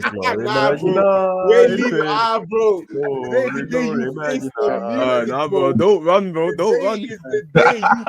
Don't run. If I hop out the ride with 2 Bankais, bro, don't run. If I crash this kind of glide, don't worry about your car getting dented, bro. Your car is dented, bro. Your car is Hey, do you know what? Yeah, I'm gonna let Hayes cook, bro. I'm gonna let Hayes cook. Bro, Amrin can barely cook. What are you talking about? You want to trust me with this? So the India Pacers are watching the NBA Finals, boys. That's my team I'm supporting now. So I'll let John. Bro, left football. He's gone completely to the NBA. He's stuck to the NBA. I don't. What do you want us to say about United? Honestly, like. Do you know what? Talk about Amrin for me. Not even United. Not even United. Yeah. Half of them. Yeah, bro. I was able to talk 45 minutes straight in Ten Hag. I can talk 2 hours on Amrin. We can go 2 hours deep, bro. Like every day. Bro, Amrin arrived at United with the club still in Champions League qualification, like in the running, and somehow managed to take them to 16th with 41 points. Bro, yeah, it's been a long season, boys. When he joined United, yeah, they were 4 points off Champions League football. Now, they end the season 24 points off Champions League football. 24 points. How do you regress 20 I think we did sack after late near the end, though. We did. Bro, basically got hit with 5 Uno plus 4s, bro. I don't think people are legit, bro. I don't think people are deeping how bad Amram's stint has been. Like, if you were to extrapolate like his form across a full season, I don't think he gets up to 40 points. Ooh, yeah. I feel bad. I Legit, almost bro. feel bad. I do feel bad. Yeah. He didn't want to come in halfway through the season. He literally said it. He was like, "I want to come in next He wants season." to end the season. You know what? United are dickheads, though. I heard what it was. Is like you either come to United or we're not getting you in the summer. You come. It's now or never. That's what they said to him. Yeah, That's I what they kind of said. that's like, dickhead behavior, bro. That's dickhead behavior. They knew what they were getting into as well. They knew what they were getting into. like, man, we lost the fucking Asian All-Stars the other day, boys. Like, the fella who scored against us, he's not even a professional footballer. It's United, bro. It's like United had the chance to like scam a UCL place and like accelerate their rebuild, but now it's looking peak because Spurs took that place. I've never watched a worse Man United performance in a final, and I watched us conceding 30 seconds of Man City in the FA Cup final 2 years ago. It's peak, brother. I've been broken so many times, don't know what to believe. Jimmy and Joyce Mama says my fault. It's my fault. I put my heart on my sleeve. Fucking hell, man. Nah, It's like United just have so many bad players as well. Like, look at the goalkeeper. Bro, I've been saying, bro, you can't trust a nigga with a high top fade, bro. I've been saying, bro. How you rocking a high top fade in 25, bro? Hi, pros. I'm asking like one question for you guys. Okay, guess for me, guys. How many Prem wins does Amarin have since he's arrived? I don't want to know. I really don't want to know. I want to say 3.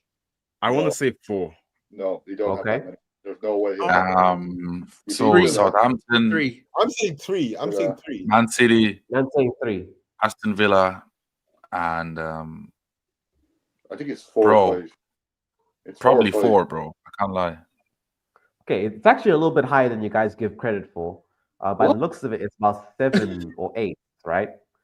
But ain't no way that man won 7 games, bro. 2 of them ain't no way that man won. 2 of them have been against Leicester. One has been against Everton. One has been against Southampton, right? One has been against Man City. Lovely little upset, right? But we're kind of like 5 down already, bro. Did we beat and only Southampton one team is above the top half. Wait, yeah, so like all the teams, so pretty much all the teams that they've beaten. One was against Ipswich. All of them have been near the bottom of the table. So they beat relegation fodder, basically. Yeah, relegation fodder. Basically, like a relegation club, basically. Like, hey. It's been a long season, boys. You know, like, hey, bro, beat your rivals. I'm so excited for summer, yeah.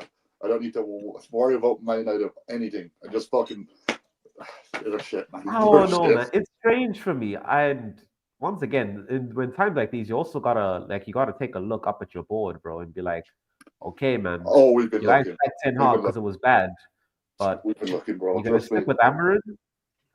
I know, like, I'm sorry, bro, but like, there's just not enough that I see. We're just rotten to the core, bro.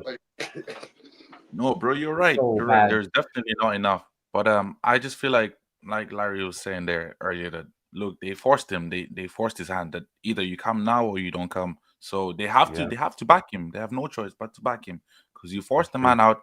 He was with a title-winning side, basically secured. He was on the verge of securing early as well with the knockout stages for Sporting. So you forced him. You forced his hand. You have to back him. Simple as you cannot turn around and get mad that the performances have been like this now. You know, I think he's tried, but like I can also blame the team only so much when you keep playing Hoyland every game up top, bro. I'm sorry. Eventually, bro, I'm grabbing some 17-year-olds from like have a run up, bro. At this point,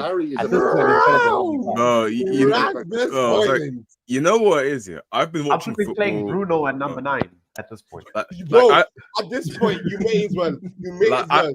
I've been watching football for like what? You've got nothing to lose, bro. You've got nothing to lose, bro. Like I've been watching football for a very long time, and Rasmus Højlund is probably the worst starting center forward I've seen for the top 6. Like he's so bad. I actually agree with that. I fully agree with that. He makes Darwin Núñez. That's not even a crazy take. I think the thing with Núñez and Højlund are in their own category. Like they're just second season Morata, bro. The thing with Núñez in it is like he'll miss a lot of chances, sure, but at least he has movement. At least he's a threat. Yeah. I still don't know what Højlund does. Højlund just likes twerking, man. He likes busting a wine, bro. Bro. Can I just say something, yeah? Can I say something? I hope Rockstar, yeah? I hope Rockstar took Rasmus Højlund, yeah, and put him in the game for GTA 6, bro. That's all I'm gonna say. In the strip clubs, bro. Holy shit. Bro. I'm telling you, bro. You know what is with Højlund as well? Hey, Red Cat. Hand him off, man. It's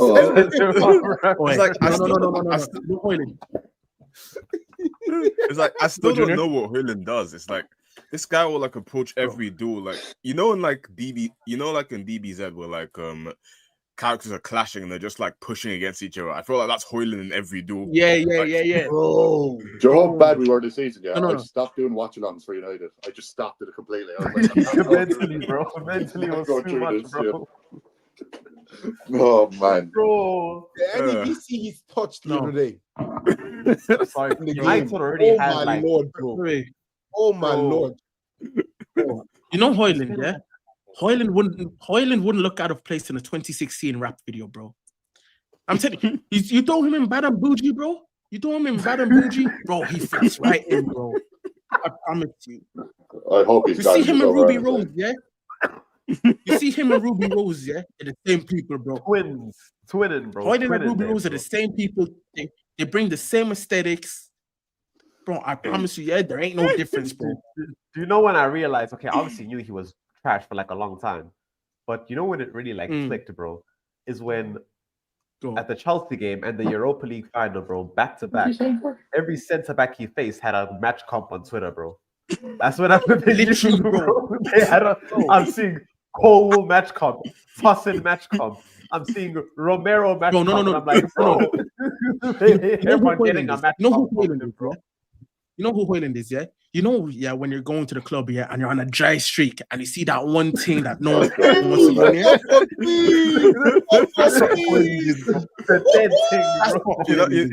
You know what? Yeah, I feel like we need to reanalyze like Højlund. Like, don't view him as a footballer. View him as a good Samaritan. Like, whenever centre backs on like a little drought, like he's just always gonna be there to like boost your confidence. Joyce, we're in this together, by the way. I've clocked what Højlund is. No, I've clocked what Højlund is, yeah? You see your Tesco sales assistant, yeah? That's what Højlund is. They're just taking one of its Tesco sales assistants, yeah? And they're trying to prove the difference between a normal, regular person working a normal job, yeah? And a professional athlete. Because you can't tell me Højlund is an athlete. I know that man was there scanning them bakeries. He was scanning them croissants, bro. Bro, Man United spent 75 million. 75 million on Højlund. What is this? Honestly, bro, who allowed United the worst pound signing ever made, bro. That has to be the worst pound. Who allowed United to wire Atalanta? You know what the alarming thing is as well? The fact that we had 9 league goals and United spent 70 million on this guy. That's even crazier. No, you see what it is, bro. You see with Nunes, yeah? We know Nunes is shit, yeah? At least Nunes has the fangers where they're saying he's hot and all this, yeah? He might be shit, but he can bring in, these fans or whatever. Højlund don't bring that. No. Bro, you know what Højlund is bringing, yeah? Bro, if I'm a manager, You know what Højlund is bringing? Højlund is bringing promotion for acne creams, bro. Højlund's telling the people, no, bro. You see eczema, yeah? Bro, take this cream, bro. You need it. That's what Højlund's promoting, bro. No. You see, this is why I'm saying, like, we need to reevaluate Højlund. He's not a footballer. He's a good Samaritan. He's just giving people, like, he's giving people career opportunities, man. He's trying his best, bro. He's trying his best, bro. I hate this so much. That man, bro. Højlund needs a career. Højlund can become... He could be a Twitch streamer. I reckon he could be a good Twitch streamer. You know what? Streamer University is calling his name. Do you remember when he first came? When he first came to United? I don't know if any of you man seen this TikTok, but there was this guy. I think it was a dwarf, No, he wasn't. Yeah, you know what I'm talking about. You know what I'm talking about, bro. I know who Oh, you're you talking mean about. you mean the singer? Yeah, I know. Yeah. The singer. Yeah. You know when he used to mock it, bro. He actually was banging goals, you know. He actually get away with a goal. When you sung that song, so bro. different, man. It's so annoying. Something tells me, I think like once that trend ended, they must have swapped places, bro.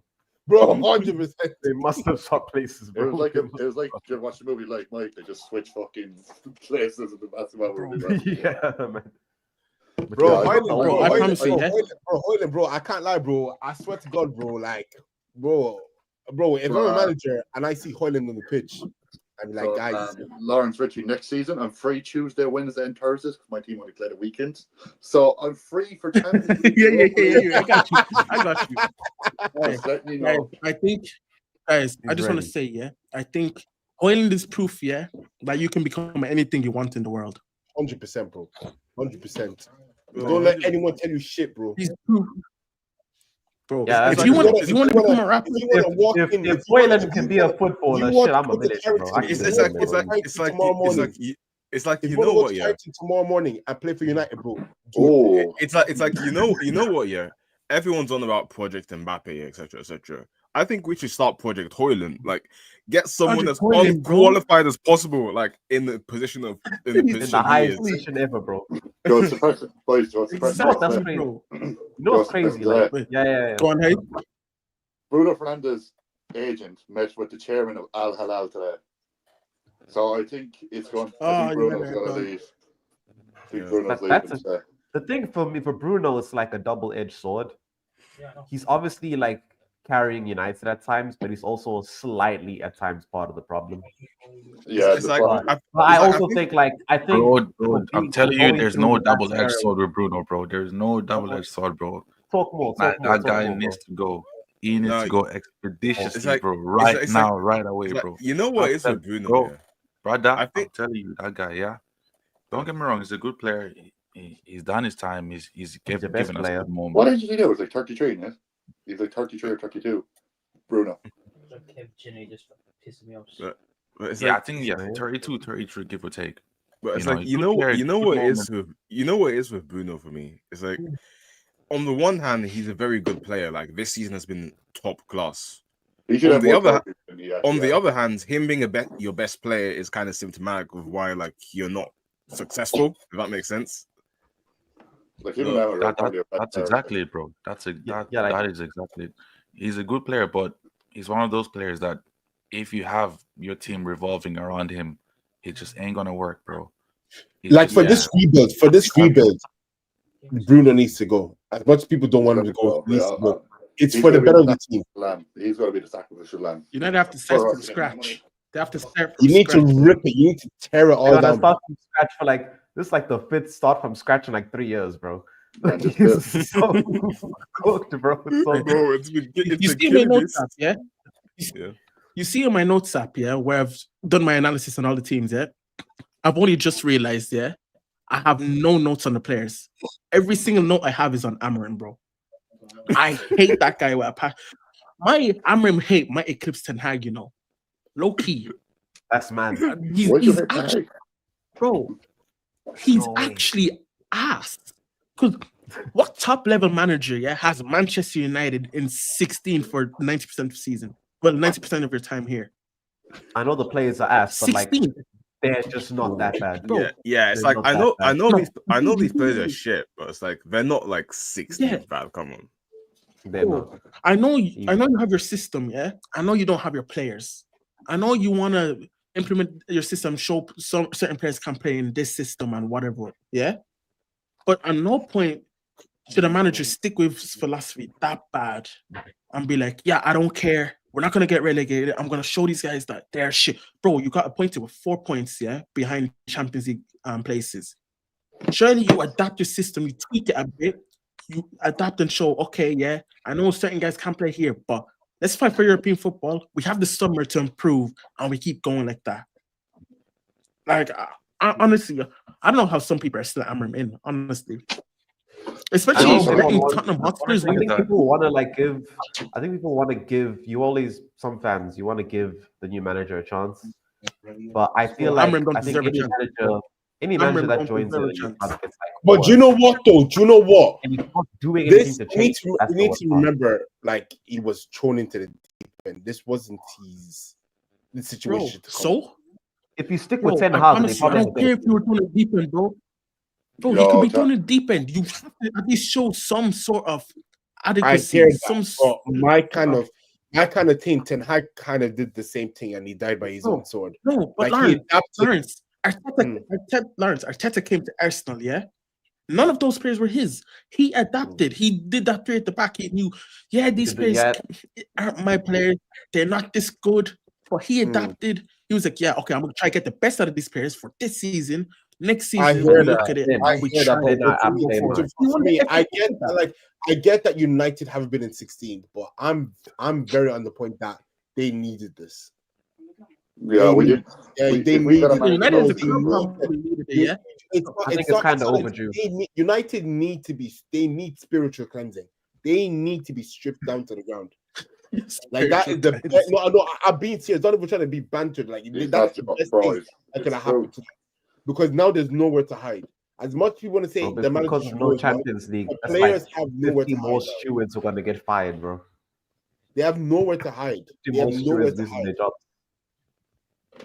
If you want to leave, the doors are open. Garnacho has to leave as well, by the way. You know, the shit he said at that interview after the final, get him gone.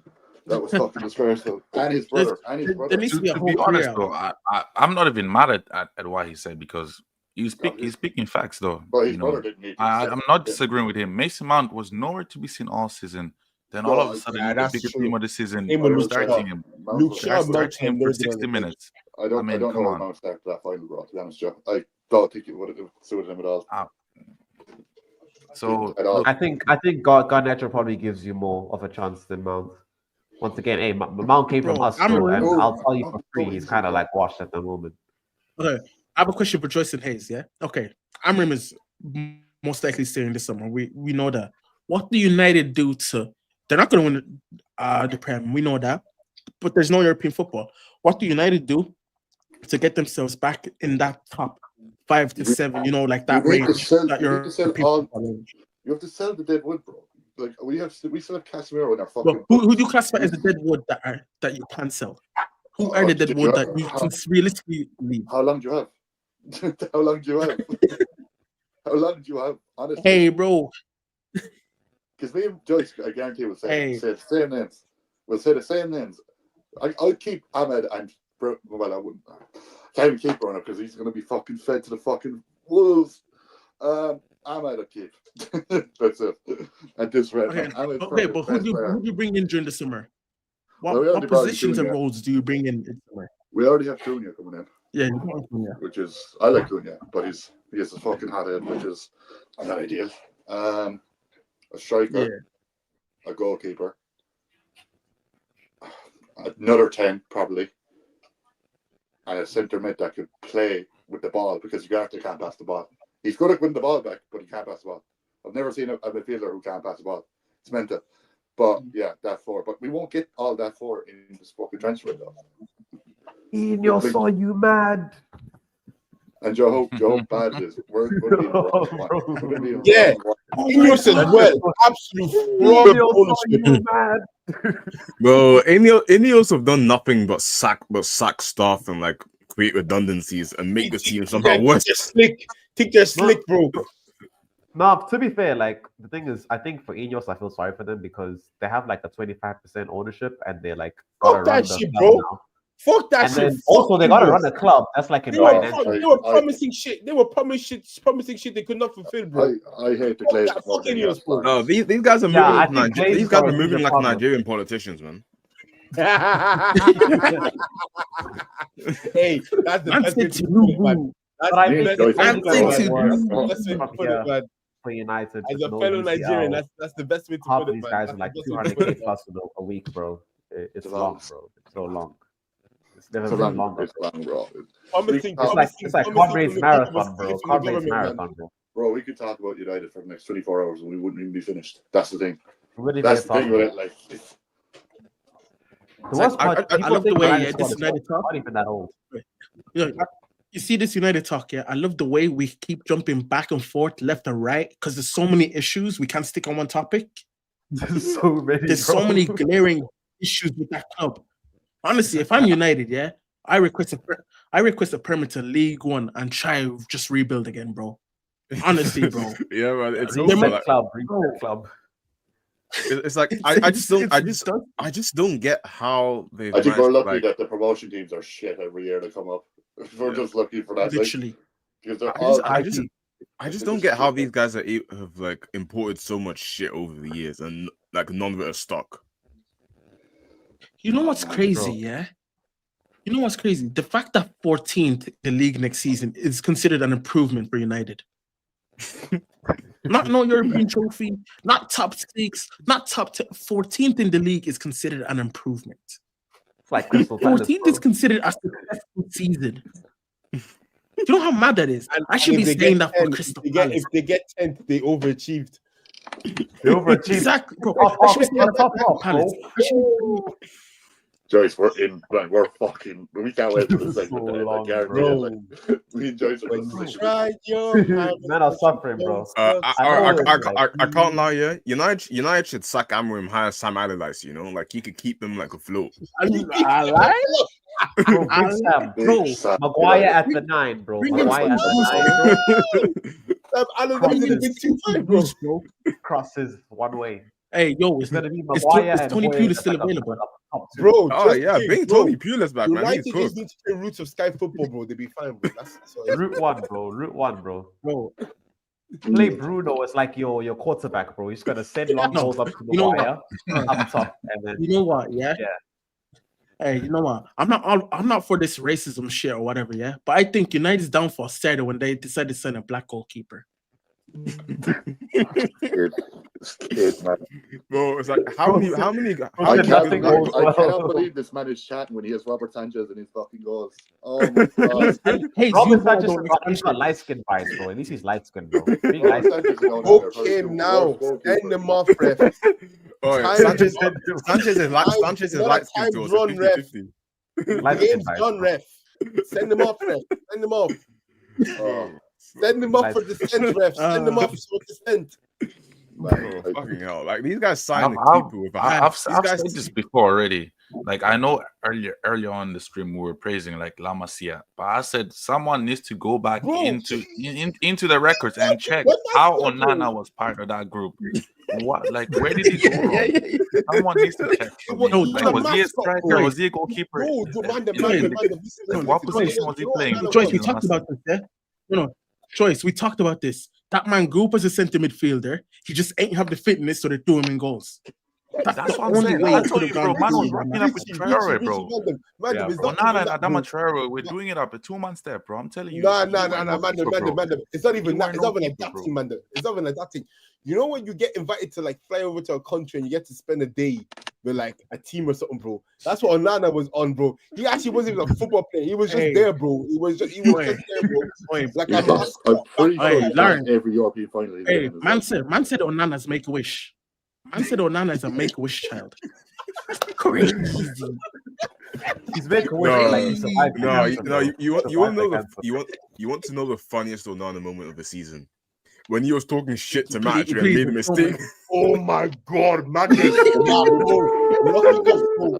Head loss, bro. Head loss, bro. The fact that he tried to go ban for Baba Matic only for yo. Guys, we should have seen, yeah? We should have seen Onana wasn't serious, yeah? We should have seen Onana wasn't serious when he got lobbed from the halfway line on his debut. It was pre-season. I remember were there, bro. The signs were there. Yeah, exactly. He got lobbed on his debut. Yeah, but that should have said it all. He got lobbed on his pre-season Man United debut. That should have shown it all. The worst thing is, every European final he's been in, yeah, he's lost. He lost in 2017 with Ajax. He lost in 2022 with Inter, and he lost in 2025 with United. Yeah. You see with Ineos, yeah? I think the good thing about Ineos, yeah, is they finally got rid of the fucking canteen lady that Ronaldo was complaining about. I think that's the best thing about Ineos. They're finally getting rid of these old guys, but I think the bad thing is they ain't replacing them. Ineos are driving United to the ground. Bro, like, who was and United? the Glazers as well, bro. You can't forget about. I think it's the Glazers. It's more Glazers than Ineos. The Ineos are like Glazers kind have of fucked managed us over No, no, massively. it's like a it's business system. definitely Like the Glazers Glazers. fucked y'all over from like 10 years ago, bro. But I think what's happened now is just that Ineos now have taken over like the footballing side of things, and which suits the Glazers because the Glazers are all about the business. So whatever blame involves the club is all just down to Ineos. No more looking at the Glazers as much as it used to be before. So it's been a win-win for the Glazers. You know, Season they one. get Also, I just want to give a quick transfer update. Chelsea are in talks with Jadon Sancho's agents. Yeah, I seen that a while ago. Ahead of getting him. Okay, so Sancho to Chelsea. I'll take that gladly. I'm Get sure ready to Sancho's stay like, out of that. Sancho's probably saying, Sancho's probably saying, bro, I'll pay like 25 mil, bro. I will pay you 25 mil. Just take me. He's like, I'll pay you 25 mil. Anything not to go back there. United, you've just got 25 mil. Do you know what? Funny enough, though, I feel like Sancho would cook under this system, though. Like he's paying that shit right now, bro. I feel like Sancho's the perfect. Yeah, but Sancho doesn't player want to for play the for us. system. Like, he just doesn't. That's also true. All right, It works very well. Hayes and Joyce, yeah. I'm gonna give you a quick fire sell or keep with the United team. Do you know what? Richie, do you know what? I can even share my screen right now. We can even do a whole rebuild. Yeah, do it. Yeah, hey, bro, get the wild card, bro. Get the whole wild card. Rebuilding United. Everyone's going, bro. Time shit. Oh, rebuilding United. All right. All right, Joyce, we got this. I believe in our. Oh, Ineos. Okay, yeah. Ineos out. Not the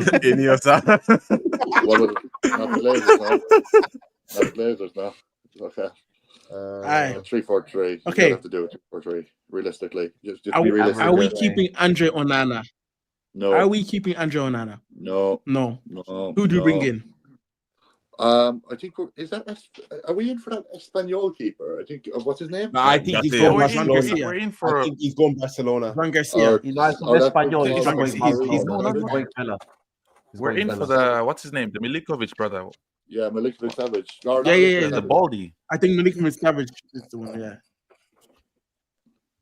He's from Canada. I'm not too sure what his name is. Well, let me look up. I spelled his He's a name, decent bro. keeper, in fairness. Milene.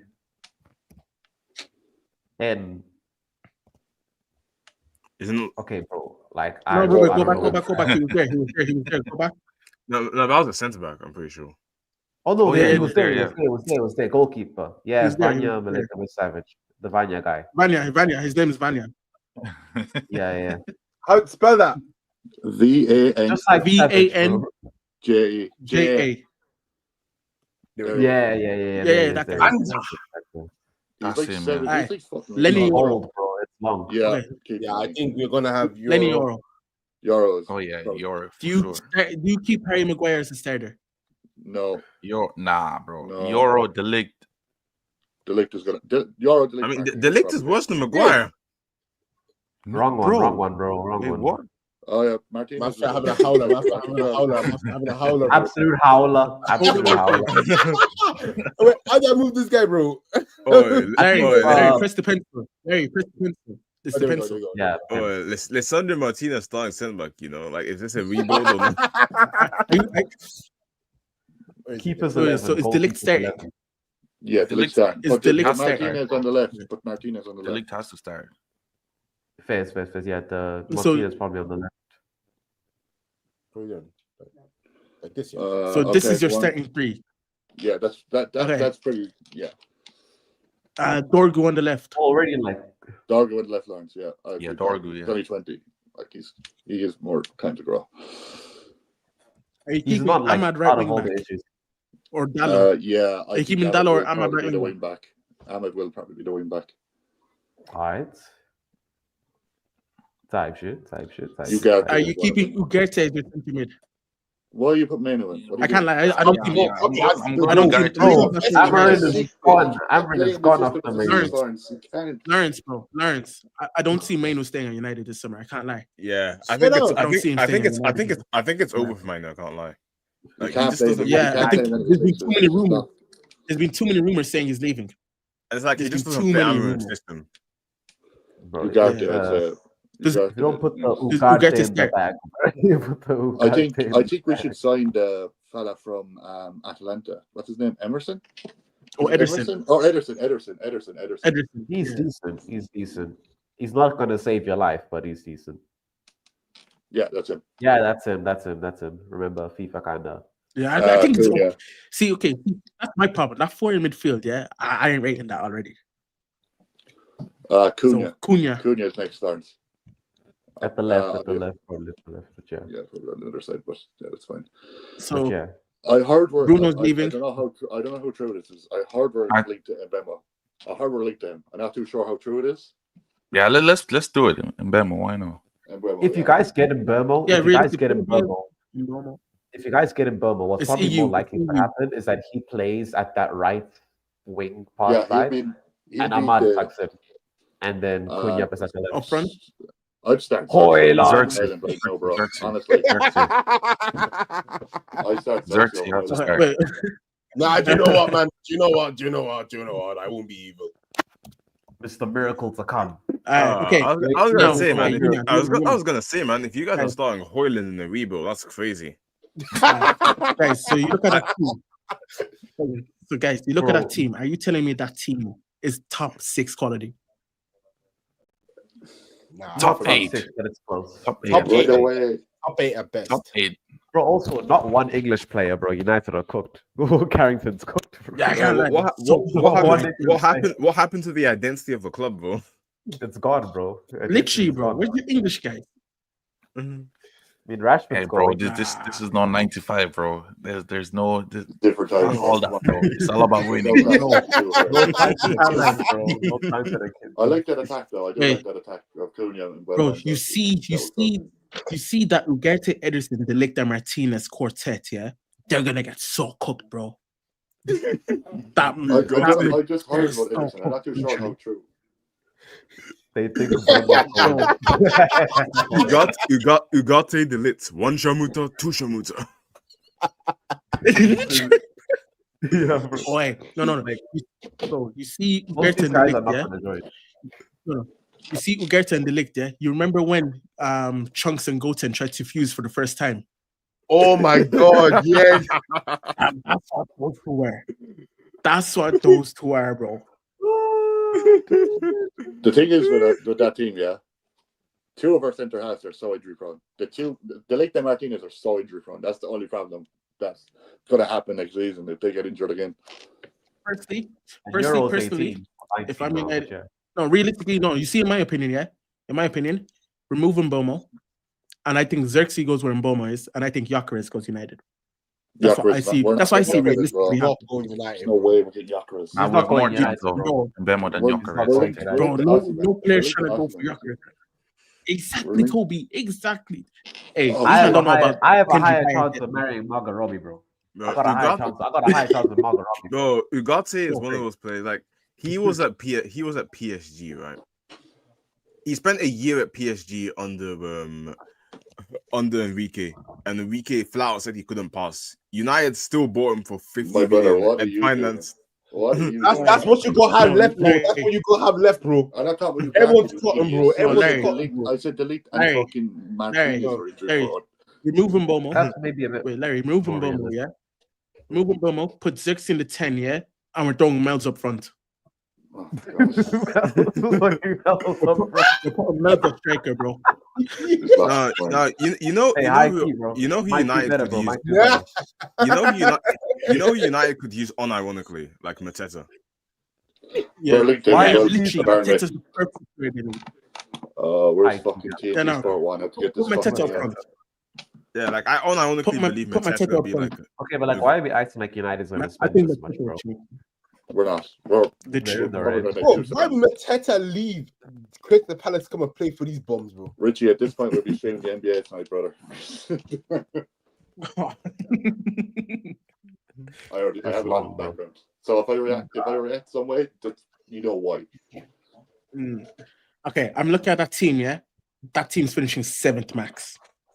No, I'll give them 6th max in my opinion. And I ain't complaining about max.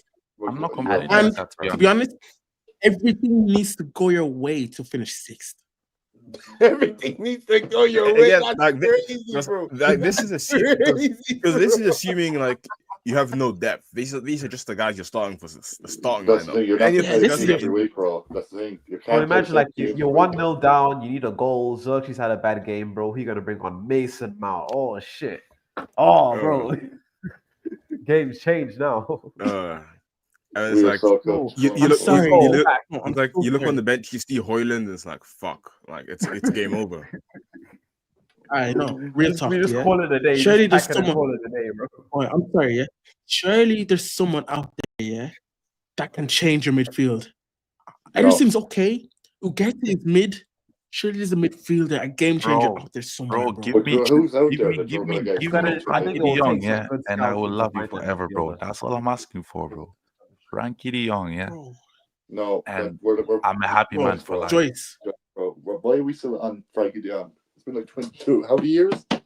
How many years since we've been linked? Joyce, bro, didn't he like do everything? Joyce, you're gonna take Ugarte and you're gonna like it. You're gonna take Ugarte and you're gonna like it. Yeah. Oh He man, went we're on his so knees, cooked, like, aren't we? please, not 10 high again. Like realistically, how much is Mateta going to cost if we go for him? Like honestly, like how much are Palace willing to fucking bargain for? I think 40, 50, 30, 5 mil, 50 mil. 50. I don't think seeing going above 50. It's United tax, but True, United tax would be, yeah. I think 50 even with United tax. I don't know who we're going to sign. He's I still young, can't believe he's we're not saying fucking old. Cunha. I think I'm like so sorry, yeah. I think Mateta goes for like 60 max. Can I just say, yeah? Man. I'm shocked about that. Can I just say, De Ligt is the centre back version of Morata. He is scamming these big clubs, bro. Bro, like I don't think De Ligt is better than Maguire. Richie, you're bugging, bro. Richie, you're bugging, man. Maguire is better than De Ligt, in my opinion. I don't think De Ligt is better than Maguire. Bro, Maguire is better than De Ligt. Maguire is better than De Ligt, bro. De Ligt is mid. Maguire. You've not. Let him land. I've watched 6 years of De Ligt, bro. You've not watched United I've enough watched this 6 season. years of De Ligt, Bro, Harry Maguire. I've watched enough to know that. Enough this season. Like, bro, Harry Maguire is just a better version of De Ligt. Nah, come on. Secondly, you can have De Ligt and Maguire in defense, yeah. You can have De Ligt and Maguire in defense, yeah. Having either one of them try and defend out wide, you're crying, bro. You're weeping. Hey, bro. Of course, bro. Of course, you cannot. Neither of them can are good out wide. Our I don't best want defender neither is of a them kid. out wide. Our But best defender is a kid. like they both Can I are just like say, yeah? central defenders. They both have to be in the middle.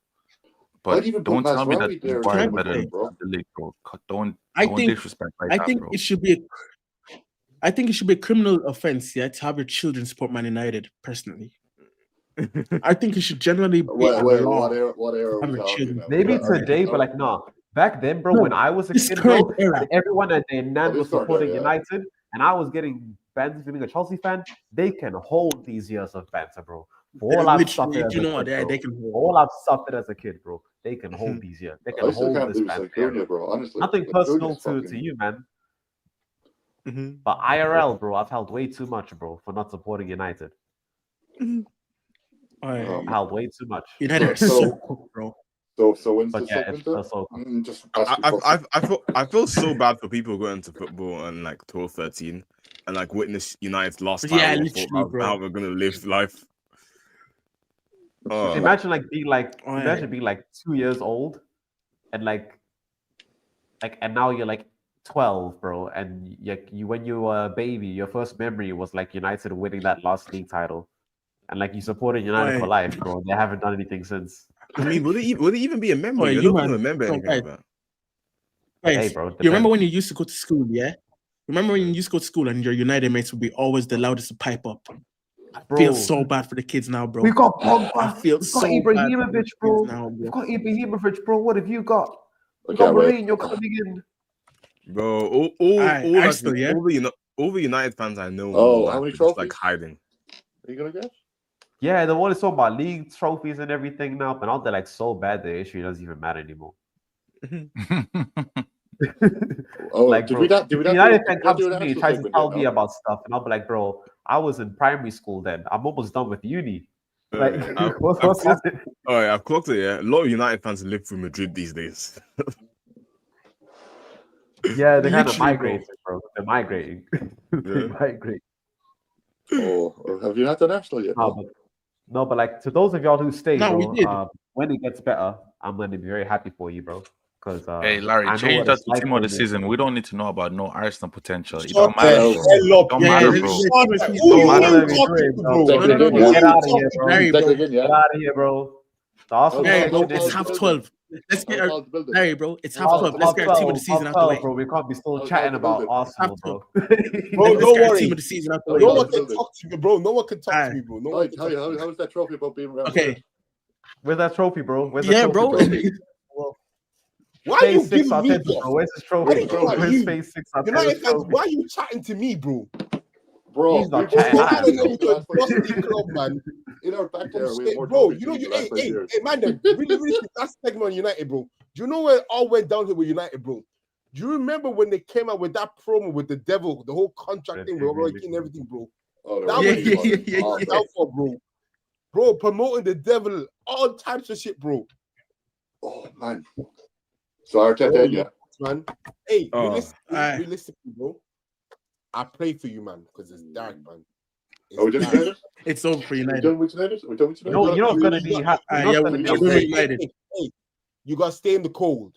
It's gonna be freezing. It's gonna be freezing. Bro, shameless. This probably shameless behavior, bro. You're 16 and you're showing me that, bro. You're 16, all I'm saying is and you're showing me that, bro. He would have shown Arteta what past the trophy, but he hasn't seen one in 5 years. That's crazy, bro.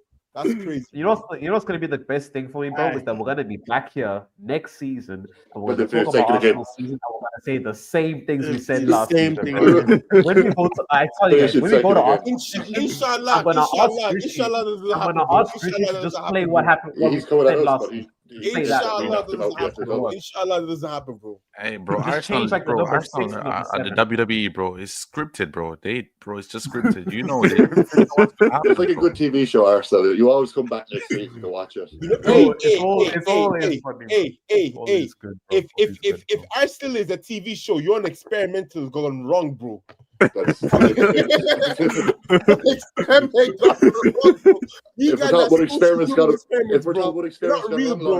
talking about experiments gone wrong, you're a simulation, bro. You're a simulation, bro. Bro, you know what's crazy? Like, I know United haven't had a chance, but like Arteta's like built his own team from like the ground up, bro. And he couldn't do it. And he's still building. He had time, fans, the board. He had everything. He has everything, bro. And here we are, like phase 6, bro. Like, bro, we're on phase 10 at this point. Hey, I would allow the Chelsea Man City fans to talk about Arteta, but there's no way I'm having Man United. He forgets that we've won. It's okay, bro. Don't address the topic. Get out of here, man. Go play with Leicester and them, man. That's your competition now, bro. That's your competition, bro. He forgets that we knocked them out the FA Cup as well. That's your age mates now, bro. Leicester, Ipswich, they're your age mates. Your age mates, bro. Like, hanging with them, man, bro. Under 16s, bro. Is it the under 16s, bro? With them, man, bro. Big 6 in Europe, and you're the only team that didn't get Big 6, man. Get the fuck out of here, man. Go chat to Fulham and Leicester, bro. Go chat to them, man, bro. Oh, fucking hell. That bro, I have test proven, bro. You can't get me, man. I have test proven. Test proven. Okay, I think it's time for the team of the seasons for each and every one of us. Yeah. All right. United fans will have a say, bro. Hey, bro. Let him talk. Let him talk. Right. Someone get. Okay, we both had the same season. Calm down, bro. Okay, I think. We'll go this way. We go from me, Lawrence Joyce, Hayes, Mel's Jr. Yeah. All right. Cool. So in the order we're in. All right, cool. So my team this season, I have Sells and goals. I have Aina right back, Gabriel and VVD, and I have Kirkes as my left back. I have Caicedo, Gravenberch, and Rice, Salah, and Bomo, and Isak. I think that's a decent team, no? Kind of box. I think that's a valid team of the season. I don't really Rice, but I can't lie to you. I had Cucurella initially as my left back. No, I'm gonna be so honest with you. I had Cucurella as my left back. But I decided I'd leave my Chelsea bias in my room for today. Good man. Just for today. I heard Cloud. Yeah, one of us did. Hey, Mels, you can carry the Chelsea bias for us, bro. My left wing. Yeah, okay, bro. Larry, Bring go. the Chelsea all the way through, bro. Keeper for me. It was toss up between Cells and Rare, both holding clean sheets for the season, but I just give it to Cells. Right back, I've got with Timber. I think since post ACL, bro, he's been an absolute unit of a right back this season. Centre back, no surprises, VVD and Gabriel. Left back, I've gone with Kirkes. My two in the pivot, I've gone with Rice and Caicedo. My attacking mid, a person who I don't think gets a lot of love, I think, because obviously people had more people there. I've gone with Morgan Rogers as my attacking mid. And then right wing, I've got Salah. Left wing, I've gone Mbuemo. Do you know what? Bit of a shout though. I've gone Chris Wood as my striker this season, bro. I hear it. Honestly, I can't hate on that. I think I know Isaac phenomenal, but I've been seeing Isaac do that for Newcastle. And I think just because of what Forest were doing and Chris Wood, 32 years of old, your vintage number 9, bro. He gets my striker, my striker for team of the season. So that's my thoughts, anyways. Fair. Solid choice. Keeper, I'm gonna go for Raya. Back four, I'm gonna go for Aina right back, Van Dijk and Milinkovic for Forest, and then left back, Kirk is obvious choice.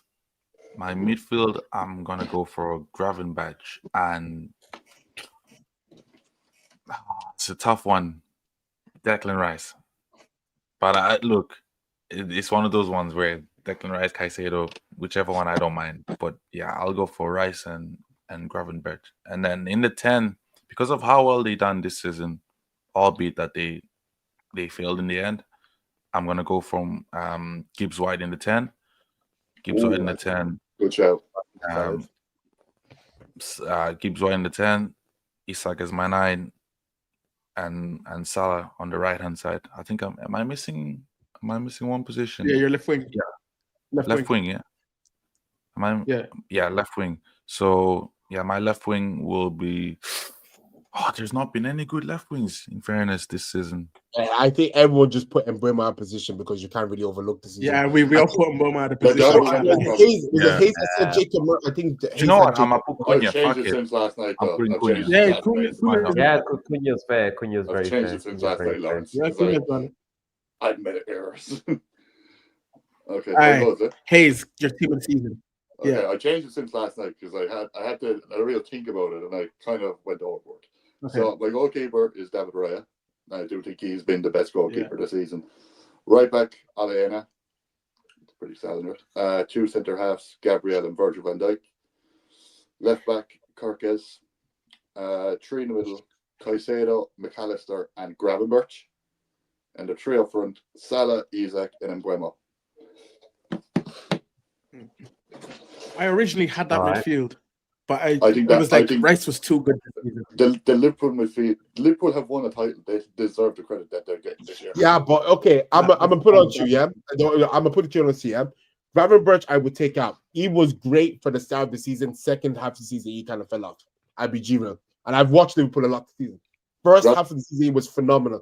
Second half, he fell off. And that was just due to him playing a lot of games. Second half, even Liverpool fans, they'll tell you he was not as. He deserves to be in this though. Like considering how shit he was last year. Team of the season is based all season, bro. Not first half of the season, bro.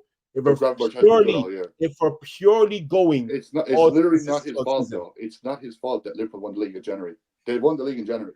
Yeah, it's like they won the league in January. This is based on performances on season. But he's been good all year. He has been good all year. He hasn't. He fell off second half of the season, bro. No, he hasn't. I mean, Liverpool as a whole fell off in the second half. Just because you want Rice in this team doesn't mean. I've watched Liverpool and I'm telling you, it's not a case of Rice. It's not a case of Rice, bro. I don't care that you don't have Rice to your team. I'm just telling you right now, as eye to eye, as someone who. By the way, I'm not the only one who put Gravenberch in. Everyone else. I'm just saying as of now, because everyone had the majority of people didn't have Gravenberch. I'm just saying that he was. I'm just saying that he just fell off towards the second half. I don't think he fell off. I think he had a good season. That's fine. We can agree to disagree. I'm just saying. Calma. Mel's your team of the season. Team of the season. In goals, might be a bit surprising, but someone different. I've got Matt Flecken. What? From Brentford. You know what? Okay, that is very different. It's a shout. I know it's a very different shout. I know it's a very brave shout, right? I know Sells has also been very good. It's very incredible, but I think he also had a really good defense in front of him. Something that Flecken didn't have. Isn't Flecken meant to leave this summer? Flecken is a he's going to buy Leverkusen. He's linked to buy Leverkusen. He's like his shot stopping's been very good, but also what's impressed me the most that unlike Sells, on the ball as well, dude, he's so good. He's going to Leverkusen. Flecken's gone to Leverkusen. He's so good on the ball as well for a goalkeeper. He's like the full package, and he's shown that every game this season. So I know Brentford has been scoring a lot of goals, shipping a lot of goals, but I think for me, I know Sells has been good. I know obviously Alisson started the season, but they haven't been special. Maybe we'll give it to Sells. I will go for an outside shot. Okay, I got my boy Flecken in goal. Okay, left back Chelsea prop there, Cucurella. Okay. For my left back, it's either him or Kirkes, I'll be honest, who get the left back spot. Van Dijk at centre back for one of the centre back roles, and then centre back number 2. Yeah, it's kind of hard because there's been a lot of options, but I think I'm giving it to Milenkovic from Nottingham. He's also been very good. He lost the first game. Ola Aina for right back. High key, bro. Ola Aina has been good for like so many years, bro. And it's only now people. He was good at Torino. He was good at Fulham, bro. He's been just good in so many places. Midfield, Caicedo DM. He's the non-negotiable. McAllister, and then I'd have Rice. I want so bad to take Tielemans because I think he's a very close option. But I'll take Rice. Them 2 free kicks, bro. Okay. Then front 3, Salah. Yeah, Salah, Burmo, Isak. I think best way to go. That is the best front 3, realistically. It really is. Yeah, shout out Visser had a good season for Brentford. Visser done his thing this season. He scored 19 goals in penalties either, which is winter. He's now been open player. Junior. All right. For my goalkeeper, I've obviously got Sells. Left back, Kirkes. The centre backs, I've got Gabriel and Van Dijk. And my right back, I can't lie. This might just be the FA Cup bias coming into play, but I think Munoz deserves to be there. He's been very underrated. He's been very good. It's very good. He's a wing back, but yeah. Bro, there's been fucking some shouts tonight, man. Oh my god, I completely forgot about Munoz. Alright, then in midfield, I've got Caicedo, Gravenberch, and probably my second controversial opinion, but if we're talking purely based on the league campaign, I'd probably take Tielemans. Yeah. Okay. I like that someone different. But the front 3 kind of has to pick itself, It's Mbeumo, Isak, Salah, yeah. Am I the only one who didn't have Isak as striker? Yeah, but Chris Wood kind of had a good season. Chris Wood is fair though. I can't hit on that. I mean, I thought about putting Chris Wood in mine, but it's like at the end of the day, Isak just like Isak's just a different. Isak just showed levels, isn't it? Yeah, Isak just showed levels. Isak been doing it though. That's everyone. I wanted to give it to someone that like who wouldn't get as much as appreciation. Isak been doing it for Newcastle. That's fair. Yeah, that's fair. That's fair.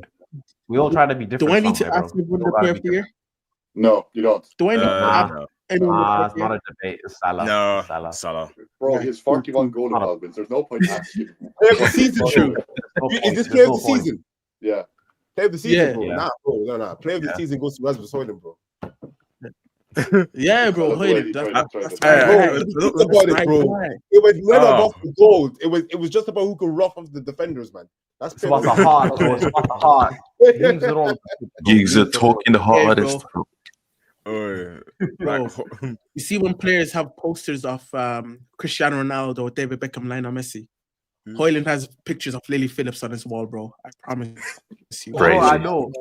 He wakes up every day. He's like, bro, I'm gonna get a BBL this summer, bro. And he's coming back next season, bro, on a new level, bro. New level, bro. He's gonna go BBL this summer, bro. I know his favorite exercise is hitting them squats, bro. Bro, I know he loves them squats, bro. He locks in on the squats in training. Everyone's young player of the year. Oh, this is fun. Gravenberg for me, bro. I had Caicedo as my young player. I have a rogue one. For me, given like I don't really like the criteria of like young player of the year. I tried. Yeah, I'm with criteria. But I tried to limit it to like the guys who have broken out this season, and in that regard, I think it's Lewis Skelly. I was going to say Lewis Skelly as well. I have a rogue one. I don't think many people will agree with me. Like a breakout player. Go on, Hayes. Yeah. I have Dean Hayes from Bournemouth. That isn't a bad shout. That's a very good shout. Very good shout. Very good shout. Brentford or Bournemouth did some good business there. That release class, 50 million they're getting. Like, that's good business for them, I think. But yeah, that's my show. Mel's your young player of the year? That's not easy, man. I think I'd also go MLS. Because I know people use young player of the season, like, and they say, like, oh, if you're under like 23 or under 24. Because if it's that case, I'd give it to Palmer. But I think it should be given to a breakout player, like someone who like really like stepped up in the season, showed what he's got. I think MLS is a good example. So, yeah. I know, Chelsea fan nominating an Arsenal player in our youth project, but like, we're a continuation of last season. You respect someone's game. I hear it, bro. Just respect game. Game knows game, bro. Game knows game. But I want them at Chelsea, like, everyone's most improved. Is this for club everyone's most improved player? I think improved player. This is in the league. I'm picking most improved player. I am picking Grant. I had 3 players in the league. Yeah, 3. I had 3 players on my list. I had Gravenberch, I had Jed Spence, and I had Jacob Murphy. And I think I'm going to go with Jacob Murphy. Yeah, Jacob Murphy is my most improved player. I can't lie. I have a mad shout. I'm going to go Harry Maguire. No, hear me out. That's not a bad shout, you know. That's not a bad shout. Let me land. It's not ridiculous to say that. Bro. Have a safe flight, bro. Hear me out. Let me land. Stripped of captaincy, was basically supposed to be sold rotten on the bench. How many United players have gone to the press to moan about it, look for an exit, just give up on their careers, waste the time on United, bro? This man decided to put in work, bro. While so many people think he's still shit, doesn't deserve to be at the club, we'll probably sell him. He is one of United's better defenders this season, bro. 100%. He's come up with crucial goals that you wouldn't be in a semi-final. You wouldn't be in the final without his but that's the Europa League, Lawrence. It's very funny how like the season where he finished sixth is worse than the one where he finished 16th. Listen. Are we talking the most improved player in the Premier League or for all round, Hayes? All round. Okay, jeez. All round. This guy has been the best defender this season. Bro, all I'm saying is that United fans are disagreeing with you, bro. So I don't know. Bro, but, United fans, bro, because United fans overload their own team, bro. United fans overload their own team, bro. We had a not too long ago. We had a United fan said that if you're going to pick the most improved player from United, probably pick Ahmed because he didn't play last season. Yeah, I had Ahmad on my list. I had Ahmad. Ahmad didn't play last season. Ravenberg. Yeah, Ahmad was on my list, bro. I just think I rate because and exactly he's not going to get recognition for it. I just think the way he's come back. Look, it's your opinion, bro. So we can't argue with you. Yeah, bro. Yeah. For me, I it was between Ahmad or Joao Pedro, but Pedro's a good shout. I'm gonna go Ahmad, just biased, but Ahmad or Joao Pedro, I'm happy Ahmad with either one. I mean, for me, like there's a couple of choices I could have picked. There's Murphy. There's obviously like Gravenberch. I had Murphy in my team. Okay, I actually got one for most improved player. Mikkel Damsgaard with Brentford. Yeah, he's gone on the radar. He's come good this season, bro. Surprised you didn't pick any Forest players, though. To be fair, because that's such a good season. Hey, but by the way, as a club, they've improved. Do you reckon it's disrespectful to call him Bemo most improved? No, he's been good since. No, he's not necessarily. No, it's not. He's been good since he ever came in. Not disrespectful, but I feel like if you're going to do a Brentford, I feel like we all knew he could be at this level, if that makes sense. I feel like Wissa's a better shout than Bemo. It's like for my choice, I'm gonna go out on a limb. This is probably going to be like a choice that doesn't make much sense, but I'm going to go with Mateus Nunes. Oh, I don't know. Damn. Junior, because wait. Let me explain. In his first season, he was complete dog shit, like unusable, like no, like he was not like a football player. In this second season, he's proven himself to be at the very least a competent backup fullback. And it's like I'm not saying he's the best player in the league. I'm saying that the improvement is like huge. Oh. Yeah. I'm not sure how I feel about that. I'm not sure how I feel about that. Like this is awards for the most improved player, not the best. You ain't selling that to me, bro. You ain't selling that. From zero. I can't lie. I'm gonna go to the next shop. I'm gonna go to the next shop. I'm gonna see you. I'm gonna see you there. Thank you. Okay. Last award. Biggest letdown. I wonder who we're gonna pick here. It doesn't have to be a specific player. It doesn't have to be a specific player. It can just be anyone that was a big letdown.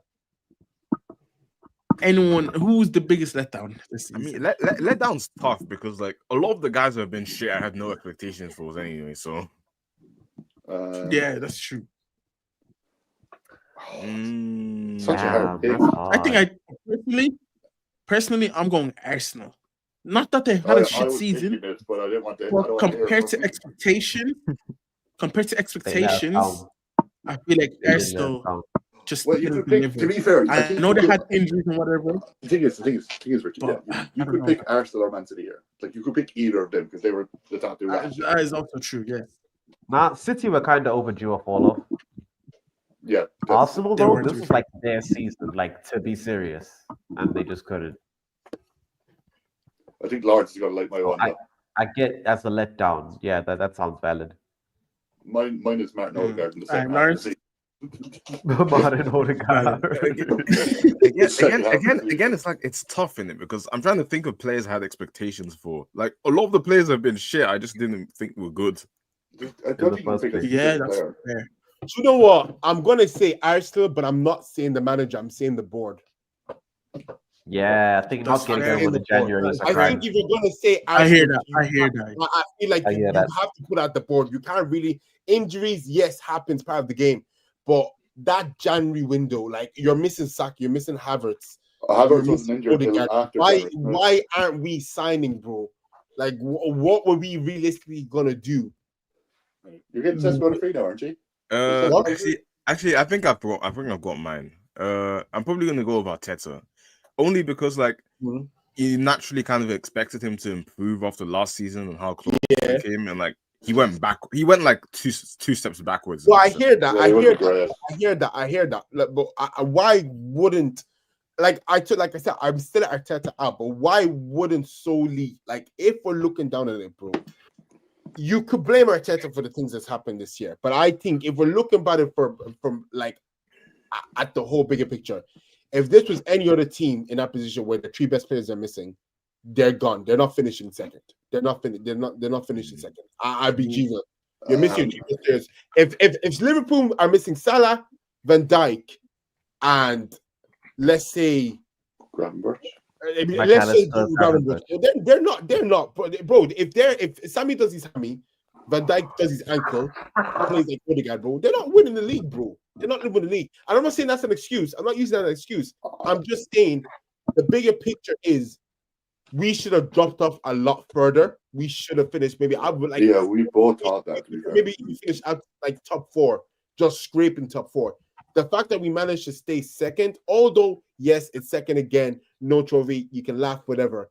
I think a lot of people are kind of taking it out of context, saying like, yes, it's another second place finish, but considering what happened, especially to our biggest 3 players, it's kind of I wouldn't say a blessing, but it's kind of a bit of fortune at the end, because it could have easily been a rough season.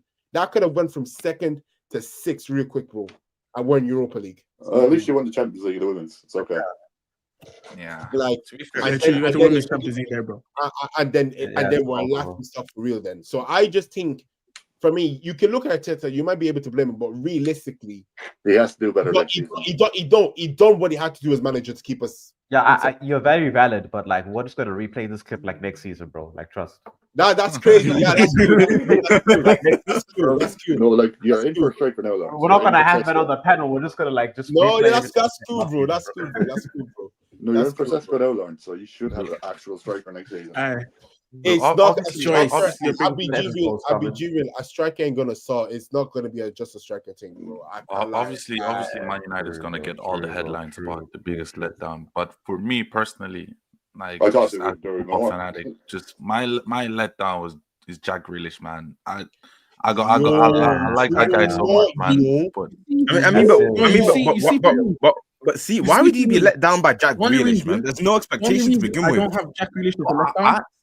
I have expectations. I had no expectation. None of you have expectations. That's why I said personally. I have expectations for Jack Grealish. My expectations are up here. He literally said Sevilla just to replace. He performed how I thought he would perform. He performed exactly how I thought he would perform. What? How many fucking appearances did Jack Grealish have this season? Yeah, it's like, to me, this is just Grealish. So you don't rate him as a player? Is that what you're saying? You don't think he's top class? Since he joined City, you expect him to turn out shit like? Yeah. No, but we're talking about not when he joined.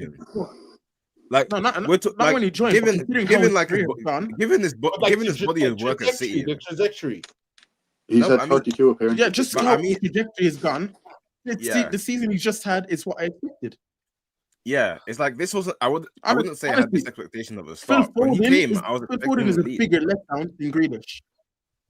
Foden this season is a bigger letdown than Grealish. Yeah, Foden. I kind of hear. Yeah, Foden literally was player of the year last year. Yeah, I'd agree because like Foden had like an expectation to carry, and he let you down in that regard. Grealish is just performing at his level.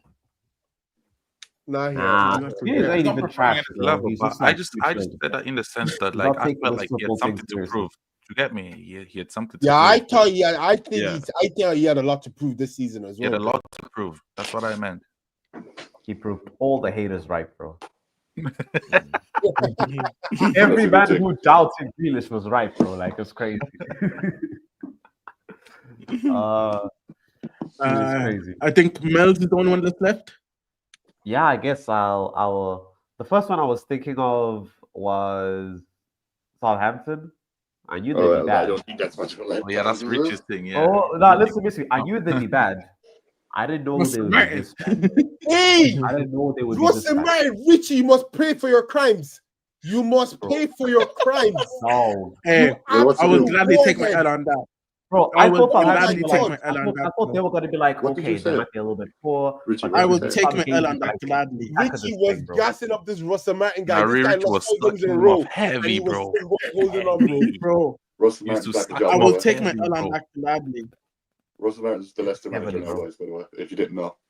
Ruud van Nistelrooy got sacked. Oh He shit! got sacked. Wait, what? Yeah, he got sacked, apparently. He should have got sacked a while ago, but like, hey. Sure, And bro. Russell Martin's changing him, the new Hey, Leicester coach. actually, now we talk about Van Standard Nistelrooy. Hey, championship. Man United fans, I need you to ask me a question. Huge letdown. Yeah. Hypothetically, when Ruud was interim, do you think he would have been this fucked if he stayed for just Yes, because did you see how Leicester played? Leicester were awful, like the way they Yeah, played. but that's Leicester though. We're not The way expecting Leicester them. played was the way we were playing. We weren't great. Like, So I know you're there was saying the 5-2 match, but I get what you're saying. I hear what he's saying. I think like tactically, he's just not it, from the bro. perspective, His he hasn't his set first the job was Leicester team up PSV, very bro, well. in Eredivisie. Like, come on, like he was never going to do well in the Premier League. I think he needs some experience, probably. He's Different only jobs, like reset. 3 jobs, I think. Yeah, PSV, United, and Leicester. Yeah, it's been 3 jobs. yeah. It's like second job, but yeah. I was gonna say Southampton, but if not, bro, and this is a strange one, but once again, this is like an expectations thing. You know, Bournemouth, bro. I know everyone's gonna say that they've done like very well, but their best patch of the season was where they almost had like none of their players. Because I remember they faced us. They managed to get a draw. I mean, where did Bournemouth finish? They then went and like I'm sorry to the fixtures. Yeah, they drew against us, beat Newcastle 4-1, beat Forest 5-1, beat Everton after that, beat Southampton, right? And then when they got their players back, they lost to Wolves, Brentford, Brighton, Ipswich. I mean, Like this is not like this is a very niche thing, so you don't have to agree, bro. But I won't forget, like every time I like tune in on these guys, and I'm thinking like, oh, bro, they absolutely like made life hell for us, bro. I can't wait for them to make this team hell. Then they like bent over with the fully fit squad. Where did they finish last year? I mean, they did progress if you think of it. They finished 12th last season, and they finished 9th this season. Like that. They've progressed. They've progressed. They've definitely progressed. Their squad is also much better though. I do. Their squad is good. I like that team. I think they have a better squad. They have a better squad than Forest in my books. I think Forest will massively drop off next season. Oh, definitely. Easily, bro. But I think Forest is a conversation for another day. The Champions League, bro. 39% their way to the Champions League, bro. What did you say? 39% of the ball. Forest are falling off. Definitely. I said they'd fall off before this, bro. That's like the easiest fall off I saw, though. Yeah, because like I was telling that in January. Yeah, of course they will. Yeah, I said they were going to finish 7th. I knew they were going to. I said they were going to finish 7th in January, bro. I knew they were going to fall off. Me and Richie saw this beforehand. Yeah. If you have eyes, bro. I have eyes, bro. You could just see this. Are you on about next season or the season just gone? Like, towards the end. 100%. Both.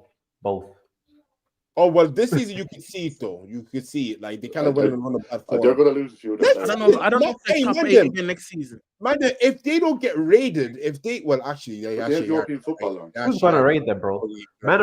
People really think we're out here feeding for Anthony Elanga, bro. Football in years. No one's feeding for Elanga, bro.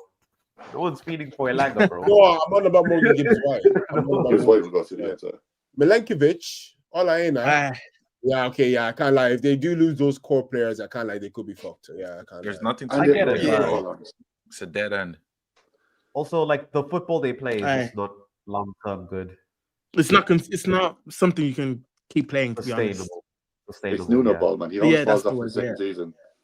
Nuno ball, bro. We played these games before, bro. He did it with Wolves. Like Wolves fell off so badly with fucking Nuno. Wolves just start hiring Wolves just thought buying the Portuguese national team would just keep them afloat. That's what they thought, bro. I mean, they got Europa League quarterfinals. They should have kept doing it, bro, because they were cooking. The problem is they sold it. They sold the whole Portugal team, bro.